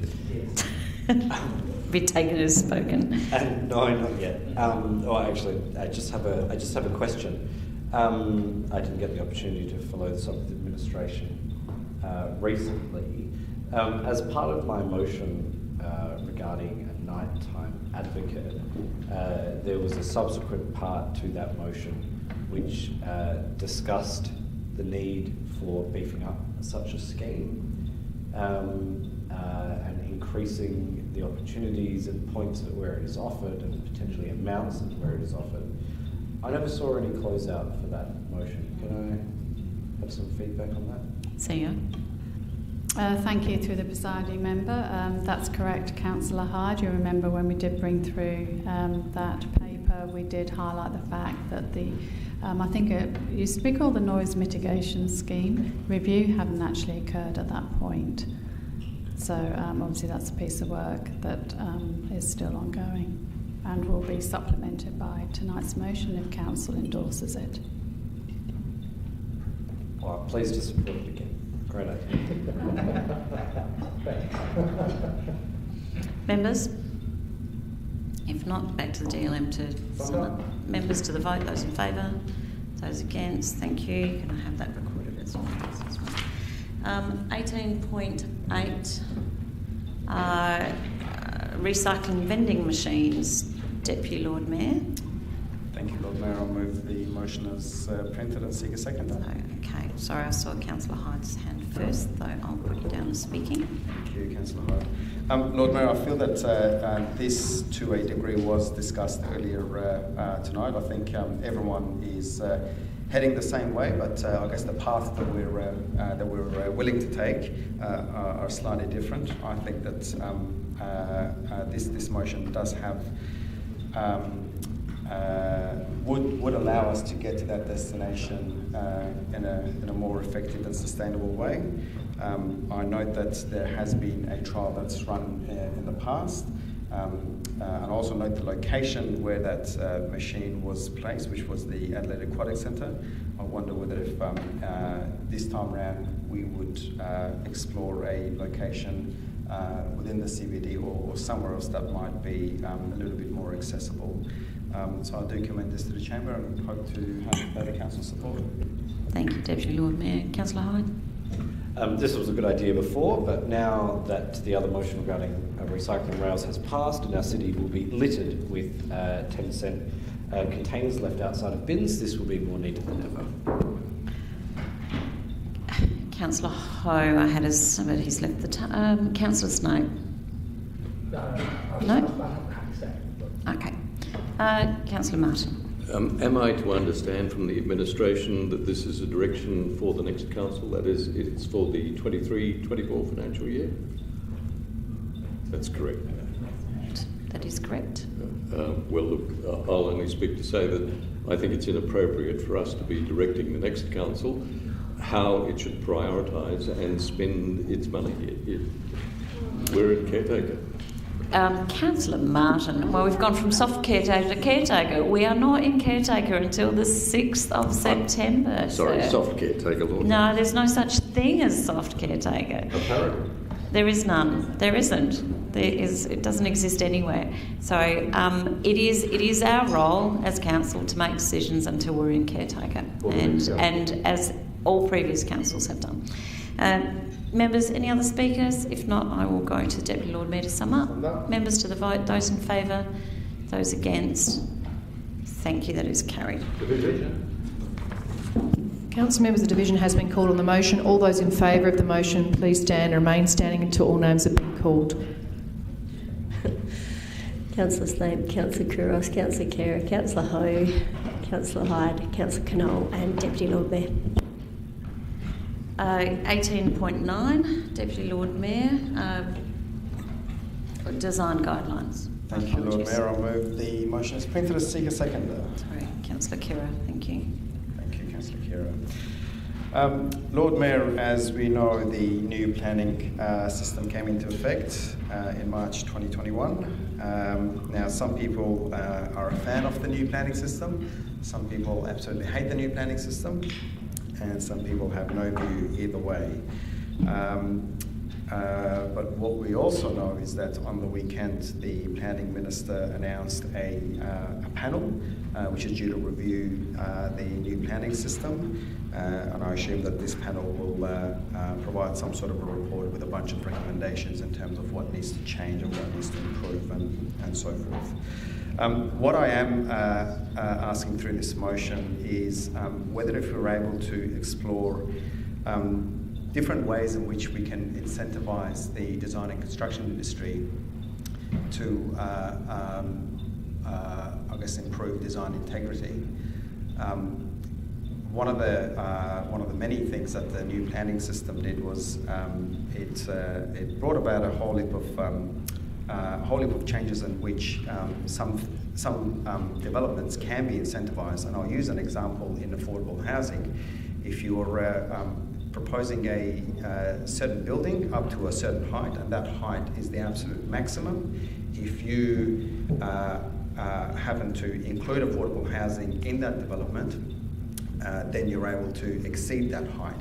So there is a way to incentivise a project to provide affordable housing outcomes, but I guess that provides the developer with some flexibility and some sort of incentive. So there are ways that we can do this, but I'm just not sure exactly how, especially given the new planning system.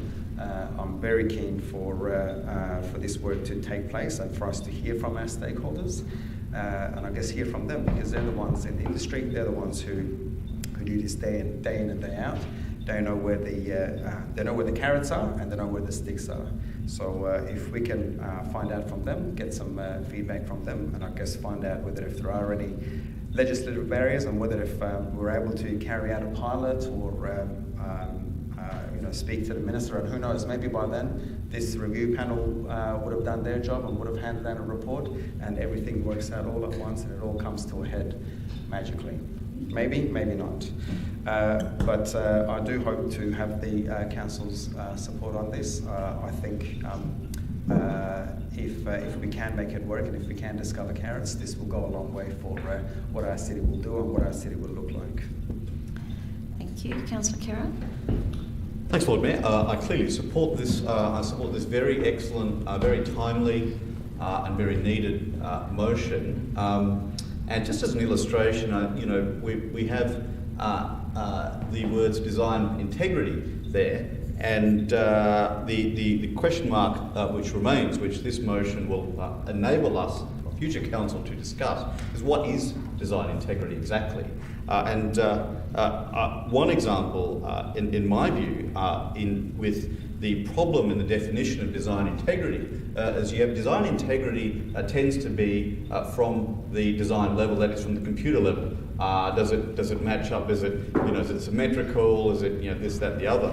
What we have had a lack of for decades and decades is a sense that design integrity must be at the human level. I believe there's been a serious decline in the there's been a very heavy change towards very dehumanising cityscapes, very dehumanising cityscapes. When you've got a city street and you'll walk along an entire building, and all you'll walk along is a glass, is a straight solid glass facade, where there has been a robbing, a removal of detail, of grain, and of ornament, all of those things that used to be considered normal and necessary. And as someone somewhere put it very well, if people passing by a building, the facade of a building, if the only thing they seek to do is to look and check their reflection and walk on, then you've made a mistake overall in the planning and what you've achieved on that particular street. So I think I think design integrity needs to be heavily interrogated. I think there are some serious ideological problems within the design and architecture profession at large that need to be confronted head on. Council is the place to do this. These sorts of discussions should and must be had. They will filter through and filter back up through the professions. And I think there is a bit of a sea change nowadays in this direction, but it is only beginning. So this is an absolutely important, highly warranted motion. I truly commend it, and I look forward to being there for the discussions. Thank you. Members, any other speakers? If not, back to, Councillor Hyde. I just wanted to say that this is an incredibly important initiative. The practicalities, the practical reality of trying to increase the residential population within the CBD is that there is a cultural preference for Australians, because we are accustomed to it, to wish to live with what by international standards may be considered excessive space to a degree. Look, that is our preference. It is what it is. Apartment buildings need to acknowledge that fact. They need to be more accommodating to the family home size that Middle Australia is seeking. And we need to be able to incentivise clearly as the industry is not necessarily doing it by itself, the construction of such developments. If we actually want to, in the average citizen's mind and the average family's mind, have an appropriate comparison between having a 3-bedroom home somewhere in the suburbs or having something that can be of similar design and style in the CBD, we're clearly going to need to work with the industry in order to achieve that. The other aspect when it comes to standards is not just space, but it does fall down to design as well. People in the suburbs, they can design their own home, they buy a home and land package, they personalise it as they wish. They don't necessarily have that flexibility with an apartment. What could get them over that hurdle is that they are buying an apartment or renting an apartment in a building which has the highest standard and excellent design incorporated into it. This has been a massive blind spot in the planning, legislative planning framework as it's been unrolled, and now a massive blind spot in the planning and design code. Sadly, this council has been left, by virtue of the legacy of previous councils, with very limited levers to pull as far as planning, and it's very unfortunate that we are not sitting here with broad brush control of the development plan, because we could really try and take great initiatives like this and incorporate their ideas into such planning. Nevertheless, there are other levers we can pull. There aren't as many, but I think we need to do what we can in order to achieve that. I would just touch on, in the comment it talks about the Office of Design and by extension the State Government Architect and what have you. I think architecture as a profession has a lot to answer for with regards to some of the modern contemporary structures we see and deal with and live with in the city on a daily basis. Just a minute more, Lord Mayor. And I would really impress on the administration when we hear comments talking about ornaments and beauty. That's not something you really see brought to the fore in design. There's a quote which someone passed to me from Roger Scruton, and it was paraphrased by Kanye West, and that is that in modern times we have had beauty stolen for us, or the people have had beauty stolen from them and then sold back to them as luxury. And that is something which I, for one, do not wish to see occur over the generations. We do, at the city, we are actually responsible for a rather beautifully designed development too, actually, in fact, Lord Mayor, but we can't be there to hold the hand of every developer while they deliver substantial projects in the city. We need to get the policy frameworks right to incentivise excellence in design and more beautiful buildings in our city. Thank you. Members? If not, back to the Deputy Lord Mayor to sum up. Thank you, Senator Lord Mayor. Summed up. Members to the vote. Those in favour? Those against? That is carried. It is also unanimous. Item 18.10, Papers and Agenda. Councillor Martin. Look, Lord Mayor, I'll save everybody's time. I know that there's a lot of vote against it, so I'll withdraw it. 18.10 is withdrawn. 18.11, Councillor Kira. Thank you, Lord Mayor. As printed, I'd seek a seconder. Thank you, Councillor Hyde. Councillor Snape, are you leaving the meeting? Look, this is fairly straightforward. We have a significant number of artworks. The City of Adelaide, case members are unaware, we have an art acquisition program, so we've got the art that gets displayed here in Town Hall. We also have the not all of that art is displayed at all times. A lot of that art goes is in storage, like any art gallery. Then there's public art, etc., etc.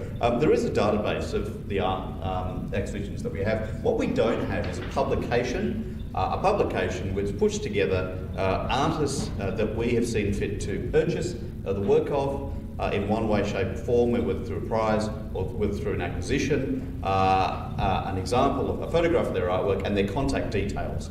I think this should be done. I think if it's good enough for us to spend money on, then it's good enough for us to collate and put together into a document. Then the idea is, where feasible, of course, considering probity requirements, but for example, if one of the senior administration has a meeting with a corporate representative, this can be given as a gift to them, and they may, when they consider refurbishing their corporate offices, they may say, well, look, this is, here's an example of some artists that the council has seen fit to do. Now, this may or may not be what the Council of Art catalogue is used for, but I think we ought to have the document there.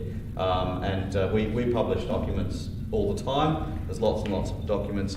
And bearing in mind, if you're worried about probity in that situation, Lord Mayor, I'm not sure if you are, bear in mind, we've already made a decision to support those individual artists by buying their work. Okay, so it's not I don't think there's a problem in doing that eventually. But the main thing is, if we buy the art, we spend money in public art, we ought to do the right thing by the artists, and we ought to have something more than just buying the art, displaying it, then putting it into storage perhaps, and there's no more means by which the artist is recognised, by which the public can contact the artist. Let's support the artists as much as we can, that we do support by purchasing their artwork in this very, really inexpensive form. Thank you. Members, I was asking, just a reminder, if you do leave the chamber, particularly if you're leaving the meeting, you are actually supposed to give us the reason for leaving the meeting. I was distracted asking Councillor Snape whether he was leaving the meeting. I didn't see who seconded. Thank you, Councillor Hyde, just for the record. Councillor Hyde, did you wish to speak? Okay. Members? No? Councillor Kira, to sum up? Sum up. Thank you. Members to the vote. Those in favour? Those against? Thank you. That's carried unanimously. Councillor Kira.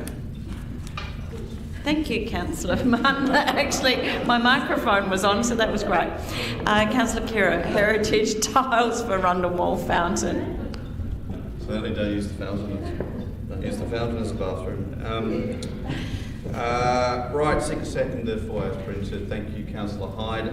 Look, this has been pointed out to me by people. It's not just me who said this, it's others, it's multiple other people who just said, look, the fountain, it's beautiful, but the surround, I mean, look, it sounds small, but it is important and it's symbolic, I think.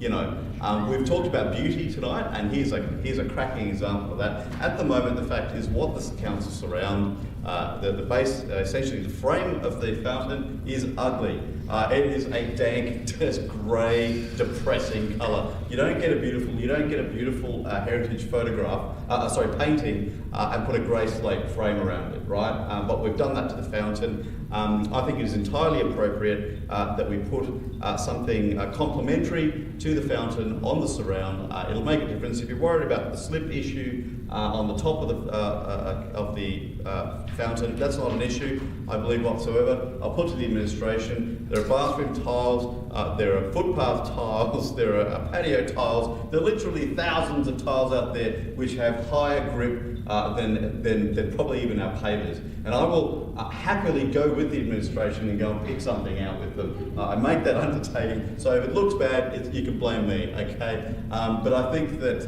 there is no reason why we can't have, either it should be green, it should not be something that clashes with the fountain, it should be a complementary green colour. And again, I raised this issue, this sort of idea that we can't have beauty anymore, that, we've got to have grey if it's historic, it's just, the only thing we surround beautiful objects with must be grey. I think that's an outmoded way of thinking. We can have beauty, we can do beauty, we can do tradition anytime we like, we can do ornament anytime we like. We're not beholden to some sort of, Le Corbusier ideology that's actually incredibly backward-looking and goes back to the 1920s, where things have got to be grey and concrete. We don't have to adhere that we can do what we want. So let's pretty up that fountain as a little symbolic finishing off of this council. Councillor Hyde. Could I vary, Lord Mayor? I'll take advice as to whether this is. Well, let us know. Oh, you've already. I'll withdraw my second. Because you've seconded. Okay. So Councillor Hyde has withdrawn his second, and Deputy Lord Mayor has So seconded. this may be a bigger project, that the administration replace the base. That's a.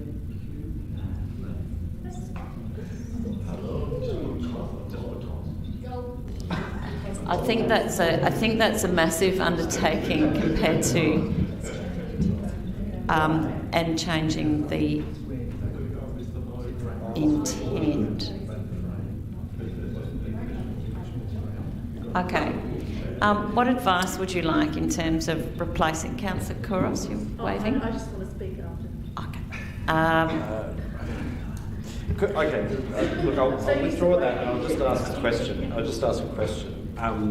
Does the administration, look, if we are just putting tiles on there, the administration wouldn't envisage that this would come back to us with any sort of approval or anything, even for noting? CEO? And e-news perhaps? Thank you. Through the Lord Mayor, yes, we could certainly come back to council members by e-news. We do have Mr Rundle here in the chamber tonight, Mr Tom McCready, so would you like to comment, Tom? Through you, presiding member, certainly if council wish, we could come back in regards to it and look at a colour palette, be it a simple colour palette or even a decorative colour palette. However, just to come back to the base, what you've done is, if that was approved, you've moved from what is very minimal to quite substantial cost and removal in regards to the base. So, Lord Mayor, could I seek a CEO undertaking, if it's not considered repugnant to the motion itself, that the matter be brought back to us for noting as has been decided? With the colour for noting or through an e-news, is that? I'd like it to come back to the chamber. Just get it done. So bringing it back to chamber, even for noting, is you're voting on it, whereas if it's actually to inform, I'm sure there will be much discussion in the lead up to anyway. Very different things. I'll be happy with to inform. That's fine. If I can seek an undertaking on that. So he's happy for it to be informed through an e-news. Not coming back to the council. Yep. Thank you. Undertaking. Undertaking, sorry. Undertaking. Yep. Yes, okay. Undertaking to inform. Yep. Via e-news. This is actually something which is important. It's actually something, I'm speaking now a little bit, which probably in my teenage years when Rundle Mall was completed, and I would, as many teenagers do, spend time in and around the CBD, terribly productive times, but I did always think to myself how the fountain and the fountain's newfound base did not sit well whatsoever. It was always a bugbear of mine. That and the fact that the fruiterers down the middle of Rundle Mall were removed. I didn't like that either. I thought they brought some colour and movement to the street. I understand there are many reasons because of that decluttering and what have you. But this is an important issue. It's one that's been loitering in the back of my mind, and it breaks your heart whenever you see it. I know it's a very difficult thing to manage, and I don't doubt that Mr McCready would have done whatever he could in order to save as much of the fountain as possible at that point in time. But this actually is, it's not just about the fountain, it's about our tendency at the moment with our design manual to paint the town grey. And I really hope that's something that we can, or future councils can revisit, so that we're not just sanitising and losing that beauty. I'll settle for some tiles. Ideally, I would like a base. I appreciate that may incur more cost and potentially risk to the heritage artefact, which is the fountain as well. And I'm not discounting that any works here could actually damage that being Adelaide's one of Adelaide's first fountains. So I understand that. Ideally, you would want a base which fits in with the actual ironwork itself. However, I'm quite happy to, at minimum, see those tiles replaced with something which is more sympathetic to the fountain itself, and the arcade which it sits in front of as a key attractor. So I thank Councillor Kira for bringing this. Now, Councillor Kouros, I know you had your hand up, but because we changed the seconder, I'm just going to see if the Deputy Lord Mayor wants to speak as a seconder. No? Reserve your right. And Councillor Kouros. I have a little bit of a hard time with this one. I hear Councillor Kera's passion, I hear it very loud and clear. But I think I would like to have more information in regards to the history of the fountain, what the base was before. And I don't want to start doing things based on what someone feels it should look like. I think I would like more information before I vote on something like this. You know, I hear people's different comments about different things, and the fountain, I've had someone express to me that they don't like the umbrellas that we put on top of the fountains, that it's not in keeping with the heritage of it. So I guess public art or item, or you know, everyone's got a different opinion about all different things within the city, but I think I need to make an informed decision before I say, yep, let's install some tiles, let's make it prettier, or let's get a base, or, you know, I need more information than just saying, yep, let's just install some tiles. I need to know what it looks like, what it is that we're doing, what we're putting there. I can't make a decision just based on that. Members? Councillor Martin? Could I ask the administration how many times the council has got involved in the elected body tiling and grouting previously? Is that a rhetorical question? Do you actually... I mean, I guess that we have been very involved in the colour palette and the materials for the city through the design manual, but that wasn't this council, it was previous council. No, that's all right. Bathrooms, toilets, anything of that nature? Oh, I'm not quite sure, really. Bathrooms, toilets, tiles in a public space are quite different. But would anybody else like to speak to the heritage tiles? I will just make a comment that I do really appreciate the fact that you are consistent in wanting to beautify the city and your support of heritage. I have very much enjoyed being with you and Councillor Martin on the acquisition panel as well, to look at the artwork that we have acquired for the city. I would look forward to seeing some heritage tiles on this fountain as well. Councillor Kieran. Thank you, Lord Mayor, and to Councillor Martin. Again, I've got to stress that the fountain is not a bathroom. It keeps going up. It keeps going up. No. There's a joke about the famous Fontana di Trevi. Come on, we're summing up. Look, I really don't want to leave the administration thinking I'm slagging them off in terms of design. There are many beautiful things that the administration has done. I think Frome Street, the revised Frome Street, is beautiful, despite the path of getting there. But there is the greyness. There's the grey pylons in Victoria Square, and there's the continuation of that look down top of the mall, whether you like it or love it. And you've got the sort of greyness and then the extremely clashing, vivid lights in primary colours. And there is, if there ever is a place for heritage colours, and there should be more use of heritage colours in our colour palette. There should be, and this is a great way to kick off that discussion for the next council. But if there's a place to use it, it's on the base of the fountain. Okay, it is just symbolic. It'd work, and this is not an expensive thing. To allay Councillor Kouros' concerns, it is very straightforward, and it's just attaching some tiles to the base. Go and have a look at the base. It's just a square thing. It's a square pit.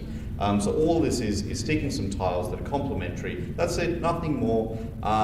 Symbolic, but it's beautiful, and people will notice it. They'll notice it in obvious, and they'll notice it in subtle ways as they pass by. And I won't get those comments again about, the fountain looks great, but what's that thing? It's, Members to the vote. Those in favour, those against. That is carried. Council members, a division has been called on the motion. All those in favour, please stand and remain standing till all names have been called. Councillor Khera, Councillor Ho, Councillor Hyde, Councillor Knoll and Deputy Lord Mayor. Members, 18.13, Councillor Khera, Public Art Action Plan Amendment. As printed. Seek a seconder. I'll try and be brief. There is something I have to come up with, which is the administration comment. But look, it is pretty much as worded. The problem is the first two words. The very first two words of import in the Public Art Action Plan are the words cheeky and subversive. They're the very first two instructive words for public art for artists when it comes to putting up public art around the city. I'm proposing we change that to beautiful. We keep the words fun, playful, thought-provoking and unexpected, but replace cheeky and subversive, which means undermining, that's the literal meaning of subvert, with beautiful. Beautiful. I look forward to Councillor Martin's objections to this in particular. I'm very keen to hear Councillor Martin's objections because, well, this matter has come up before. The objection has been made that we shouldn't be corralling our artists or dictating to the artists. So I'll just leave it here and I'll save it. I'll wait for the objections and I'll sum up. Councillor Hyde. Members, anybody else like to speak to this? No, other than possibly subversive, but I actually love the idea of cheeky art. Yeah, but you can still do it. I'll speak to you. Okay. Councillor Hyde, you did wish to speak. Cheeky can be fun as well, Lord Mayor. It can. I don't know if it necessarily needs to be called out directly in there, but I think actually it's the combination of cheeky and subversive at the start which give, if those are the values that we expect our public art to be aiming for, then I think that's quite a negative start to that list. I wish I was aware that subversive was in there before. I'm absolutely not supportive of that. I think public art should be something which is there to be enjoyed by the public. Meaning that it shouldn't only cater for the majority, but it shouldn't be subversive of how the public generally feel or think. Thought-provoking is different. Thought-provoking is not necessarily subversive. You can provoke thought whilst not undermining in a very negative way or seeking to undermine the positions held by others. That's very different, but subversive has a very particular meaning exclusively to undermine. So thought-provoking, I think, covers that realm that art should, insofar as challenging things, challenging ideas, challenging conceptions that people have. But subversive, to my mind, is overly negative, particularly because it's public art. People can make subversive art if they want. In fact, I'd encourage them to pursue their creative passions, by all means. But when you're dealing with public art, things that are meant to be enjoyed by the public, we should always seek to provoke thought, but we should not seek to subvert or undermine them, their values, their beliefs necessarily. So I do agree with this motion. Councillor Martin. I just can't. I can't. Look, these are very conservative values that are being imparted here. Subversive art is at the core of good art. In this world, the world of Hyde and Khera and other councillors, there'd be no Banksy. There'd be no one painting on a wall somewhere, a child frisking an armed soldier. There'd be no painting of a flower and a gun on the wall. That's subversive art. And there's a history of subversive art through the decades, through the centuries. People like Picasso, who they'd regard possibly as subversive, was indeed thought to be corrupted in some way with the Cubist fashion of the time. Subversive is key to art. It means that it is contrary to public taste and public opinion, but it has the power, when it's done well, to change attitudes, to change perspectives, and to replace it with beautiful. Reminds me of something akin to one of those cheap landscapes that you see in the top art shops for $10 a canvas. That's what beautiful is. It looks just sweet, but it has no place in the history, in the annals of proper public art. Art is subversive if it's good. If it's bad, it's generally beautiful.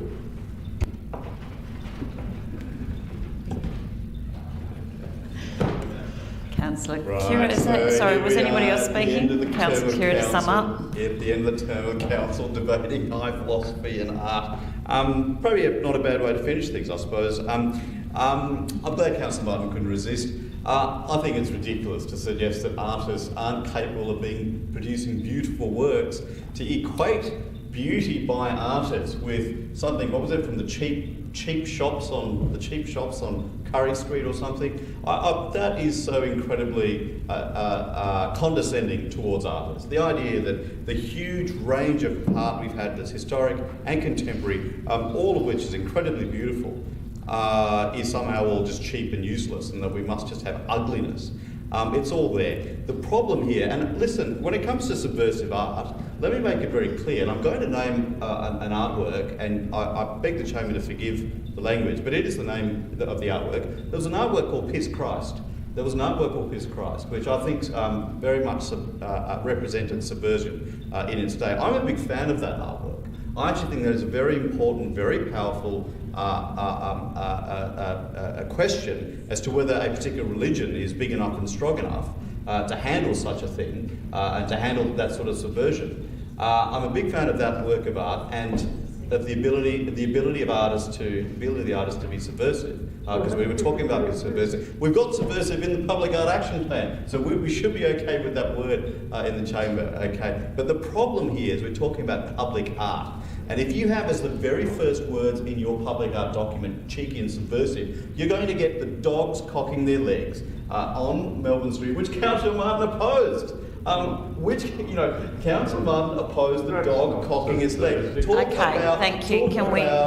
about crushing artists, talk about preventing free spirit, talk about being anti-subversion. Look at not what people say, look at what they do. Okay, we had an opposition to the dog. Well, I tell you what, if you keep these words in there as the very first statements, you'll have many more dogs across the entire city. And just one other thing to sum up with, to the administration, because the administration comment here says, number 2, should this motion be carried, these comments will be included as input in the upcoming review and considered in the selection of language. No, may I put to you, Lord Mayor, no to the administration. I don't know who drafted that, but that strikes me as the administration saying we will completely ignore the will of the Chamber.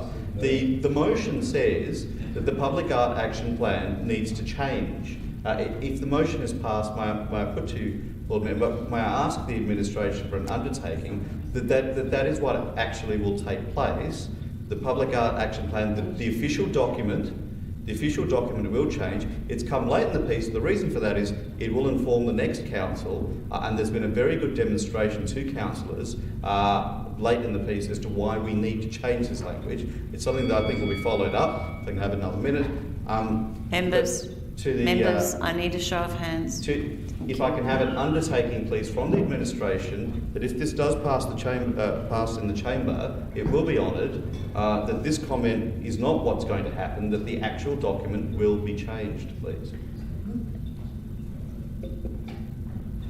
Thank you, through the Chair. I think what the admin comment was trying to indicate was if you wanted that inserted in the current Public Art Action Plan, then that's probably a bit late in the piece because that it runs out obviously in 2022. Right from public art is usually the most divisive and the most divisive topic ever within local government, that and parking. But in the absence of parking tonight, it's public art. So what we can do is absolutely include those words as part of the engagement and the consultation. Public art goes through numerous rounds of consultation and engagement with a whole range of different experts. So what we were proposing and what's in the admin comment is that we would include if this passes tonight, this as part of the context setting for the next iteration. But what I can't do is guarantee or give an undertaking that the next chamber will agree with this view. Sorry. Beg your indulgence. That's not what I'm asking. And I do understand. I think the clarification. I understand what's being saying. So it's not actually. It's saying that look, we're talking about the next term and the next, and that's fair enough. That makes sense. One can't expect anything more than what's being suggested. However, there will still be the existing public art document. That will continue to exist until it's revised next term. Is that not correct? It's been revised in the 22-23 years, so it's about to, because it finishes in 22. So by the time the next council comes in, we'll be doing we're doing it again. Yeah. But there's still the existing document that they will look at, isn't there? What I'm asking for is that the existing document is revised, so that the next council sees the previous document as revised at the end of the term. That's all I'm asking for. I'm not saying bind the next council. I understand it's going to change. What I'm asking for is that a revision, nevertheless, be put into the document. Okay, we've just broken all the rules in terms of summation, but it's a question. So just for clarification, which should have been done perhaps a little bit earlier. Would you like to answer that, and then I'm going to close this off? Thank you. Yes. Obviously, it's far too late for hard copies because those were distributed over the years, and I still cling on to mine because I love it. However, certainly for an online version, then I'm sure we can go in and update and amend that. Until the next iteration. That's all I'm asking for. Members, the online version. Members, we're going to go to the vote. Those in favour. Those against. What's the problem with the voting? It's 4, so it's carried. Trouble with the voting? Yeah, I know. I agree. The last motion on notice tonight, 18.14, Councillor Martin, 88 O'Connell Joint Adventure. Yes, Lord Mayor. Venture Development. Rex Patrick has done the job for me, so I withdraw it. Withdrawn, thank you. Members, item 19 is motions without notice. Councillor Kira. Sorry everyone. There is time sensitivity to this. So anyway, I'll just read it out. It looks a bit wordy, but it's actually very straightforward. Have you got it or not? It was sent to the administration. Have the administration got a copy? 1 second. There we go. Okay, here it is. Right. Okay, it's about the Mercury Cinema, shall I read it out first before I get to the purpose of today, and then read it out? What do you prefer, Lord Mayor? If you just give everybody, so. Yeah, sorry. All right, as printed. I'll read it out anyway. Just read it. Yeah. I'll read it out that. We've got, so I don't know why that struck out. Is there a reason that topic struck out? So, if you just put notes, it's semantics. If you just put notes,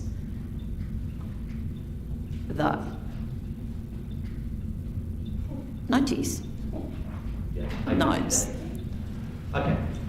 So it just says notes. So it's two points, yeah. Notes the highly possible imminent collapse of the operation of the Mercury Cinema, its vital long-standing role as the only not-for-profit repertory cinema in Adelaide, and its institutional status for cinema culture, and despite the responsibility of the state government towards keeping this institution alive, request that the administration seek urgent avenues of financial assistance to the Mercury CX organisation, specifically towards maintaining the cinema operations until long-term financial assistance is secured, and such that this council assistance can be delivered within the next 3 months. Basically, the Mercury Cinema, if you're not aware of it, it's the only not-for-profit repertory cinema in Adelaide. It is an institution. It's been there for decades.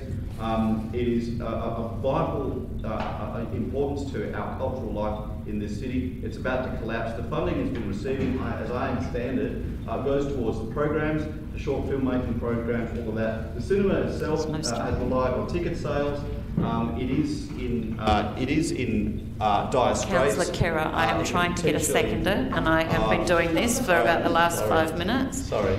Thank you, Councillor Hyde. Thanks. It's in dire straits. I should have brought this earlier as a motion on notice. I didn't, but to prevent its collapse within the next few months potentially, if we can encourage the administration. I know the administration has a will to want to help. If we can encourage the administration with this guidance from the chamber, it will definitely help them to help the cinema. So. Okay. Councillor Hyde? Members? Councillor Martin? A question for the administration. I mean, I understand it's a worthy cause, but noting the Lord Mayor's consistent refusal to accept motions without notice involving expenditure, could I just ask the administration, what are the implications of this? What's its advice in terms of the cost? And what's its advice about council's response to this?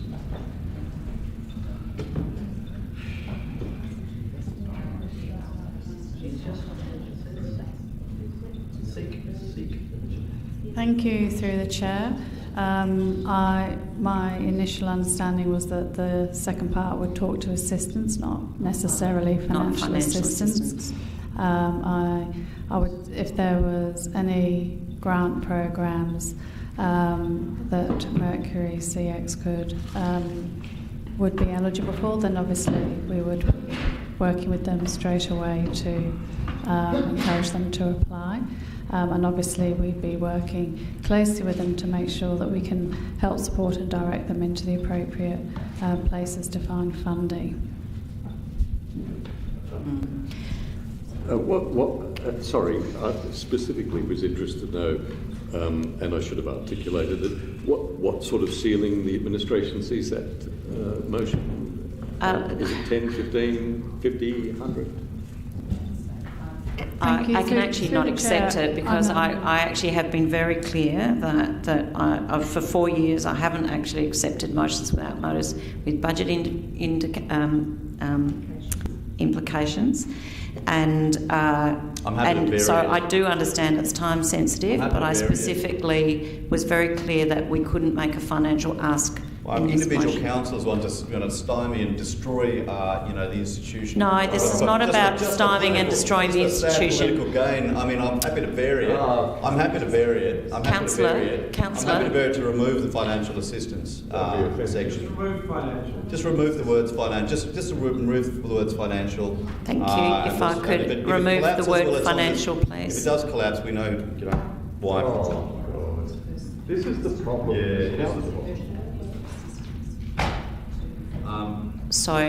And summed up.